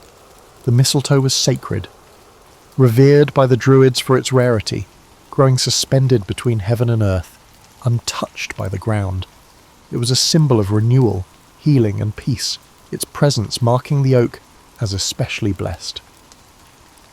Tonight, Bran spoke clearly, his voice resonating through the attentive silence, we honour the sacred mistletoe, the plant of healing and peace. It reminds us that even in the harshest winter, life and hope endure. Turning to Aed, Bran continued gently. Aed, you have proven yourself dedicated to our ways. Tonight, you take another step deeper into your path. You shall cut the mistletoe, safeguarding its power and sharing its blessings with our people. With deep respect, Aed took the golden sickle from Bran, his heart beating steadily, mindful of his mentor's watchful eyes and the villagers' collective breath. Carefully, he ascended the sturdy ladder leaning against the oak, its rough bark reassuring beneath his hands. Reaching the mistletoe, he paused, offering a silent prayer of gratitude to the tree and to nature's generous spirit. Holding the sickle reverently, Aed spoke softly, words known only to druids, invoking the spirits of earth, sky, and the plant itself. With a deliberate, respectful motion, he severed the mistletoe from its host, allowing it to fall gently into the linen cloth Bran held below. The sacred plant could not come into contact with the earth, as it would lose its potency. Descending carefully, Ed joined Bran, who gently wrapped the mistletoe, nodding approvingly. Bran raised it high, turning slowly so all might see the sacred harvest. "This gift from nature is now ours to protect and cherish," he proclaimed. "It will be prepared into remedies, wards, and blessings to sustain us through the coming seasons." The villagers murmured reverently, their faces lit with quiet awe and gratitude. The ritual's solemnity shifted gradually into quiet celebration, a communal acknowledgement of the year's turning, a life's persistence in darkness, and of hope's quiet strength. As the villagers began their subdued festivities, Bran guided Aed away from the gathering to a quieter spot at the grove's edge. "You have done well," Bran spoke gently, his voice filled with pride. "Remember, Aed, our strength lies not in power over nature, but in partnership with it." Aed nodded solemnly, reflecting deeply on the evening's significance. "I feel this partnership deeply tonight," he admitted softly, looking up at the branches above them, silhouetted against the stars. "Good," Bran replied warmly. "Carry this lesson with you always. In moments of darkness, when doubt may cloud your path, recall the mistletoe's silent message, that light and life persist even unseen." They stood quietly together, absorbing the calm energy surrounding them, drawing strength from each other's presence and the eternal rhythms of nature. Eventually, Bran placed a reassuring hand on Aed's shoulder. "Come," he said gently, "let us join the others and share in the joy of this sacred night." Returning to the gathering, Aed felt deeply connected to his mentor, his community, and the ancient traditions guiding them all. The night was filled with quiet laughter, stories, and shared hopes, a testament to their unity and strength. As the fires dimmed and villagers dispersed, Aed carried the memory of this night firmly within his heart, understanding more profoundly the responsibility he now bore. He had taken another important step on his druidic journey, strengthened by tradition, guided by wisdom, and inspired by the enduring power of nature's gifts. The village was isolated by dense thickets of hawthorn and elder. When Aed arrived, the air had a scent of wet earth and wood smoke. He moved quietly through narrow paths past low stone cottages where people paused their work to watch him pass, their expressions a mix of respect and cautious hope. His journey had taken 3 days on foot, guided only by the whispered directions given by a passing traveller. The message had been urgent. A young woman, Ethna, daughter of the village smith, lay gravely ill following childbirth. No healer within the village could help her, and so Aed had come swiftly, driven by a sense of duty deeper than his fatigue. Ethna's home was at the village's edge, near a stream that murmured quietly beneath twisted alders. Inside, the dim cottage was crowded with concerned relatives and neighbours, who stepped aside silently as Aed entered. He felt their eyes upon him, their quiet desperation tangible. He approached the low bed where Ethna lay, her pale face glistening with sweat, breaths shallow and laboured. Beside her, the newborn slept peacefully, unaware of the quiet fear around him. Aed knelt and touched Ethna's forehead, feeling the fever's heat against his palm. She stirred slightly, murmuring incoherently. "Bring water from the stream," Aed instructed gently, addressing the nearest woman, "and fresh linen." As they hurried to obey, Aed opened his satchel, carefully laying out bundles of herbs, roots, and small vials filled with meticulously prepared tinctures. The villagers watched, their curiosity mixed with awe, as he crushed dried leaves of willow and meadowsweet into a bronze bowl, adding hot water to make a bitter, aromatic infusion. He lifted Ethna's head gently, coaxing her to drink slowly. She winced but managed a few sips. Then he bathed her forehead and wrists with cool cloths soaked in the fresh stream water, murmuring ancient healing chants softly under his breath. Each word resonated with intention, invoking the spirits of water and earth to restore balance to the woman's weakened body. As night deepened, Aed remained by Ethna's side, tirelessly applying poultices of crushed herbs and moss. He taught the village midwife how to mix remedies of chamomile and mint for calming sleep, instructing her carefully, so the healing wisdom could stay long after he'd gone. The villagers moved quietly around him, offering food he gently declined, his focus entirely on his patient. By dawn, Ethna's breathing had steadied, her skin less feverish to the touch. She opened her eyes slowly, looking at Aed with a mixture of confusion and gratitude. "Rest," he whispered softly. "The danger has passed, but your body is still weak." Relief washed visibly through the cottage, quiet smiles and whispered prayers of thanks spreading among the gathered family and neighbours. Aed stepped outside into the cool morning air, inhaling deeply as the first rays of sunlight filtered through the trees. He felt drained but satisfied, knowing he had done what he could. Later that day he sat beside the stream, teaching a group of children who gathered around him, eager and curious. He showed them plants that grew wild nearby, how nettles could soothe inflammation, how elderberries could fortify the body against illness, and how careful observation was the healer's greatest tool. As evening approached, Aed prepared to depart. Ethna's father approached him, pressing a small carved token into his hand, an intricate pattern symbolizing gratitude and protection. "Your kindness will never be forgotten," the smith said solemnly. Aed bowed his head respectfully, knowing this token was not just gratitude, but a reminder of the sacred bond between healer and community. He tucked the carving into his satchel, feeling its warmth against his palm. Walking away, Aed sensed the profound interconnectedness of all the new things, the delicate balance of life, the quiet dignity of suffering, and the resilience inherent in every living being. His footsteps were quiet, carrying him toward the next place that might need him, aware that healing was not just the mending of bodies, but the weaving together of our lives, stories, and futures.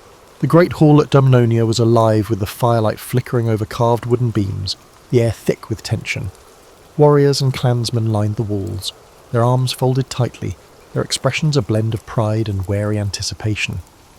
Two noble families stood apart at opposite ends of the room, each led by their respective chieftains, their eyes locked in mutual suspicion. Between them stood Aed, his white robes glowing softly in the dim light. He had been summoned urgently. A feud that had simmered for generations now threatened open conflict, spilling into violence and bloodshed. He arrived quietly, travelling alone with no entourage or guards. The weight of responsibility pressed heavily upon him, yet he stood calm, a silent pillar amid the stormy emotions. "Speak," Ed began quietly, his voice steady yet resonant. The hall fell into immediate silence. "Let your grievances be heard clearly." The first chieftain, a large, formidable man named Connell, stepped forward, his voice trembling with barely suppressed anger. He recounted a tale of stolen livestock, violated boundaries, and broken promises dating back to his father's time. His words painted the rival families as aggressors, greedy, and untrustworthy. Next spoke Finton, slender but fierce, eyes blazing with pride. His story was just as impassioned, weaving a narrative of betrayal, unjust accusation, and stolen honour. Each side presented their case passionately, drawing murmurs and nods of agreement from their supporters. Throughout, Aed listened without interruption, his face betraying neither judgment nor favouritism. He allowed the torrent of anger and accusation to flow freely, knowing that only by emptying their bitterness fully could peace begin to grow. When both sides had finished, silence once again settled over the room, heavy and expectant. Aed stepped forward, his eyes meeting those of each chieftain in turn, holding their gazes firmly yet gently. "You speak of stolen cattle, broken oaths and injured pride," he began softly, "but at the heart of your words lies pain and misunderstanding. Land is shared, not owned. You can return cattle, but you must rebuild trust once you've broken it." He spoke slowly, carefully, invoking stories and parables from ancient wisdom, tales familiar yet poignant. He spoke of legendary heroes who overcame pride and revenge, and of wise ancestors who understood the power of forgiveness and reconciliation. As his words filled the hall, Aed moved among the assembled warriors, touching shoulders, looking into eyes, and bridging the physical distance between the divided clans. He reminded them that unity and peace were not signs of weakness, but the highest form of strength. Finally, he returned to the centre of the hall, addressing both chieftains directly. "Let there be no talk of blame or vengeance," he said, "Instead, let each family give a gift. One cow from each herd exchanged in friendship. Let your sons and daughters meet openly at the next festival, not as rivals, but as kin bound by renewed peace." Connell and Finton exchanged long, uncertain glances. Slowly the tension began to ebb. Connell stepped forward first, extending his hand solemnly toward his rival. "May peace restore what anger took," he said gruffly. Finton hesitated, then clasped the offered hand. "May our children walk together where we once stood apart," he responded firmly. Cheers erupted, hesitant at first, then louder and more confident. The warriors relaxed, their postures easing, smiles and laughter breaking through the previously tense atmosphere. Aed stepped back quietly, content that his council had steered the clans away from violence. Later that evening, as the clans celebrated their newfound accord, Aed sat quietly beside the hearth, sipping warm mead and reflecting on the evening's events. He knew that true peace required vigilance and continued guidance. Yet for now, the cycle of anger and retaliation had been broken, replaced by tentative friendship and renewed hope. The chieftains approached him again, offering gratitude. Aed smiled warmly, reminding them gently, "Peace is not achieved in a single evening. Nurture this agreement, water it with trust and patience, and it will bear fruit for generations." Under the glow of the firelight, his words resonated deeply, reinforcing the bonds freshly made. As he left the hall, walking into the moonlit night, Aed felt the quiet satisfaction of a purpose fulfilled. He knew his role was far from over, yet tonight his voice of counsel had brought harmony to discord, turning bitter enemies into cautious friends. The sacred oak stood majestically, its gnarled branches spreading wide, casting dappled shadows upon the moss-covered clearing. This oak was not just ancient, it was revered, a living testament to generations of druidic wisdom. Aed stood beneath its massive limbs, his white robe illuminated by shafts of sunlight filtering through the leaves. Gathered around him were villagers and warriors, each face etched with anxiety and curiosity. Today the oak grove served as a court where justice would be decided not by sword or might, but by careful consideration and wisdom. Aed had been summoned to judge a matter of grave importance. A young warrior, Cathal, was accused of stealing cattle, a crime severe enough to ignite clan warfare. Cathal stood defiantly at the grove's edge, arms crossed, his expression stubborn yet tinged with fear. Opposite him stood Fergus, an older warrior renowned for bravery and honour, whose cattle had been taken. Fergus's eyes were dark with anger, his fists clenched at his sides. Aed raised his hand, signalling silence. He began with a clear, steady voice. "Speak plainly, that truth might emerge from the shadow of accusation." Fergus stepped forward, recounting the theft with passionate conviction, describing the prized cattle and the devastating loss to his family. His words resonated deeply among the crowd, drawing murmurs of sympathy. Cathal, however, maintained his innocence fiercely, insisting he was wrongly accused, his voice shaking with frustration. His friend stood behind him, murmuring support, eyes darting nervously between him and Aed. Listening carefully, Aed detected discrepancies, not deliberate falsehoods, but misunderstandings born of anger and haste. He called forth witnesses from both sides, questioning them patiently, coaxing forth details with gentle but firm probing. He watched their faces, noting subtle shifts in posture, tone and expression. Finally, Aed stepped toward the oak, laying his hand upon its rough bark. "Truth," he declared quietly, "is not a sword to cut through lies, but a root that grows slowly, hidden from sight until it reveals itself." He turned to Cathal, asking softly, "Have you ever seen these cattle?" Cathal hesitated, then shook his head earnestly. "No, I swear upon my ancestors." Aed turned back to Fergus. "Could another perhaps seek to benefit from your loss? Is there someone whose absence you overlooked while feeling angry?" Fergus paused, uncertainty flickering across his stern face. He looked back at his men, doubt beginning to creep into his expression. "Perhaps," he admitted reluctantly. Aed nodded. "Search your own house first," he advised calmly. "The truth often lies closest to where trust is strongest." Reluctantly, Fergus agreed, ordering his warriors to search carefully and fairly. Hours passed as tension lingered, villagers whispering anxiously while waiting beneath the oak's watchful presence. Finally, a group returned, bringing with them a youth named Ronan, Fergus's own cousin, guilt and shame etched deeply into his face. Ronan confessed, explaining his actions were born of envy and foolish pride. Fergus stared in shock and sorrow, his anger, melting into disappointment. The crowd murmured softly, eyes moving between the cousin and Aed awaiting judgment. Aed approached Ronan, his gaze firm but compassionate. Restitution must be made, but forgiveness can heal wounds deeper than punishment. He turned toward Fergus. Accept a fair penance, then let anger rest beneath this oak, replaced by wisdom and mercy. Fergus nodded, his shoulders relaxing. He embraced Ronan, acknowledging family bonds stronger than pride. Cathal, exonerated, sighed deeply, gratitude filling his eyes as he bowed to Aed.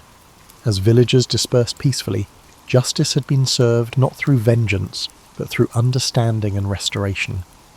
Aed remained briefly beneath the oak, its silent strength reinforcing his resolve. Justice, he knew, was more than judgment. It was balance, patience, and mercy woven tightly together beneath the shade of wisdom's ancient branches. Aed stood at the top of a solitary hill beneath the vast expanse of night, where the heavens stretched endlessly above. It was a sacred place, marked by a circle of ancient stones whose purpose only the druids remembered. He wrapped his cloak tighter against the biting wind, eyes lifted toward the constellations.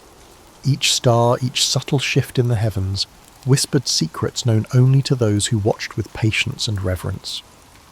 Tonight was the winter solstice, the longest night when darkness held sway, and the boundary between worlds grew thin. The stars gleamed brightly, clear and sharp in the frigid air. Around him, villagers gathered quietly, their breath visible in the cold, awaiting guidance for the year ahead. Aed raised his staff, carved with symbols representing the cycles of the moon and the sun, and began to speak softly. His voice carried through the silence, gentle yet filled with quiet authority. Tonight, darkness is strongest, but even now the wheel turns, the sun returns. Rebirth follows darkness as spring follows winter. Watch closely, and you will see your lives mirrored in the stars above. The villagers watched him intently, their eyes filled with wonder and trust. They depended on his insights for planting, harvesting, travel, and celebrations. He was not merely a sage, but a vital guide for their daily lives. Pointing skyward, Aed traced the outline of familiar patterns: the plough, the hunter, and the serpent. He spoke of how the hunter's path foretold the coming cold, and how the plough's position indicated the right time for planting. He explained patiently how the movement of the planets, subtle but unerring, guided decisions on marriages, battles, and journeys. As he spoke, Aed's words wove images in the minds of listeners, linking their earthly lives to the vast cosmic order. He gently reminded them that they were bound to the earth, but also children of the stars, each life reflecting the broader rhythm of existence. He then turned to the younger villagers, explaining patiently, "Each of you has a star that watches your path, guiding you toward your destiny. Learn to find your star, to read its subtle language." A young girl raised her hand timidly, her eyes wide with curiosity. "How do we find our star, druid?" Aed smiled warmly. "Your star finds you first. In moments of quiet, under clear skies, you will feel its gaze. Listen closely, and it will whisper your purpose." Throughout the night, he taught them patiently, describing how to read omens from the flights of birds, the patterns of clouds, and the positions of the stars. His voice remained calm and reassuring, weaving understanding among the gathered villagers. As dawn began to pale the eastern horizon, Aed lowered his staff, concluding the night's teachings. The villagers dispersed quietly, hearts uplifted, their spirits buoyed by newfound clarity. Aed remained behind, gazing thoughtfully upward as the stars began to fade. He felt the quiet satisfaction of a task fulfilled, of knowledge shared. In this sacred space between earth and sky, Aed reaffirmed his role not only as a watcher of celestial movements, but as a keeper of balance, ensuring that his people lived harmoniously with the rhythms of the natural world. As the first light touched the ancient stones, he felt a deep connection, knowing that in guiding others to watch the skies, he helped them navigate the complexities of their lives below. The sky was heavy with fog, and the scent of burning wood filled the air as Aed stood atop the hill overlooking his village as usual. The Romans had come, their legions marching inexorably through lands that had remained untouched for generations. As villages succumbed to conquest, fires dotted the horizon, signalling devastation, and flames consumed forests and sacred groves. Aed, now older, with silver threads in his hair, watched quietly, a deep sorrow etched into his features. His life's work had been dedicated to nurturing balance, to preserving the sacred knowledge passed down through countless generations. Now, that legacy seemed threatened by the relentless advance of Roman power. He gathered the remaining villagers who had fled to the hill for refuge. Fear filled their eyes, despair evident in their tense postures. Aed's presence, however, remained steady and reassuring, providing a beacon of calm amid chaos. "Gather around," he spoke, his voice firm but gentle, cutting through their anxiety. "We can't control the fires around us, but we can protect the flame within, our knowledge, traditions and spirit." He knelt, scooping earth into his hands, feeling its familiar warmth and resilience. The villagers watched him, their breathing slowing, their panic easing under his calm authority. "This land has seen countless seasons," Aed continued softly. "It has survived wars, weathered storms, and will endure even this. Our true strength lies not in walls or weapons, but in memory and tradition. We carry the sacred flame within us, passed down through generations. No enemy can extinguish it." He stood facing each villager in turn, his eyes filled with quiet determination. "Our task now is to protect this flame and ensure it continues to burn brightly within our children and their children after them." As he spoke, Aed directed the villagers to begin preparations, organising them into groups to gather what provisions remained, tend to the wounded, and find safe passage toward hidden glens deeper within the forests.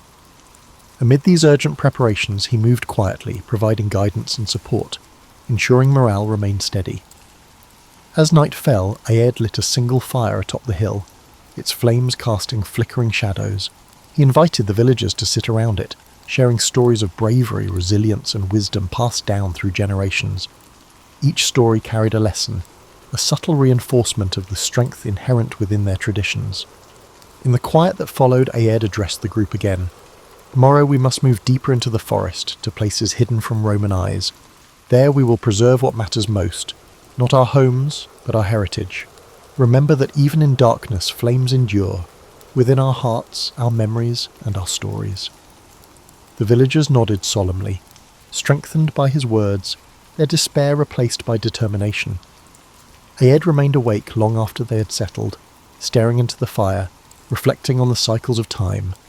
Despite the rise and fall of empires and the arrival and departure of conquerors, the spirit of his people remained unwavering. At dawn, they moved quietly into the deeper woods, leaving behind only the smouldering remnants of their former lives.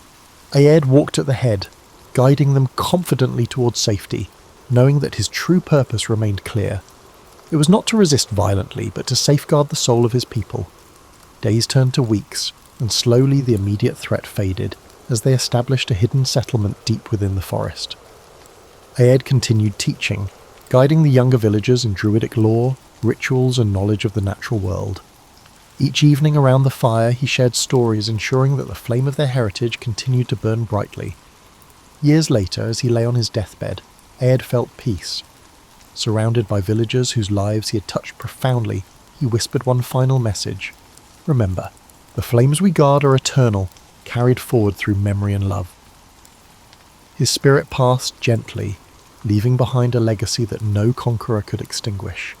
The villagers honoured him beneath the stars, sharing stories, repeating lessons learned, and vowing to carry forward his teachings. And in their hearts, the flame Aed had protected continued to burn brightly, unyielding, guiding them through darkness toward an enduring light.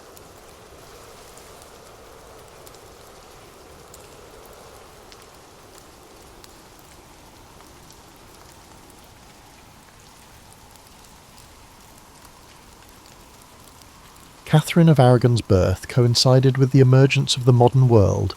Catherine of Aragon was born on December 16th, 1485, at the Archbishop's Palace in Alcalá de Henares near Madrid, during a time when the medieval era was slowly giving way to what we now call the Renaissance.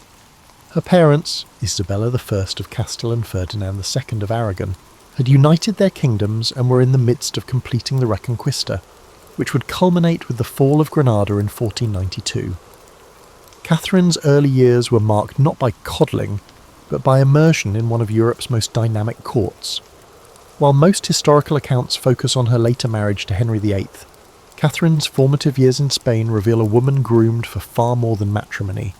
Her mother, Isabella, ensured Catherine received an education that surpassed what most royal daughters could expect. The tutelage of Alessandro Geraldini and the humanist Antonio Geraldini gave her fluency in multiple languages, including Spanish, Latin, French, and Greek. She studied canon and civil law, genealogy, heraldry, and history, subjects typically reserved for male heirs. Catherine's childhood unfolded against the backdrop of her parents' military campaigns against the Moorish kingdom of Granada. Rather than shielding their children from state affairs, Isabella and Ferdinand brought them along. At age 6, Catherine found herself in the military encampment at Santa Fe outside Granada, watching as the last Muslim ruler in Spain surrendered to her parents. The same year, a Genoese explorer named Christopher Columbus secured funding from her parents for a westward expedition that would forever change world history. What distinguished Catherine's upbringing from that of other royal daughters was her mother's insistence that she understand the mechanics of governance. Isabella of Castile was no ornamental queen, but ruled in her own right. Under her example, Catherine observed council meetings, diplomatic receptions, and looked into the delicate dance of statecraft. Her mother's confessor, the reforming Cardinal Jimenez de Cisneros, instilled in her a devout but intellectually rigorous Catholicism that emphasized personal piety alongside institutional reform. By age 15, Catherine had absorbed more practical knowledge of rulership than most royal sons twice her age. Yet the Spanish court that shaped her remained largely invisible in later English accounts, which preferred to cast her as a passive victim of Henry VIII's marital machinations rather than acknowledge the sophisticated political actor who arrived on English shores.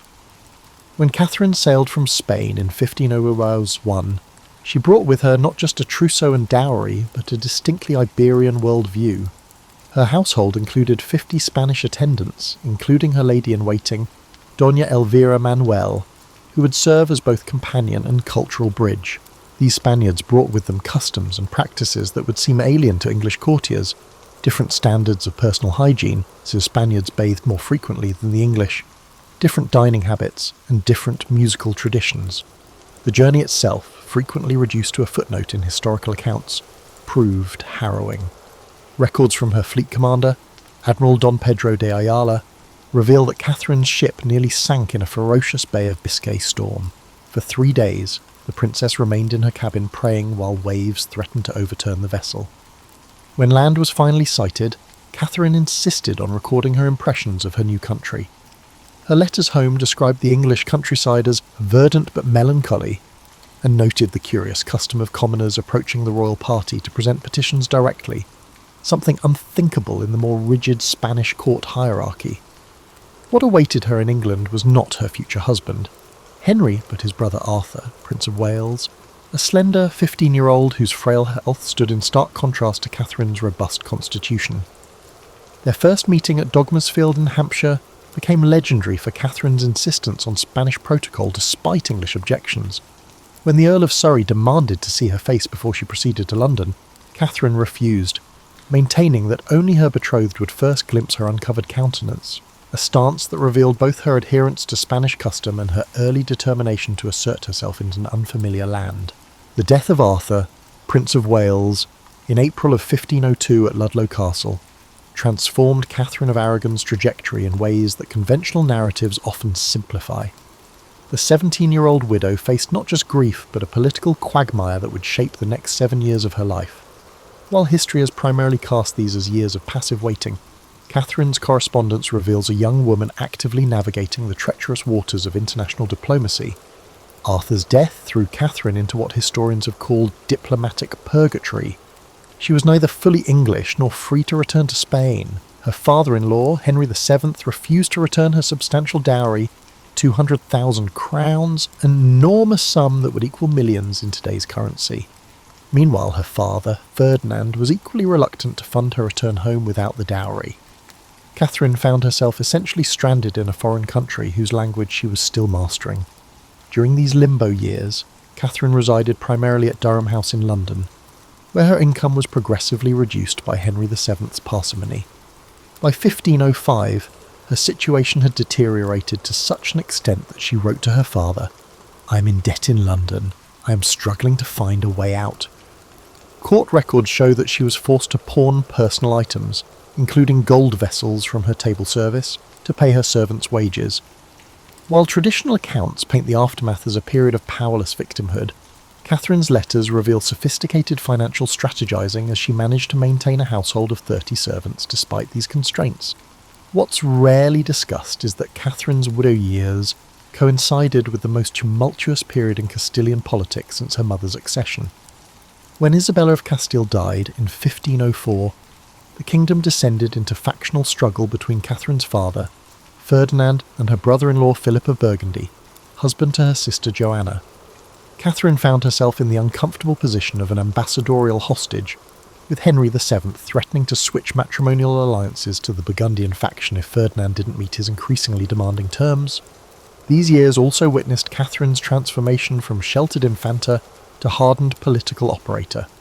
She essentially functioned as Spain's unofficial ambassador to England, sending coded intelligence reports to her father, while simultaneously maintaining a facade of dutiful deference to Henry VII. Court records show that she cultivated relationships with key English nobles, particularly the Howard and Stafford families, building a network that would later prove invaluable during her queenship. Most accounts overlook Catherine's intellectual development during this period. Inventories of her possessions show she acquired over 40 books between 1502 and 1509, including works by Erasmus and Thomas More. Her correspondence with the Spanish humanist Juan Luis Vives suggests she was engaged with the latest currents in Renaissance thought. Far from languishing in isolated misery, Catherine was participating in the intellectual ferment that would later characterise the early Tudor court. People have similarly misrepresented her religious life during these years. While Catherine's piety is well documented, it has often been caricatured as rigid and medieval. In reality, her spiritual practice aligned with the Devotio Moderna movement sweeping Europe, which emphasised personal, interior devotion over elaborate external rituals. Her confessor, the observant Franciscan Alessandro Barclay, introduced her to contemplative prayer practices that would later influence English spiritual writing. Catherine's relationship with the young Prince Henry, later Henry VIII, during this period deserves re-examination. Court records indicate regular contact between them, including shared musical performances and participation in court festivities.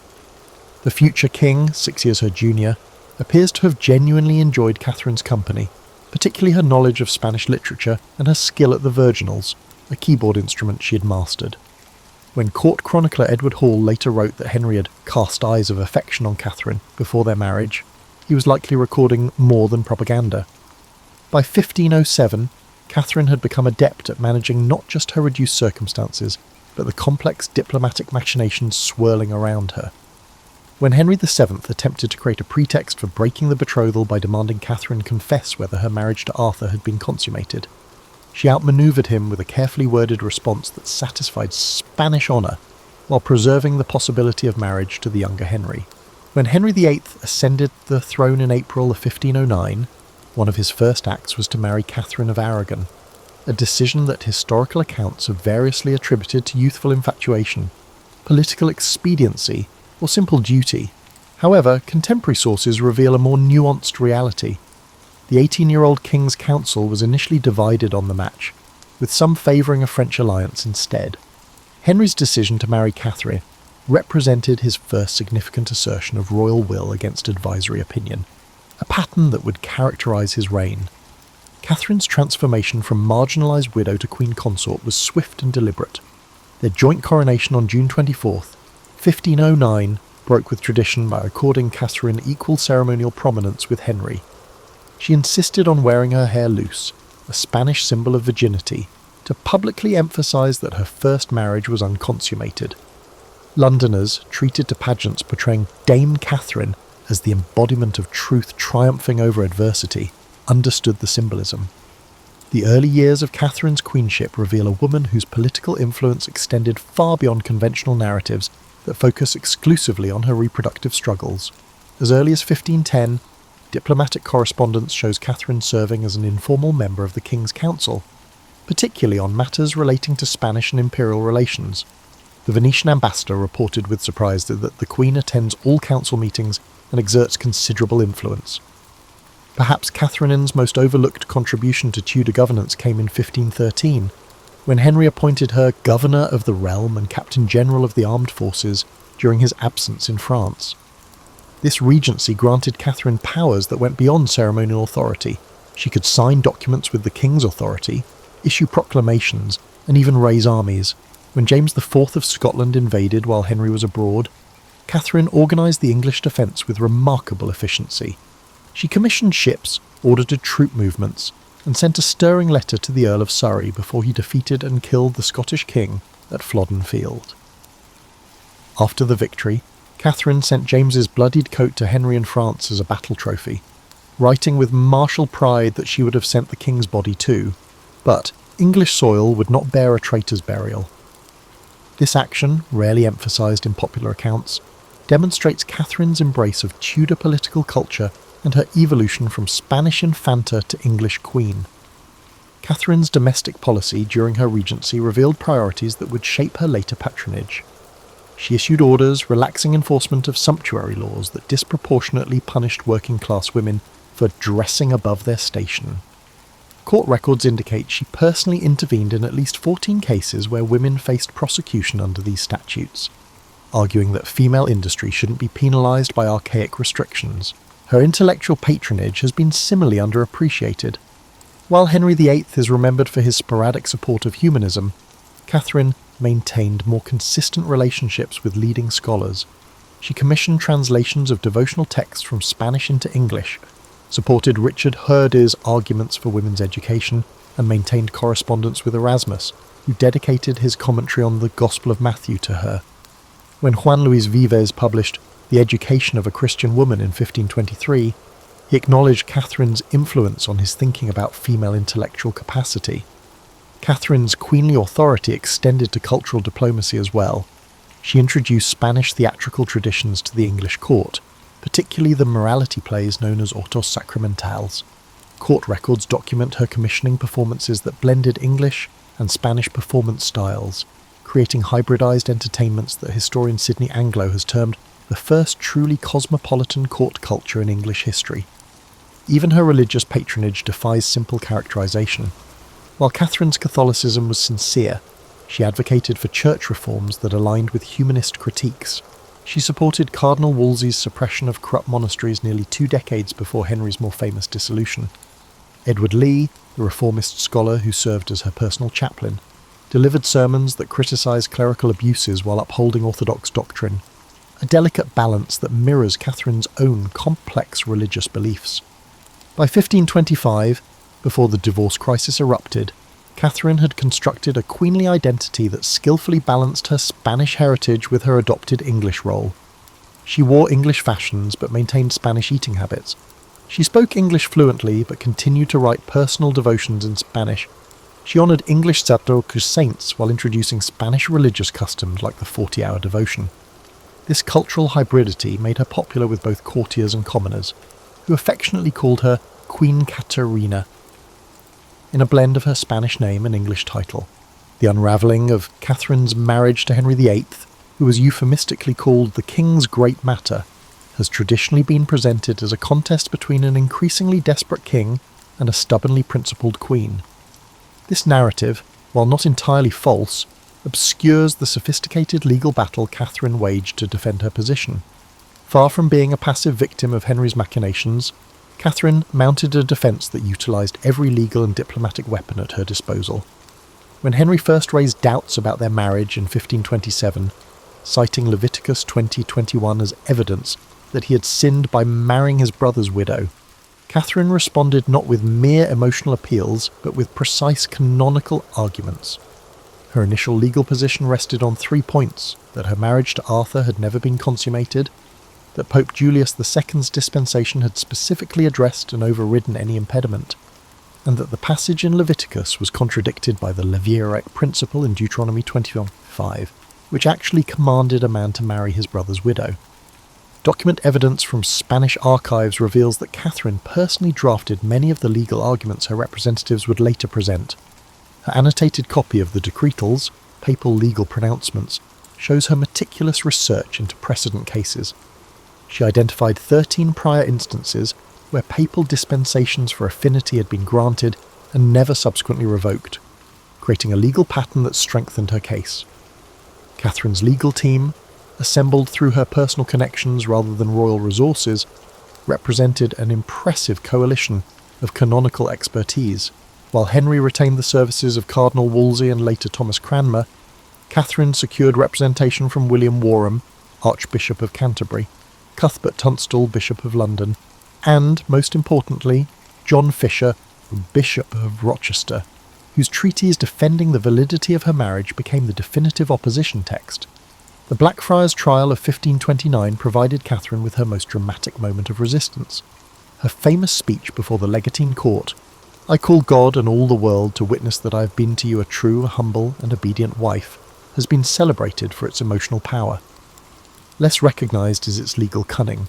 By appealing directly to Rome before the court could render judgment, Catherine executed a sophisticated canonical manoeuvre called exceptio spolii, which argued that she couldn't receive fair judgment while deprived of her rights as queen. This legal tactic effectively suspended the English proceedings. Catherine's appeal to Rome wasn't merely procedural obstruction, but reflected her understanding that the case would receive a more favourable hearing there. She maintained a network of informants throughout Europe who provided intelligence about papal politics. When imperial forces sacked Rome in 1527, placing Pope Clement VII under the influence of her nephew Emperor Charles V, Catherine strategically intensified her appeals to Rome, understanding that geopolitical circumstances now favoured her position. Even as Henry isolated Catherine physically, moving her from palace to palace with ever-decreasing household staff, she maintained communications with supporters through an underground network. Royal account books reveal the king's frustration at discovering Catherine had smuggled letters to imperial ambassadors via servants disguised as vegetable sellers. One particularly effective channel involved Catherine's Spanish ladies-in-waiting, who would carry messages braided into their hair when visiting London markets. When Henry separated from Catherine and banned her from court in 1531, she had effectively transitioned from being the queen consort to the opposition leader. From her reduced household at the Moor in Hertfordshire, she continued directing legal resistance through coded correspondence. She instructed her representatives in Rome to challenge every procedural motion, effectively creating years of delays that prevented Henry from legally remarrying while she lived. Catherine's strategic acumen extended to public relations. Understanding the power of popular sentiment, she deliberately appeared before crowds when travelling between her various places of confinement, dressed plainly but with the royal arms prominently displayed. Contemporary accounts describe commoners lining roads to cheer the true queen, demonstrations that so concerned Henry that he eventually confined her to increasingly remote locations. What's rarely acknowledged is how Catherine's resistance provided the legal template that later English Catholics would use to challenge Henry's religious policies. Her insistence on the supremacy of papal authority over the king in matters of marriage created precedents that evolved into broader arguments against royal supremacy. The network of supporters she cultivated, particularly among university scholars and clergy, formed the nucleus of what would become recusant resistance during Elizabeth's reign. Perhaps most remarkable was Catherine's maintenance of dual loyalties throughout the dispute. While adamantly defending her position as England's rightful queen, she refused multiple opportunities to escape to imperial territories, or to authorise her nephew Charles V to invade England on her behalf. When Charles's ambassadors suggested military intervention in 1532, Catherine reportedly responded, "I will not be the cause of war in Christendom, nor against the country that is now my own." Catherine of Aragon's diplomatic significance has been consistently undervalued in historical assessments that focus primarily on her domestic role. In reality, she served as the linchpin of Anglo-Spanish relations for nearly 3 decades, wielding influence that extended far beyond ceremonial functions. Her diplomatic career commenced prior to her queenship, as her father, Ferdinand, utilised her as a living pawn on the European diplomatic arena. From her arrival in England, Catherine maintained what we would now call a parallel diplomatic channel alongside official ambassadors. Her personal correspondence with her father, Ferdinand, and later her nephew, Emperor Charles V, provided intelligence that official dispatches often lacked. The Spanish ambassador, Rodrigo de Puebla, frequently complained that Catherine had more accurate information about English court politics than he did. Writing to Ferdinand in 1505, "The princess knows more of the king's mind in 1 hour than I learn in a month of careful observation." During Henry VIII's early reign, Catherine functioned as the architect of the Anglo-Spanish alliance that defined English foreign policy until the divorce crisis, the Treaty of Westminster, 1511, which formalised England's entry into the Holy League against France, bore Catherine's diplomatic fingerprints throughout. Spanish archives contain her draft suggestions for the treaty terms, many of which appeared verbatim in the final document. This hands-on approach to treaty formation went well beyond the conventional role of a consort. Catherine's influence extended beyond Spanish relations. She maintained regular correspondence with her sister Joanna in Castile, her nephew Charles in the Low Countries, and her niece Isabella in Denmark, creating a familial intelligence network spanning Europe. When Margaret of Austria, regent of the Netherlands, needed to communicate sensitive information to England without alerting French spies, she often routed messages through Catherine rather than formal diplomatic channels. The Field of Cloth of Gold in 1520 is typically presented as a watershed in Anglo-French relations, marking the legendary summit between Henry VIII and Francis I of France. Less discussed is Catherine's behind-the-scenes diplomatic counterweight. While publicly supporting the French rapprochement, she simultaneously strengthened ties with Charles V, hosting his ambassadors for private audiences, where she emphasised England's continuing commitment to imperial friendship. This dual-track diplomacy allowed England to maximise its negotiating position between Europe's two dominant powers. Catherine's diplomatic value became evident in 1522, when Charles V visited England for 6 weeks, an unprecedented diplomatic coup. Court records reveal Catherine's personal management of the visit's logistics, from menu planning that accommodated Spanish tastes to entertainment that subtly emphasised Anglo-imperial commonalities. During political discussions, Catherine often served as a cultural interpreter, explaining English customs to her nephew and contextualising English positions for Henry. The resulting Treaty of Windsor, highly favourable to English interests, was widely attributed to Catherine's skillful mediation. The Queen's diplomatic relevance wasn't limited to European affairs. Catherine took particular interest in the nascent transatlantic explorations, likely influenced by her mother's sponsorship of Columbus. Documents in the Spanish archives show she personally intervened to protect the rights of indigenous peoples in Spain's American territories. In 1529, she wrote to officials in Hispaniola, warning against the mistreatment of native inhabitants and endorsing the humanitarian arguments of Bartolomé de las Casas. This early advocacy for indigenous rights represents an underappreciated aspect of her international influence. Catherine's approach to international relations was characterised by what diplomat Eustace Chapuis called her long view of dynastic interests.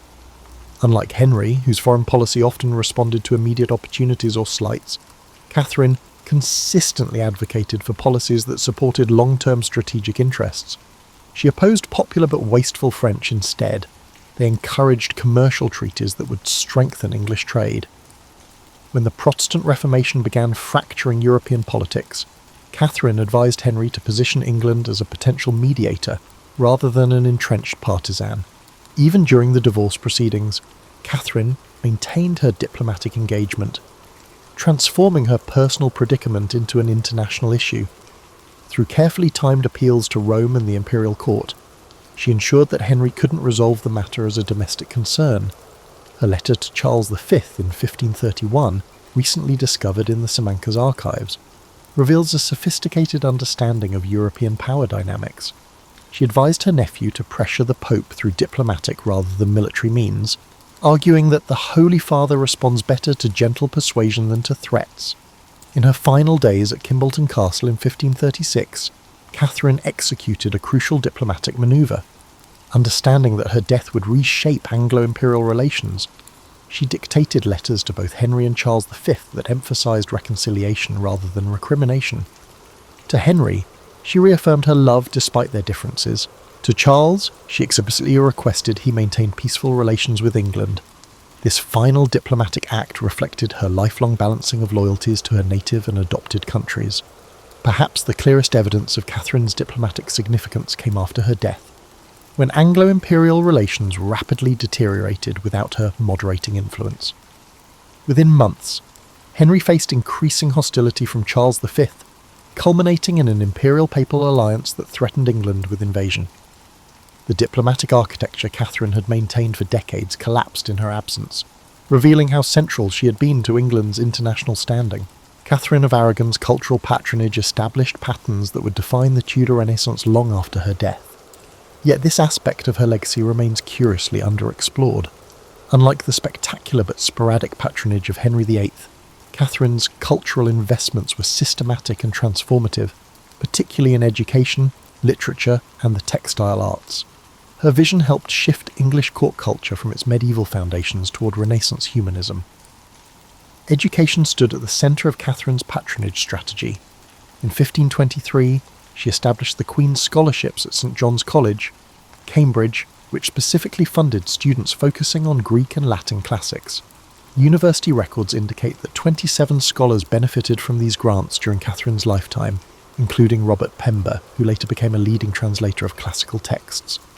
Unlike most contemporary patronage, Catherine's educational funding carried the unusual stipulation that recipients commit to teaching for at least 5 years after completing their studies, creating a multiplier effect for humanist learning.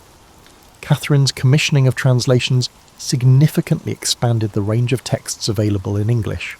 Court payment records document her sponsorship of at least 14 translation projects, including the first English versions of Seneca's moral essays and portions of Plutarch's Lives. Her most significant literary commission came in 1516, when she engaged Juan Luis Vives to write De Institutione Feminae Christianae, on the education of a Christian woman, which argued for women's intellectual capabilities at a time when female education remained controversial. Catherine ensured the work was quickly translated into English and distributed to noble households with daughters. The education of her daughter Mary reflected Catherine's pedagogical principles. She recruited humanist scholars like Thomas Linacre and Richard Pace as tutors, developing a curriculum that mirrored those of male heirs. Mary's education included not just traditional female accomplishments, but also Greek, Latin, astronomy, architecture, and governance, subjects typically reserved for male education. This educational program became influential beyond the royal family. Inventories from noble households show increased acquisition of classical texts for daughters after Catherine established this precedent. Catherine's textile patronage transformed English decorative arts. Spanish embroidery techniques, particularly blackwork, black silk on the white linen, sometimes called Spanish work, gained prominence through Catherine's workshop.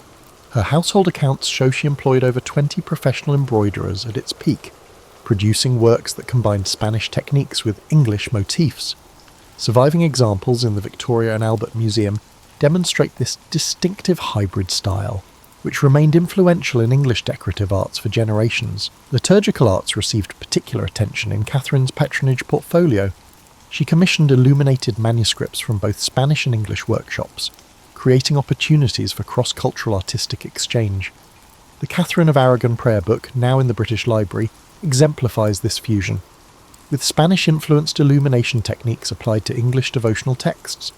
Catherine also commissioned altar furnishings that introduced Spanish liturgical aesthetics to English churches, including embroidered antependiere, altar frontals, that incorporated pomegranate motifs, her personal emblem, into traditional English church decoration.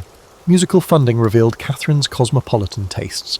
She introduced Spanish musicians to the English court, including the composer Juan de Anchieta, whose compositions familiarized English audiences with the unique polyphonic traditions of Iberian sacred music. Court records document her commissioning of motets that blended English and Spanish musical elements. Thomas Tallis, who would later become England's preeminent composer, received his first royal appointment in Catherine's household chapel, where he was exposed to this international musical environment. Subsequent rebuilding has largely erased Catherine's architectural patronage, but account books reveal significant projects. She redesigned the Queen's apartments at Greenwich Palace to include a Spanish-style inner courtyard with a fountain, creating spaces for humanist conversation modelled on Iberian precedents. At Richmond Palace, she commissioned a library specifically designed to house her growing collection of classical and humanist texts, with innovative features like reading desks with adjustable angles, a design later copied in other noble libraries. Perhaps most significant was Catherine's patronage of female artists and intellectuals. Court records show she employed women in traditionally male artistic roles, including Anne Brown as court painter and Margaret Bryan as astronomical instrument maker. These appointments created rare professional opportunities for talented women and established precedents for female intellectual achievement. When Catherine established her daughter Mary's household at Ludlow Castle in 1525, she deliberately recruited educated women as attendants, creating what historian Maria Dowling has called the first female humanist circle in England. Catherine's cultural patronage established a distinctively English Renaissance identity that outlived her personal downfall. The educational institutions she funded continued producing scholars long after her death. The artistic styles she introduced became naturalised as traditional English forms. Even her architectural innovations influenced subsequent royal building projects. When Elizabeth I later positioned herself as a Renaissance monarch, she drew upon cultural foundations that her mother's rival had established. Catherine of Aragon died at Kimbolton Castle on January 7, 1536, officially downgrading her to Princess Dowager, despite her insistence on her royal title until the end. Traditional narratives often conclude her story here, presenting her as a tragic figure whose significance waned after Anne Boleyn's ascension. This interpretation fundamentally misunderstands Catherine's enduring influence on Tudor England and beyond. Her legacy operated through multiple channels, some obvious and others more subtle, shaping English history long after her physical presence had ended. The most immediate aspect of Catherine's legacy manifested in popular resistance to Henry's religious policies. Her steadfast defence of papal authority provided both an intellectual framework and emotional inspiration for those opposing the nascent English Reformation. The Pilgrimage of Grace, the largest uprising of Henry's reign, explicitly invoked Catherine's cause among its grievances. Northern rebels carried banners depicting her royal arms alongside traditional religious images, symbolically linking loyalty to Rome with loyalty to the displaced queen. Catherine's influence persisted through networks of scholars and clerics she had patronised. John Fisher, Bishop of Rochester and her most prominent defender, became a martyr for rejecting royal supremacy. Less-known figures like Nicholas Wilson and Richard Featherstone, both former chaplains in Catherine's household, joined the ranks of religious exiles who maintained opposition from continental havens. These Catherinian loyalists, as historian Eamon Duffy termed them, preserved alternative visions of English Catholicism that would influence later recusant communities.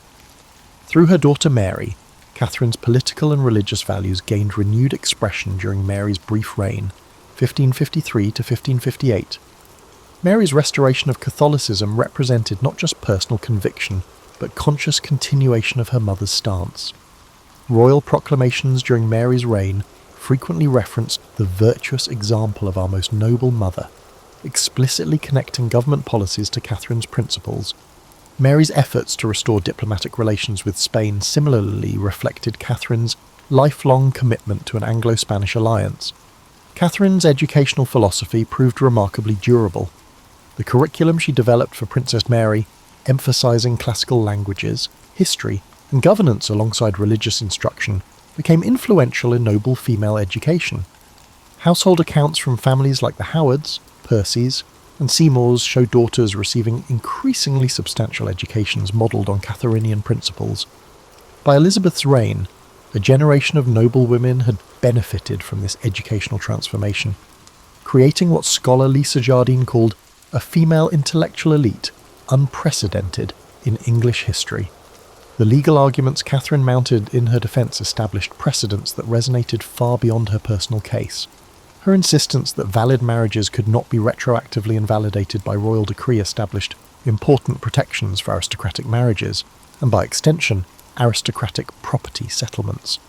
When Elizabeth I faced parliamentary pressure to clarify the succession in the 1560s, her resistance partly reflected awareness that questioning her parents' marriage would reopen the controversial legal principles Catherine had fought to uphold. Catherine's diplomatic legacy operated in complex ways. While Anglo-Spanish relations deteriorated after her death, the diplomatic networks she had cultivated provided channels for continued communication even during periods of official hostility. Spanish diplomats used contacts they had made in Catherine's home to stay in touch with English Catholics during Edward VI's rule. These unofficial channels proved crucial during Mary's accession crisis in 1553, when Spanish diplomatic support, arranged through Catherine's former ladies-in-waiting, helped secure Mary's throne. In cultural terms, Catherine's influence remained visible for generations. The distinctive blackwork embroidery she introduced remained fashionable throughout the 16th century. with Elizabeth I herself wearing garments decorated in this Spanish work, despite her political opposition to Spain. Architectural elements Catherine had introduced, particularly the enclosed private garden and the humanist study, became standard features in elite English homes. Even her innovations in court ceremony, like the Spanish-influenced reverence that replaced the medieval nebo, persisted as elements of English court protocol. Perhaps most significantly, Catherine established enduring principles of queenship that influenced subsequent royal women. Her example demonstrated that queens could exercise substantial political authority while maintaining popular affection. She proved that consorts could serve as effective diplomatic agents and cultural patrons. Even in adversity, she established that queens possessed distinct rights that could not be arbitrarily revoked. Elizabeth I, despite her complicated relationship with Catherine's memory, adopted many aspects of Catherine's queenly performance, particularly her careful balance of foreign and domestic identities. The culmination of Catherine's legacy arrived with the accession of James I in 1603, which reunited the English and Scottish crowns and restored peaceful relations with Spain. The 1604 Treaty of London, ending nearly 2 decades of Anglo-Spanish conflict, explicitly referenced Catherine's earlier diplomatic work as a model for renewed friendship. When Philip III's ambassador presented James with Catherine's portrait as the diplomatic gift, he symbolically acknowledged what historians have often overlooked, that Catherine of Aragon's vision of England's place in Europe had ultimately prevailed. Catherine's story extended far beyond the divorce crisis that dominates popular perceptions. She was not merely Henry VIII's discarded first wife, but a consequential historical figure whose influence shaped Tudor England in profound and lasting ways. Her legacy encompassed religious principles, educational innovations, diplomatic relationships, legal precedents, and cultural transformations that continued influencing English society long after her death. The true measure of Catherine's historical significance lies not in the marriage that ended, but in the many ways her life's work continued shaping the nation she had adopted as her own.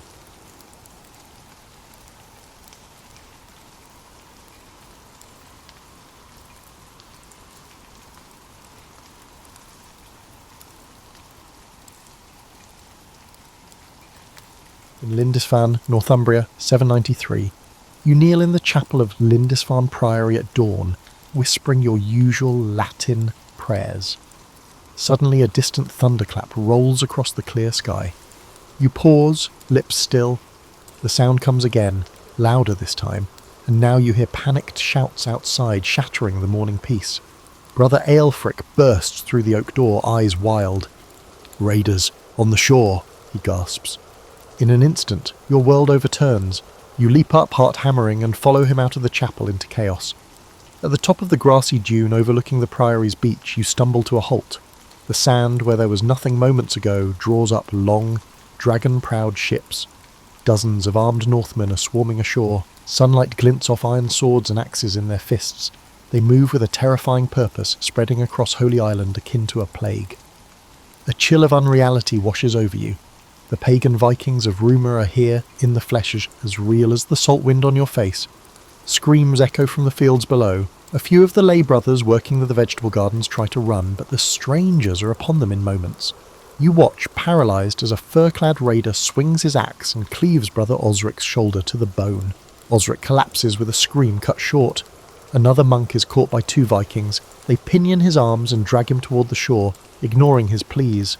You think, God help us, this can't be real, not on this sacred island. "They're coming! Inside! Inside!" Abbot Edbert bellows from the courtyard.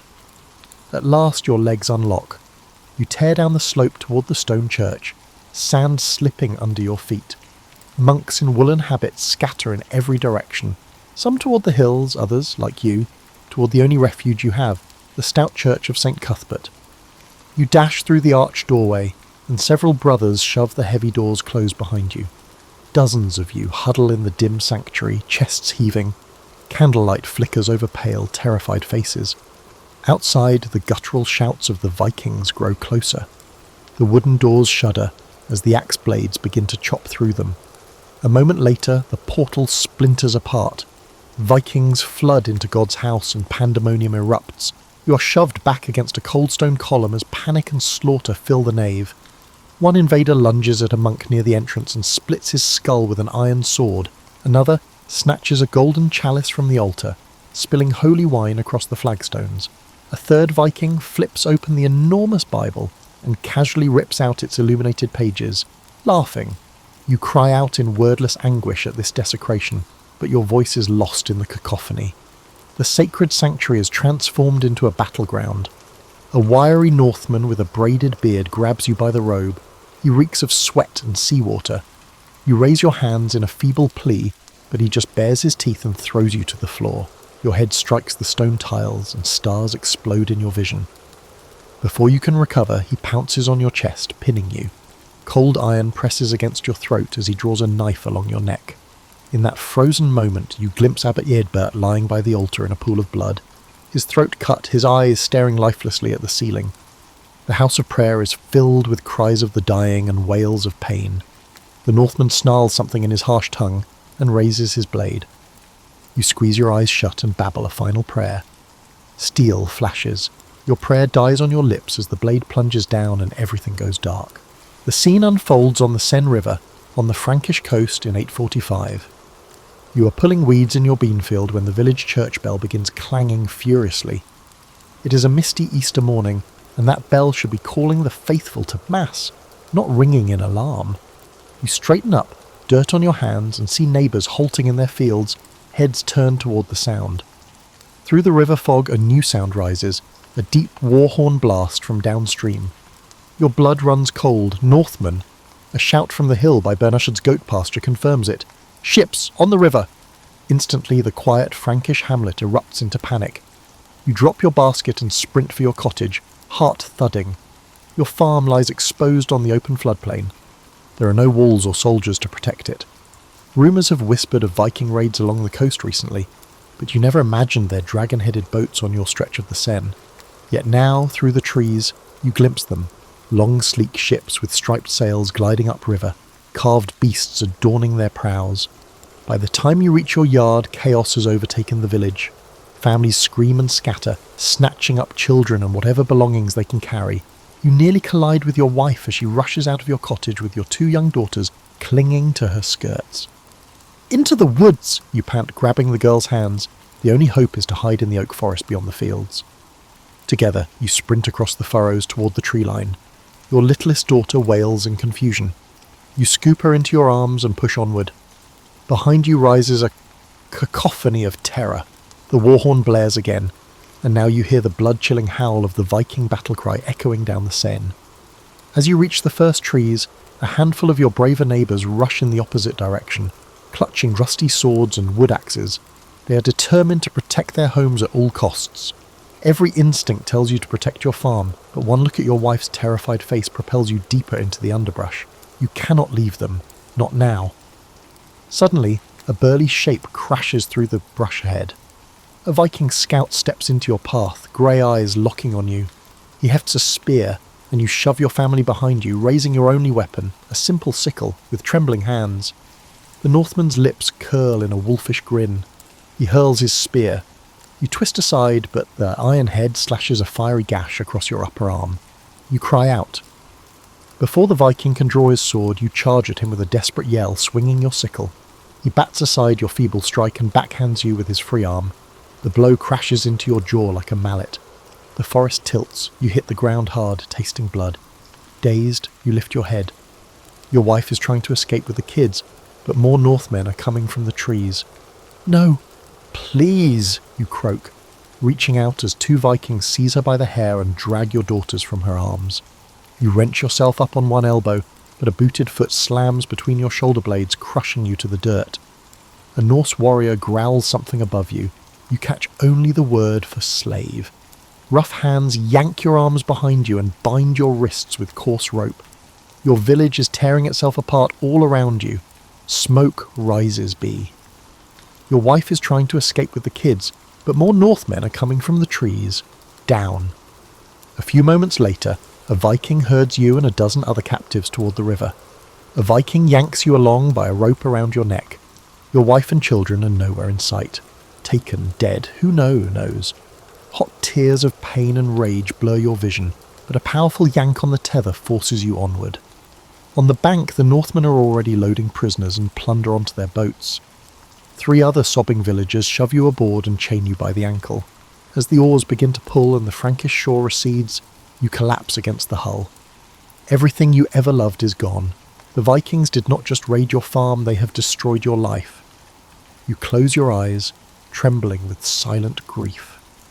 Easter morning sunlight glitters on the river, but for you no resurrection will come, only the endless darkness of slavery. This story takes place in Ireland during the 9th century.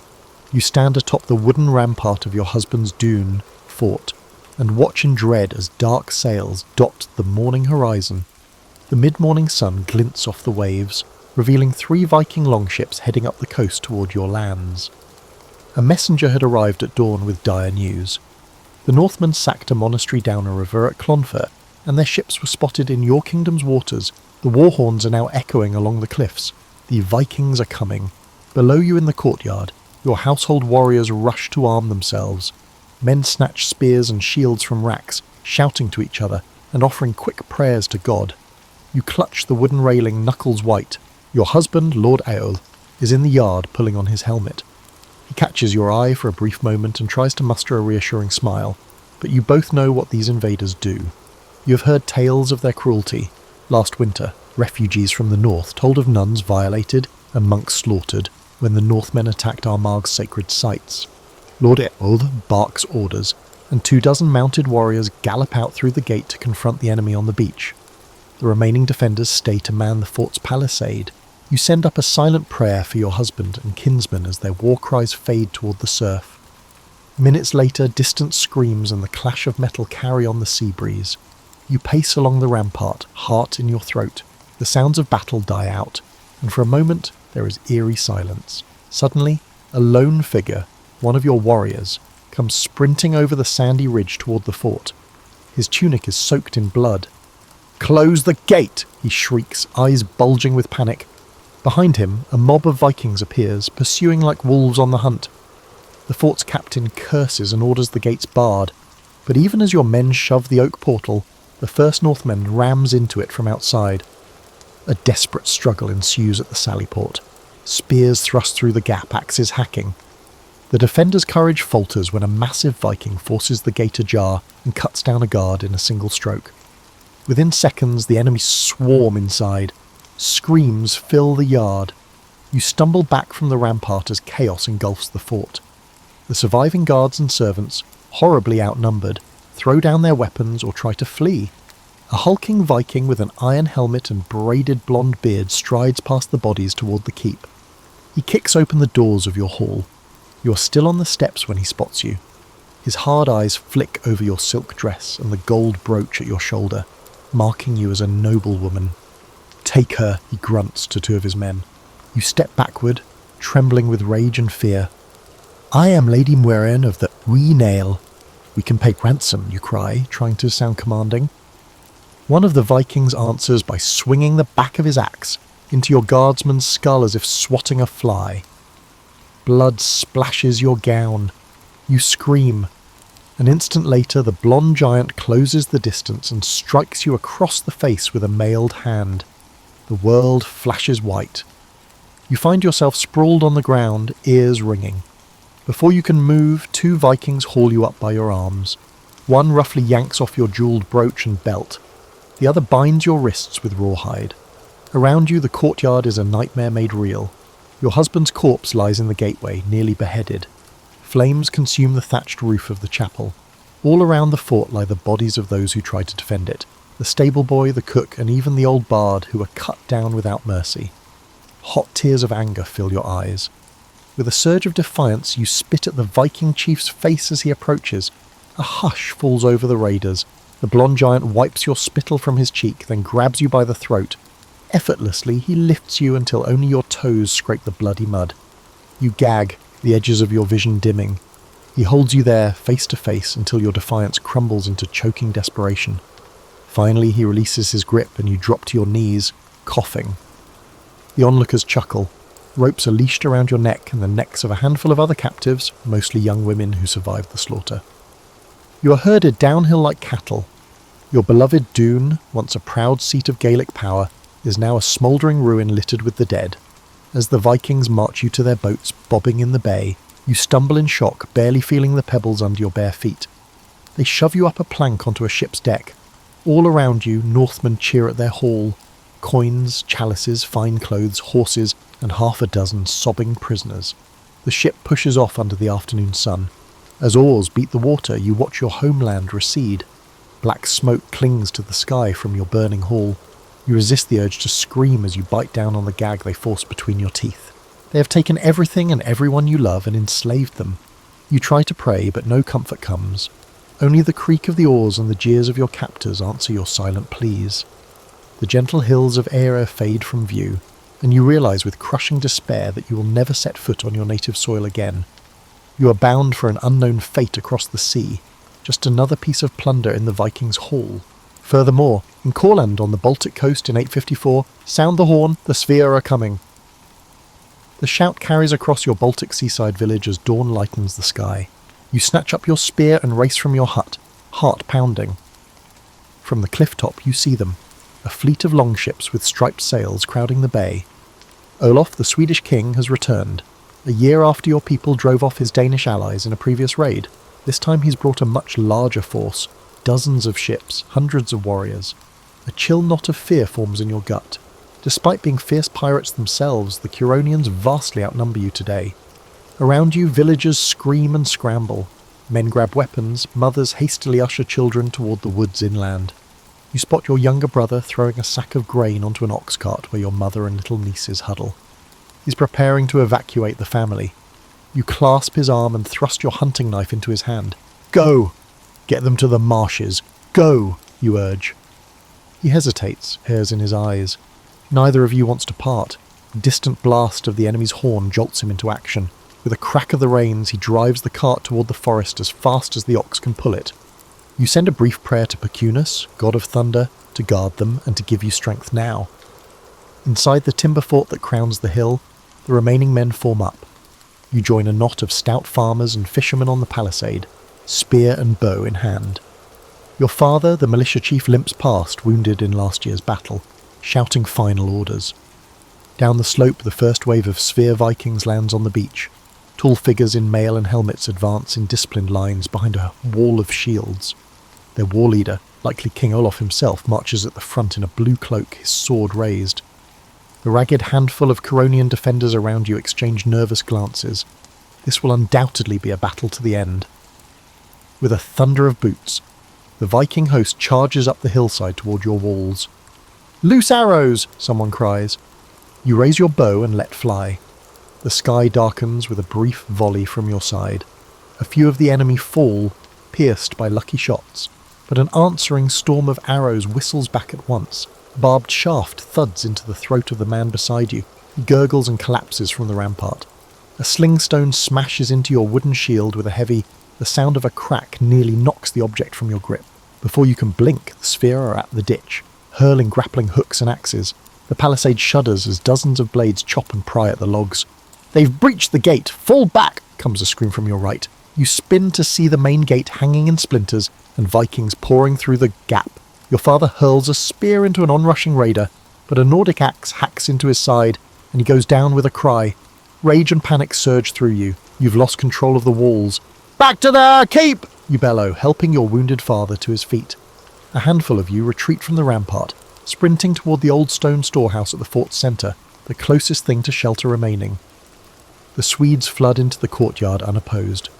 You half drag, half carry your father toward the storehouse doorway. A glance over your shoulder reveals utter carnage.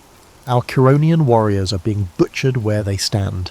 The blacksmith Irma swings his axe desperately, but 3 Vikings set upon him at once, swords flashing. He falls in a spray of blood. Others drop their weapons and beg for quarter, only to be cut down without mercy.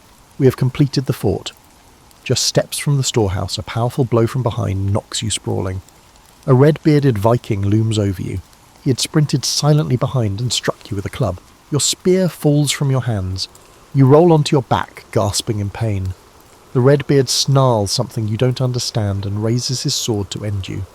Behind him, through the haze of smoke and dust, you see a knot of Viking warriors forcing the last few captives, including a wounded, sobbing boy, to their knees at sword point. You know it's over for your village. The Viking's blade pauses in the air as he notices your fierce, unyielding glare. For an instant you see uncertainty in his eyes. Perhaps he expected pleading.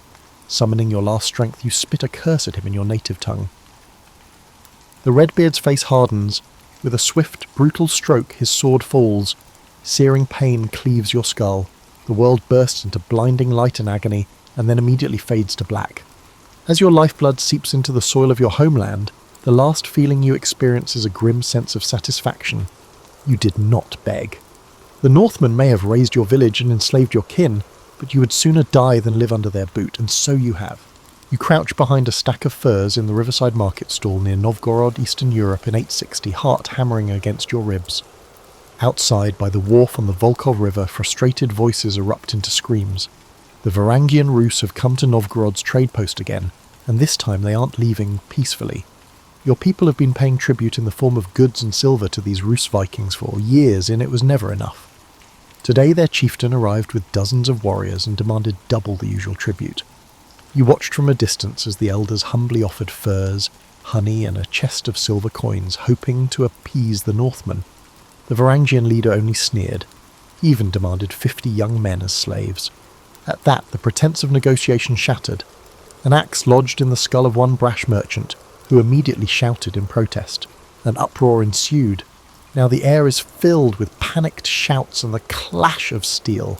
From your hiding spot, you peek out. A flaxen-haired Viking smashes a pottery stall with his shield, sending shards flying and the potter scurrying. Across the way, another Norseman overturns a wagon of grain, laughing as it spills.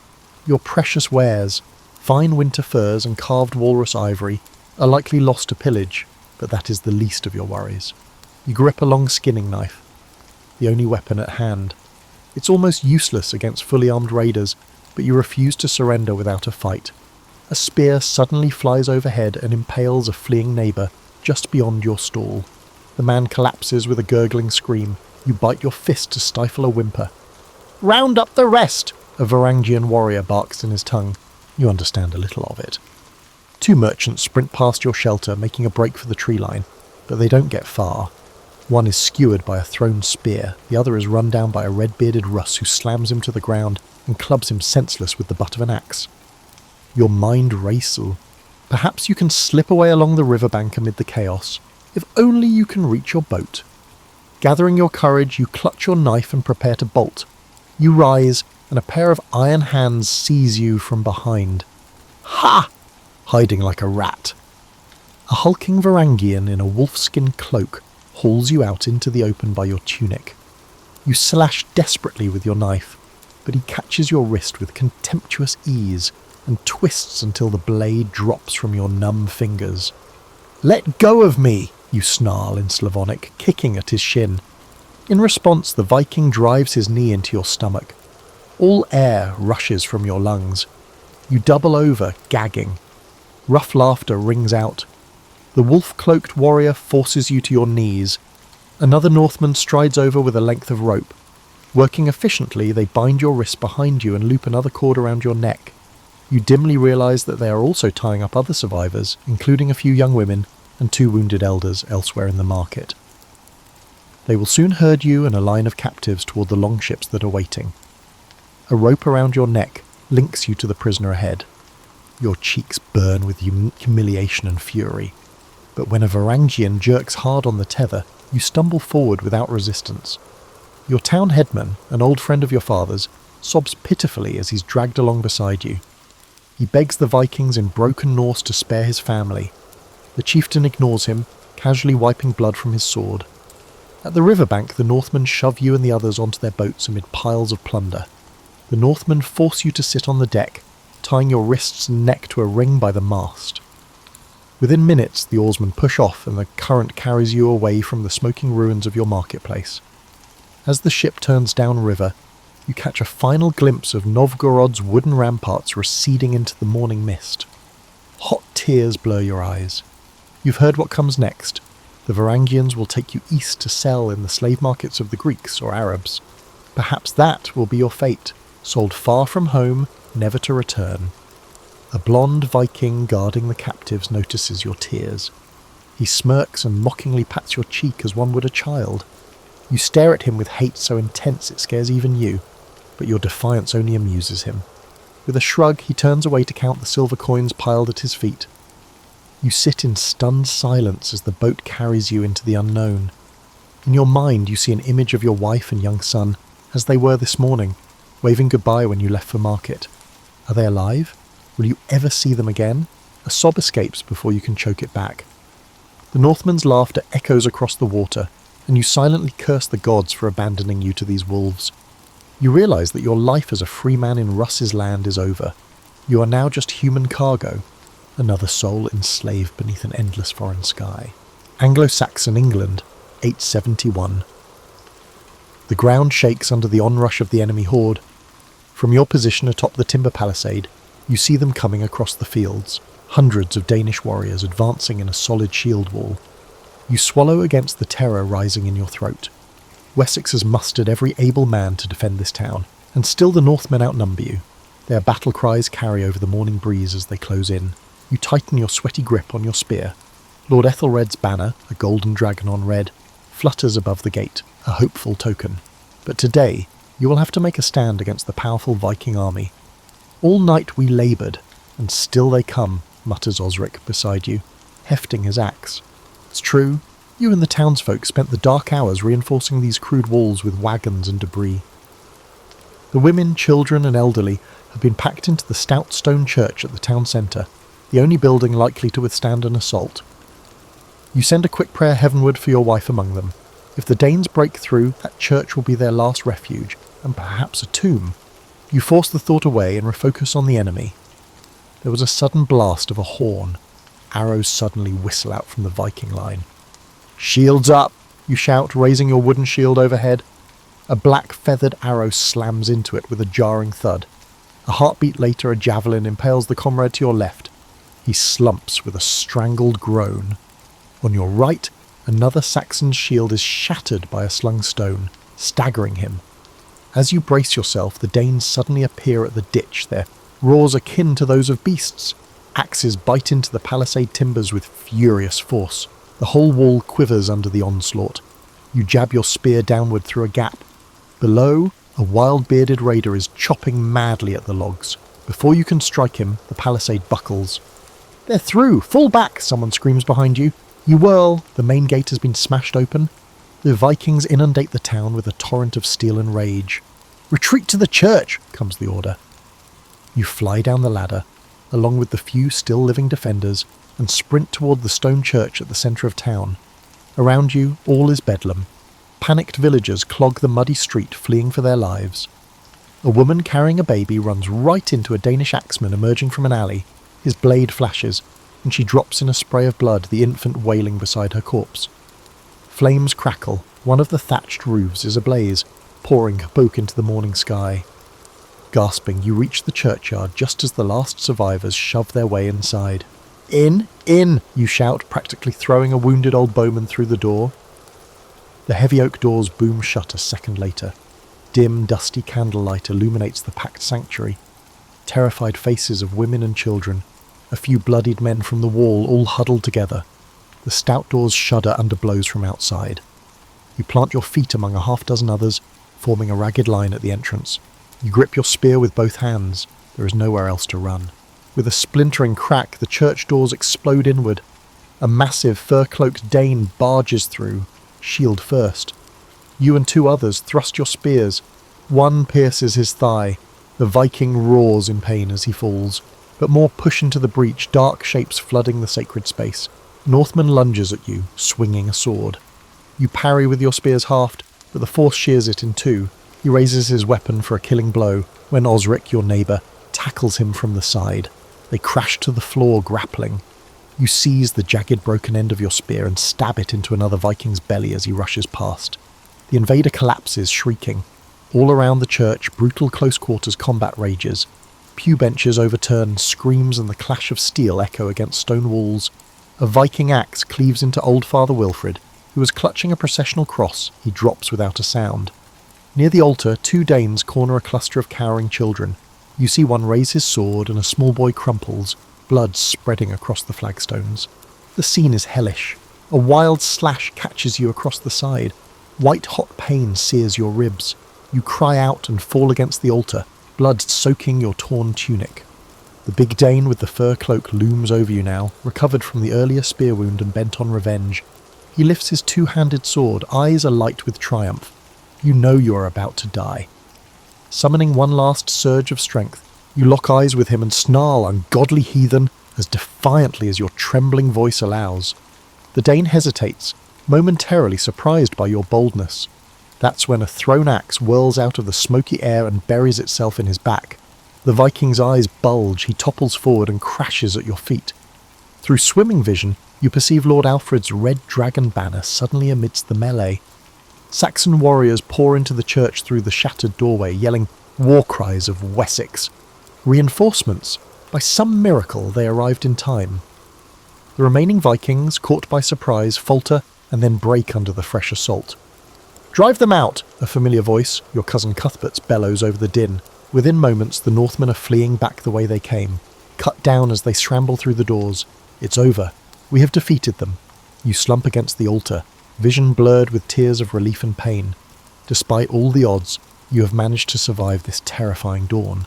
Alive, you slide down to sit on the blood-slick floor. All around are mingled sobs of joy and mourning, victory at dreadful cost. Cuthbert rushes to your side and presses a cloth to your bleeding wound. "Hold on, cousin," he urges. You manage a faint surmile. Outside, the Viking war horn sounds a retreat. Alfred's men shout in triumph atop the battered walls. Your town still stands. Despite being battered, burned, and littered with the dead, your town remains unconquered. As Cuthbert helps you to your feet, you gaze over the carnage inside the church and feel both grief and gratitude. The Danes will return, you know they will, and more blood will be shed. But not today. Today, by the grace of God, you have witnessed the impossible. The enormous Viking army in flight. You have survived a Viking raid, scarred, exhausted, half in shock, but alive. The final scenario in the aftermath, Enslaved, takes place in the 9th century. You awaken before dawn to the tug of the iron collar around your neck. You begin yet another day in servitude. Slowly you push yourself up from the straw on the firm clay floor of the barn. Every muscle aches. Years of back-breaking toil under the Norsemen have left your body knotted with pain.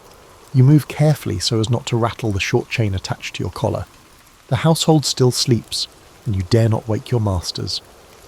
Grey, pre-dawn light seeps in through the wooden slats. You're a thrall, a slave in this Viking farming village far from your homeland. The cold iron ring riveted around your throat is the permanent mark of your bondage. Reaching up, you touch the metal collar and remember the day it was forged in place by your captors. Your hair is raggedly shorn, cut short as another sign of your servitude. Once you were a proud, free person with a family, land and hope for the future. Now you are property. Outside, roosters begin to crow. Your heart jumps. You must be at your chores before the Norse household awakens, or risk a beating. You shuffle out of the barn on bare feet. The morning air is damp and chill. As you hurry across the yard toward the well, two dark shapes suddenly sprint toward you, the guard dogs. You freeze, eyes down, and extend your empty hands. The dogs sniff and circle, then trot away. They recognize your scent by now. Still, your pulse races. You've seen those hounds tear into runaway slaves before. By first light, you're hauling water from the well to the longhouse. The routine of labour gives you a fragile sense of order. You fill the trough for the livestock, one bucket at a time. Next, you lug armfuls of firewood inside to rekindle the hearth. Your hands are a landscape of scars, burns, and calluses. Hard work has become your only constant. At times, you almost forget there was ever a life before it. Almost. While gathering kindling, you catch sight of your reflection in a puddle outside the kitchen shed. A gaunt, hollow-eyed face stares back, barely recognisable as you. Unbidden, memories flood in. You see the day of your village's fall, flaming roofs, screaming loved ones, and sword-wielding figures storming through the chaos. Your knees buckle, and you grip the shed wall to steady yourself. Last night was the same as every night, haunted by nightmares of the raid. You relive the moment you were spared, if this existence can be called being spared, the moment a Viking shoved you into a chain instead of cutting you down. Awake, you can push these thoughts aside while you labour, but in sleep you see your family's faces again. You hear your little son's cry as the Northmen drag him from your arms. You smell the blood and smoke. A sharp voice jolts you from your reverie. "Get moving, thrall!" snaps Astrid, the farmer's wife, emerging from the longhouse with a clay pitcher. You cringe and lower your gaze. "Yes, mistress," you respond in Norse. Scurrying to hold the door open for her, she shoves the pitcher into your hands. "Fetch fresh water and be quick," she growls. You bow your head and rush back to the well, clutching the pitcher tightly to hide the tremor in your fingers. Even after 5 years of slavery, that tone of contempt still burns as hot as ever. Tears prick your eyes as you wind the well rope. You blink them away fiercely. A thrall's life depends on his master's goodwill. You've learned to show no hint of anger or grief, but inside your soul roils. Drawing up the heavy bucket, you mouth a silent prayer in your native tongue. To God? Are you praying to the old gods? You're no longer sure. You pray for strength to endure this living death, or the mercy of a quicker end. The sun crests the horizon, golden light spilling over the farm. You pause a moment, squinting toward the eastern glow. In your old life, sunrise meant warmth and promise. Now it just marks another day of chains. Still feeling the sun's rays on your face revive something in you, a distant memory of freedom. For a heartbeat, you recall walking your fields at dawn, your little boy on your shoulders. The ache of loss nearly doubles you over. A bitter truth sears your mind. The person you had died on the day of the Viking raid. A distant laugh from the longhouse shakes you back to reality. Your masters are awake. Shoulders hunched, you hoist the pitcher and hurry to serve them. As you shuffle inside to pour Astrid's morning ale, she wrinkles her nose. "You stink of sweat," she says, waving you off. "When you're done here, wash yourself. I won't have guests smelling a filthy thrall." You nod obediently and retreat. Shame creeps over you, but also a spark of something else. Indignation. Filthy? You spend hours each day scrubbing their floors and laundering their clothes. When would you even wash yourself? But you swallow the retort. A thrall with pride is a thrall with a death wish. Outside, you dutifully ladle water over your body at the trough. The icy splash makes you shiver. You stare down at the muddy ground and realize you feel nothing. None of the fire that once filled your heart. The Vikings took everything from you. They even took the person you used to be. In his place stands this empty shell performing tasks on command. Perhaps it would have been better to have died fighting like so many others. Perhaps you are the unlucky one for surviving. Hot tears well up and fall into the dirt. You allow yourself a few ragged breaths of sorrow under the morning sun, which by now hangs bright in the sky. Then you inhale, wipe your eyes, and gather the buckets for the next chore. As you hoist the yoke onto your shoulders, you catch a glimpse of the distant sea glittering beyond the cliffs. For one moment, a flicker of resolve cuts through your despair. One day, you think, one day I'll be free again. The thought is gone almost before it formed, chased away by years of brutal reality, but it lingers in your chest like an ember under ash. A harsh shout from the smokehouse jolts you back to duty. You lower your head and carry on with your burdens in the yard. This is your world now. Fear, toil and memories that hurt more than any whip. In a way, your captors did not spare your life at all, they simply claimed it. And so you labour on, a survivor in the Vikings' wake, living day to day in a fate worse than death. The early 17th century. A time when Europe was a patchwork of kingdoms, principalities and religious divides. At the heart of this patchwork lay the Holy Roman Empire, a vast and fragmented realm that stretched across much of Central Europe. For centuries, tensions simmered beneath the surface, as Catholic and Protestant states vied for power, influence, and the right to practice their faith freely. The spark that ignited this long and devastating conflict came in the form of a defiant act in the city of Prague. In 1618, Protestant nobles in Bohemia, angered by perceived restrictions on their religious freedoms under Emperor Ferdinand II, staged a dramatic rebellion. They stormed Prague Castle, seized 2 imperial officials, and hurled them out of a window in an event known as the Defenestration of Prague. Miraculously, the officials survived the fall, but the act was a clear declaration of defiance. This single moment set off a chain reaction, like ripples spreading across a still pond. Ferdinand II, a staunch Catholic, saw the rebellion as a direct challenge to his authority in the Catholic Church. Determined to restore order and Catholic dominance, he mobilized his forces, while Protestant leaders across the empire began rallying their allies in preparation for a larger struggle. What began as a localized conflict in Bohemia quickly escalated into a broader war, drawing in neighbouring regions and foreign powers. Protestant princes sought support from allies in Denmark, Sweden and beyond, while Catholic states turned to Spain and the powerful Habsburg dynasty for aid. The war was no longer just about Bohemia. It had become a contest of religion, politics and territorial ambition. As the conflict unfolded, it became clear that this was not a war of quick resolutions. The early battles were fierce yet inconclusive, leaving both sides entrenched in their positions and more determined than ever to secure victory.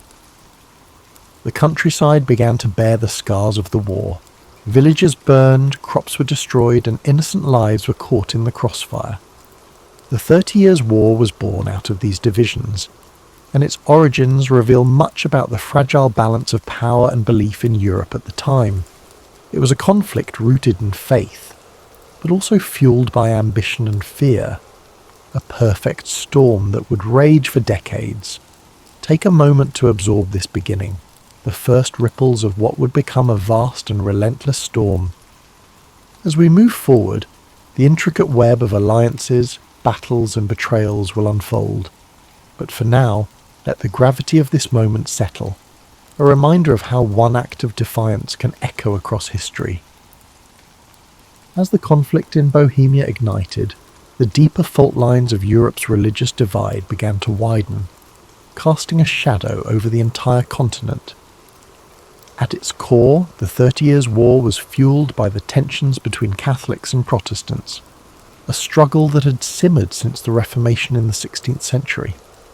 The Peace of Augsburg in 1555 had attempted to create harmony by allowing rulers within the Holy Roman Empire to determine their state's religion, whether Catholic or Lutheran. Yet this fragile peace left many unresolved issues, particularly with the rise of Calvinism, a branch of Protestantism that had not been recognised in the agreement. As Calvinist states gained influence, the Catholic Habsburg rulers viewed them as a threat.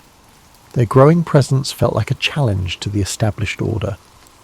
When Ferdinand II ascended to the throne of the Holy Roman Empire, he was determined to restore Catholic dominance. His unwavering faith and aggressive policies further inflamed tensions, especially among Protestant states that viewed him as a tyrant bent on crushing their freedoms.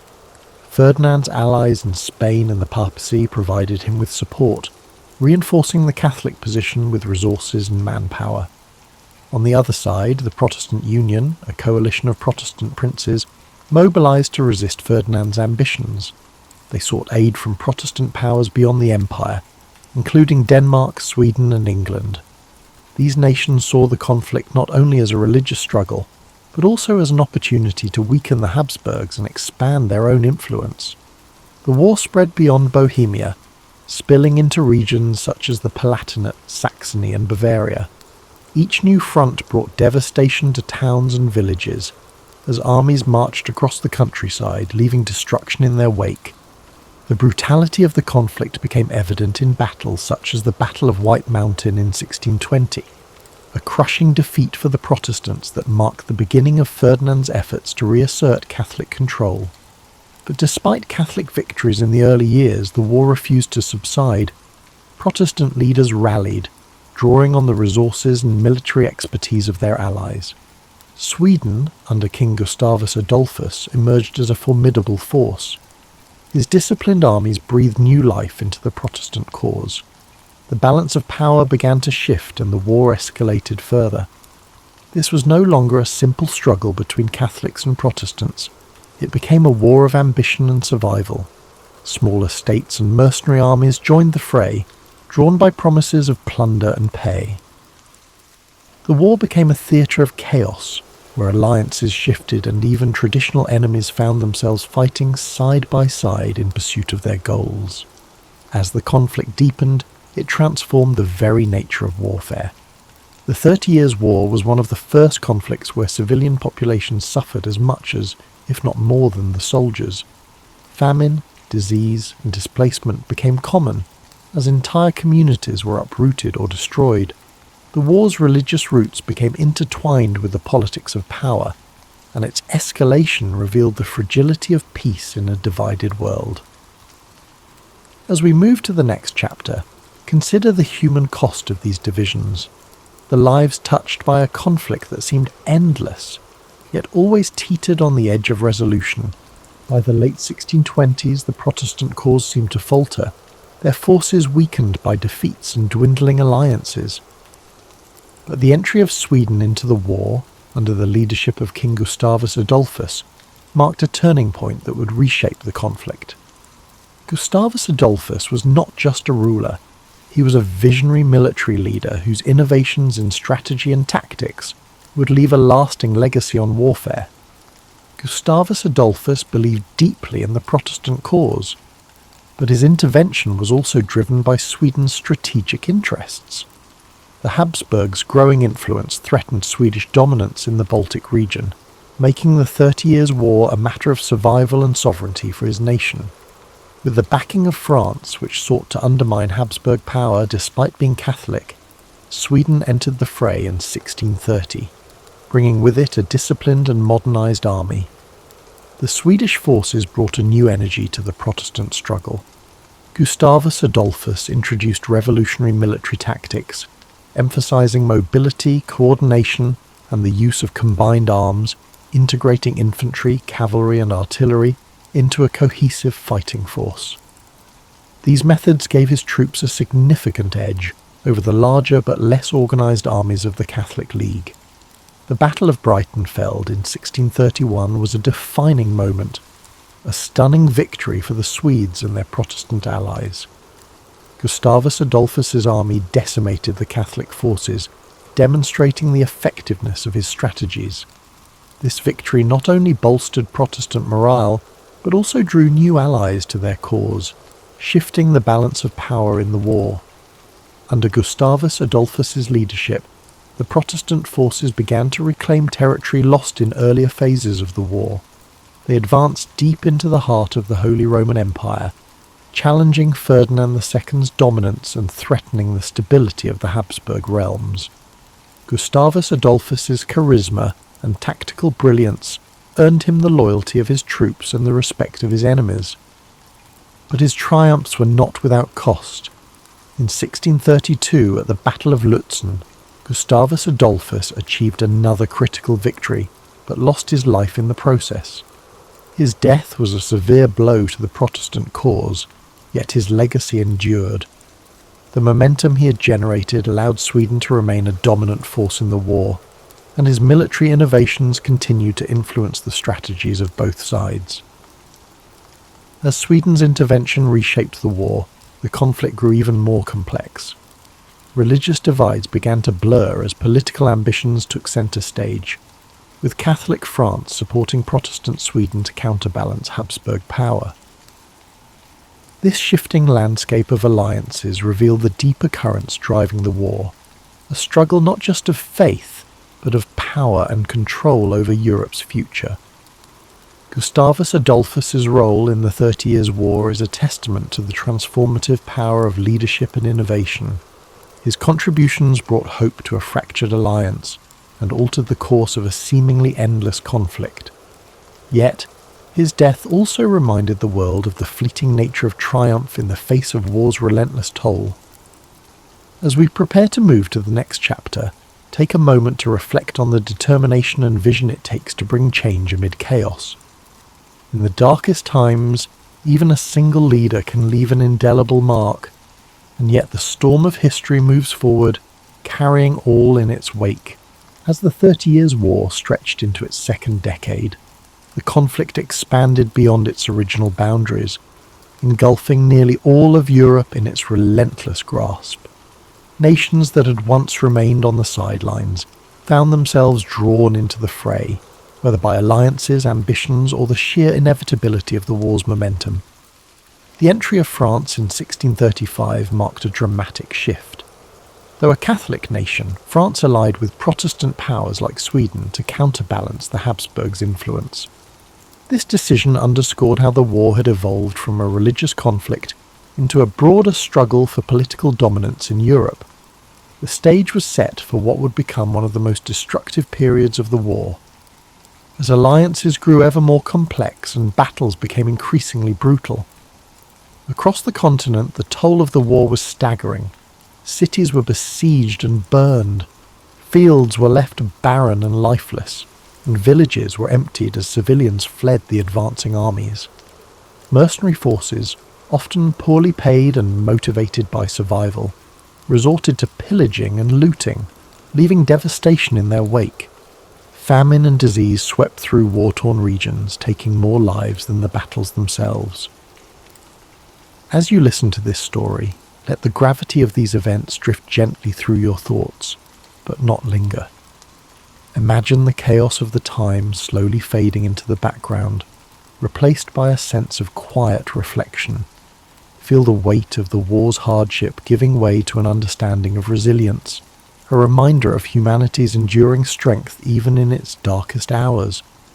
The conflict's scope seemed endless, with battles erupting in regions as far-reaching as the Rhineland, the Netherlands, and northern Italy. Yet amid the turmoil, moments of diplomacy and negotiation emerged, offering brief glimpses of hope. Peace talks began to take shape, though they were slow and fraught with challenges, reflecting the deep divisions and mistrust among the warring parties. Let these moments of negotiation remind you that even in the midst of chaos, there are always efforts toward resolution. Allow yourself to relax further, your breath steady and calm, as if tracing the contours of history's slow march toward peace. As we move deeper into the story, the resilience of the people and the shifting tides of war remind us of the impermanence of struggle. Take this moment to let your mind ease. Let the complexity of the 30 Years' War unravel gently, leaving you with a sense of quiet perspective and peace. After nearly 3 decades of relentless conflict, Europe began to seek an end to the devastation. The 30 Years' War had taken a toll unlike any before it. Economies were ruined, lands were ravaged, and millions of lives had been lost. By the early 1640s, the warring nations realized that no decisive victory was in sight. The war had devolved into a stalemate of exhaustion. Thus began the long and complex journey toward peace, through the negotiations that would culminate in the Peace of Westphalia. The Westphalian negotiations were unprecedented in their scope and ambition. For the first time in European history, nearly all major powers gathered to discuss terms of peace. Delegates from Catholic and Protestant states, as well as representatives from France, Sweden, Spain, and the Holy Roman Empire, met in the towns of Münster and Osnabrück. These talks would last for years, reflecting the complexity of the issues at hand and the deep mistrust between the parties. As the negotiations unfolded, the participants wrestled with questions of religion, sovereignty, and the balance of power. The Peace of Westphalia sought to establish a new order in Europe, one that would recognize the religious and political realities that had emerged from the war. Protestant and Catholic states agreed to a form of mutual tolerance, reaffirming the principle that rulers could determine their state's religion, while also granting greater freedoms to minority faiths. The treaty also redefined the concept of sovereignty. It marked the beginning of the modern state system, where nations recognized each other's territorial boundaries and agreed not to interfere in one another's internal affairs. This idea of state sovereignty would become a cornerstone of international relations for centuries to come. While the Peace of Westphalia brought an end to the 30 Years' War, its provisions were not without compromise. No side emerged as a clear victor, and many of the underlying tensions remained unresolved. Yet, the treaty succeeded in ending the immediate bloodshed and creating a framework for coexistence in a fractured Europe. As you listen to the conclusion of this chapter, let the idea of resolution fill your thoughts. Picture the weary negotiators, coming together after years of strife, finding common ground in the hope of a better future. Let this image remind you that even in the most challenging times, peace is always within reach. The road to peace was long and arduous, Yet it proved that dialogue and compromise can overcome even the deepest divisions. Allow this lesson to settle within you as you relax further, your mind at ease, as the echoes of war fade into the calm promise of resolution. As the Peace of Westphalia brought an end to the 30 Years' War, Europe began to rebuild from the ashes of its most devastating conflict. The war left an indelible mark on the continent, shaping the course of history in profound ways. Nations that had been battered and broken emerged with new identities, while the concept of sovereignty laid the foundation for the modern nation-state system. The war's legacy extended beyond politics and borders. It changed the way conflicts were waged, highlighting the immense cost of prolonged war and the devastating impact on civilian populations. The lessons of the 30 Years' War echoed across generations, reminding humanity of the importance of diplomacy, tolerance, and restraint. This story of destruction and eventual reconciliation carries a timeless message. Even in the darkest of times, there is always a path forward, a path forged through perseverance, negotiation, and the willingness to find common ground. The 30 Years' War may have scarred Europe, but it also served as a turning point, proving that peace, though hard won, is always worth striving for. As we close this chapter of history, take a moment to reflect on the resilience of the human spirit. Let the story of the 30 Years' War remind you of the strength found in unity and the power of resolution. Think of the nations and individuals who rebuilt after so much loss.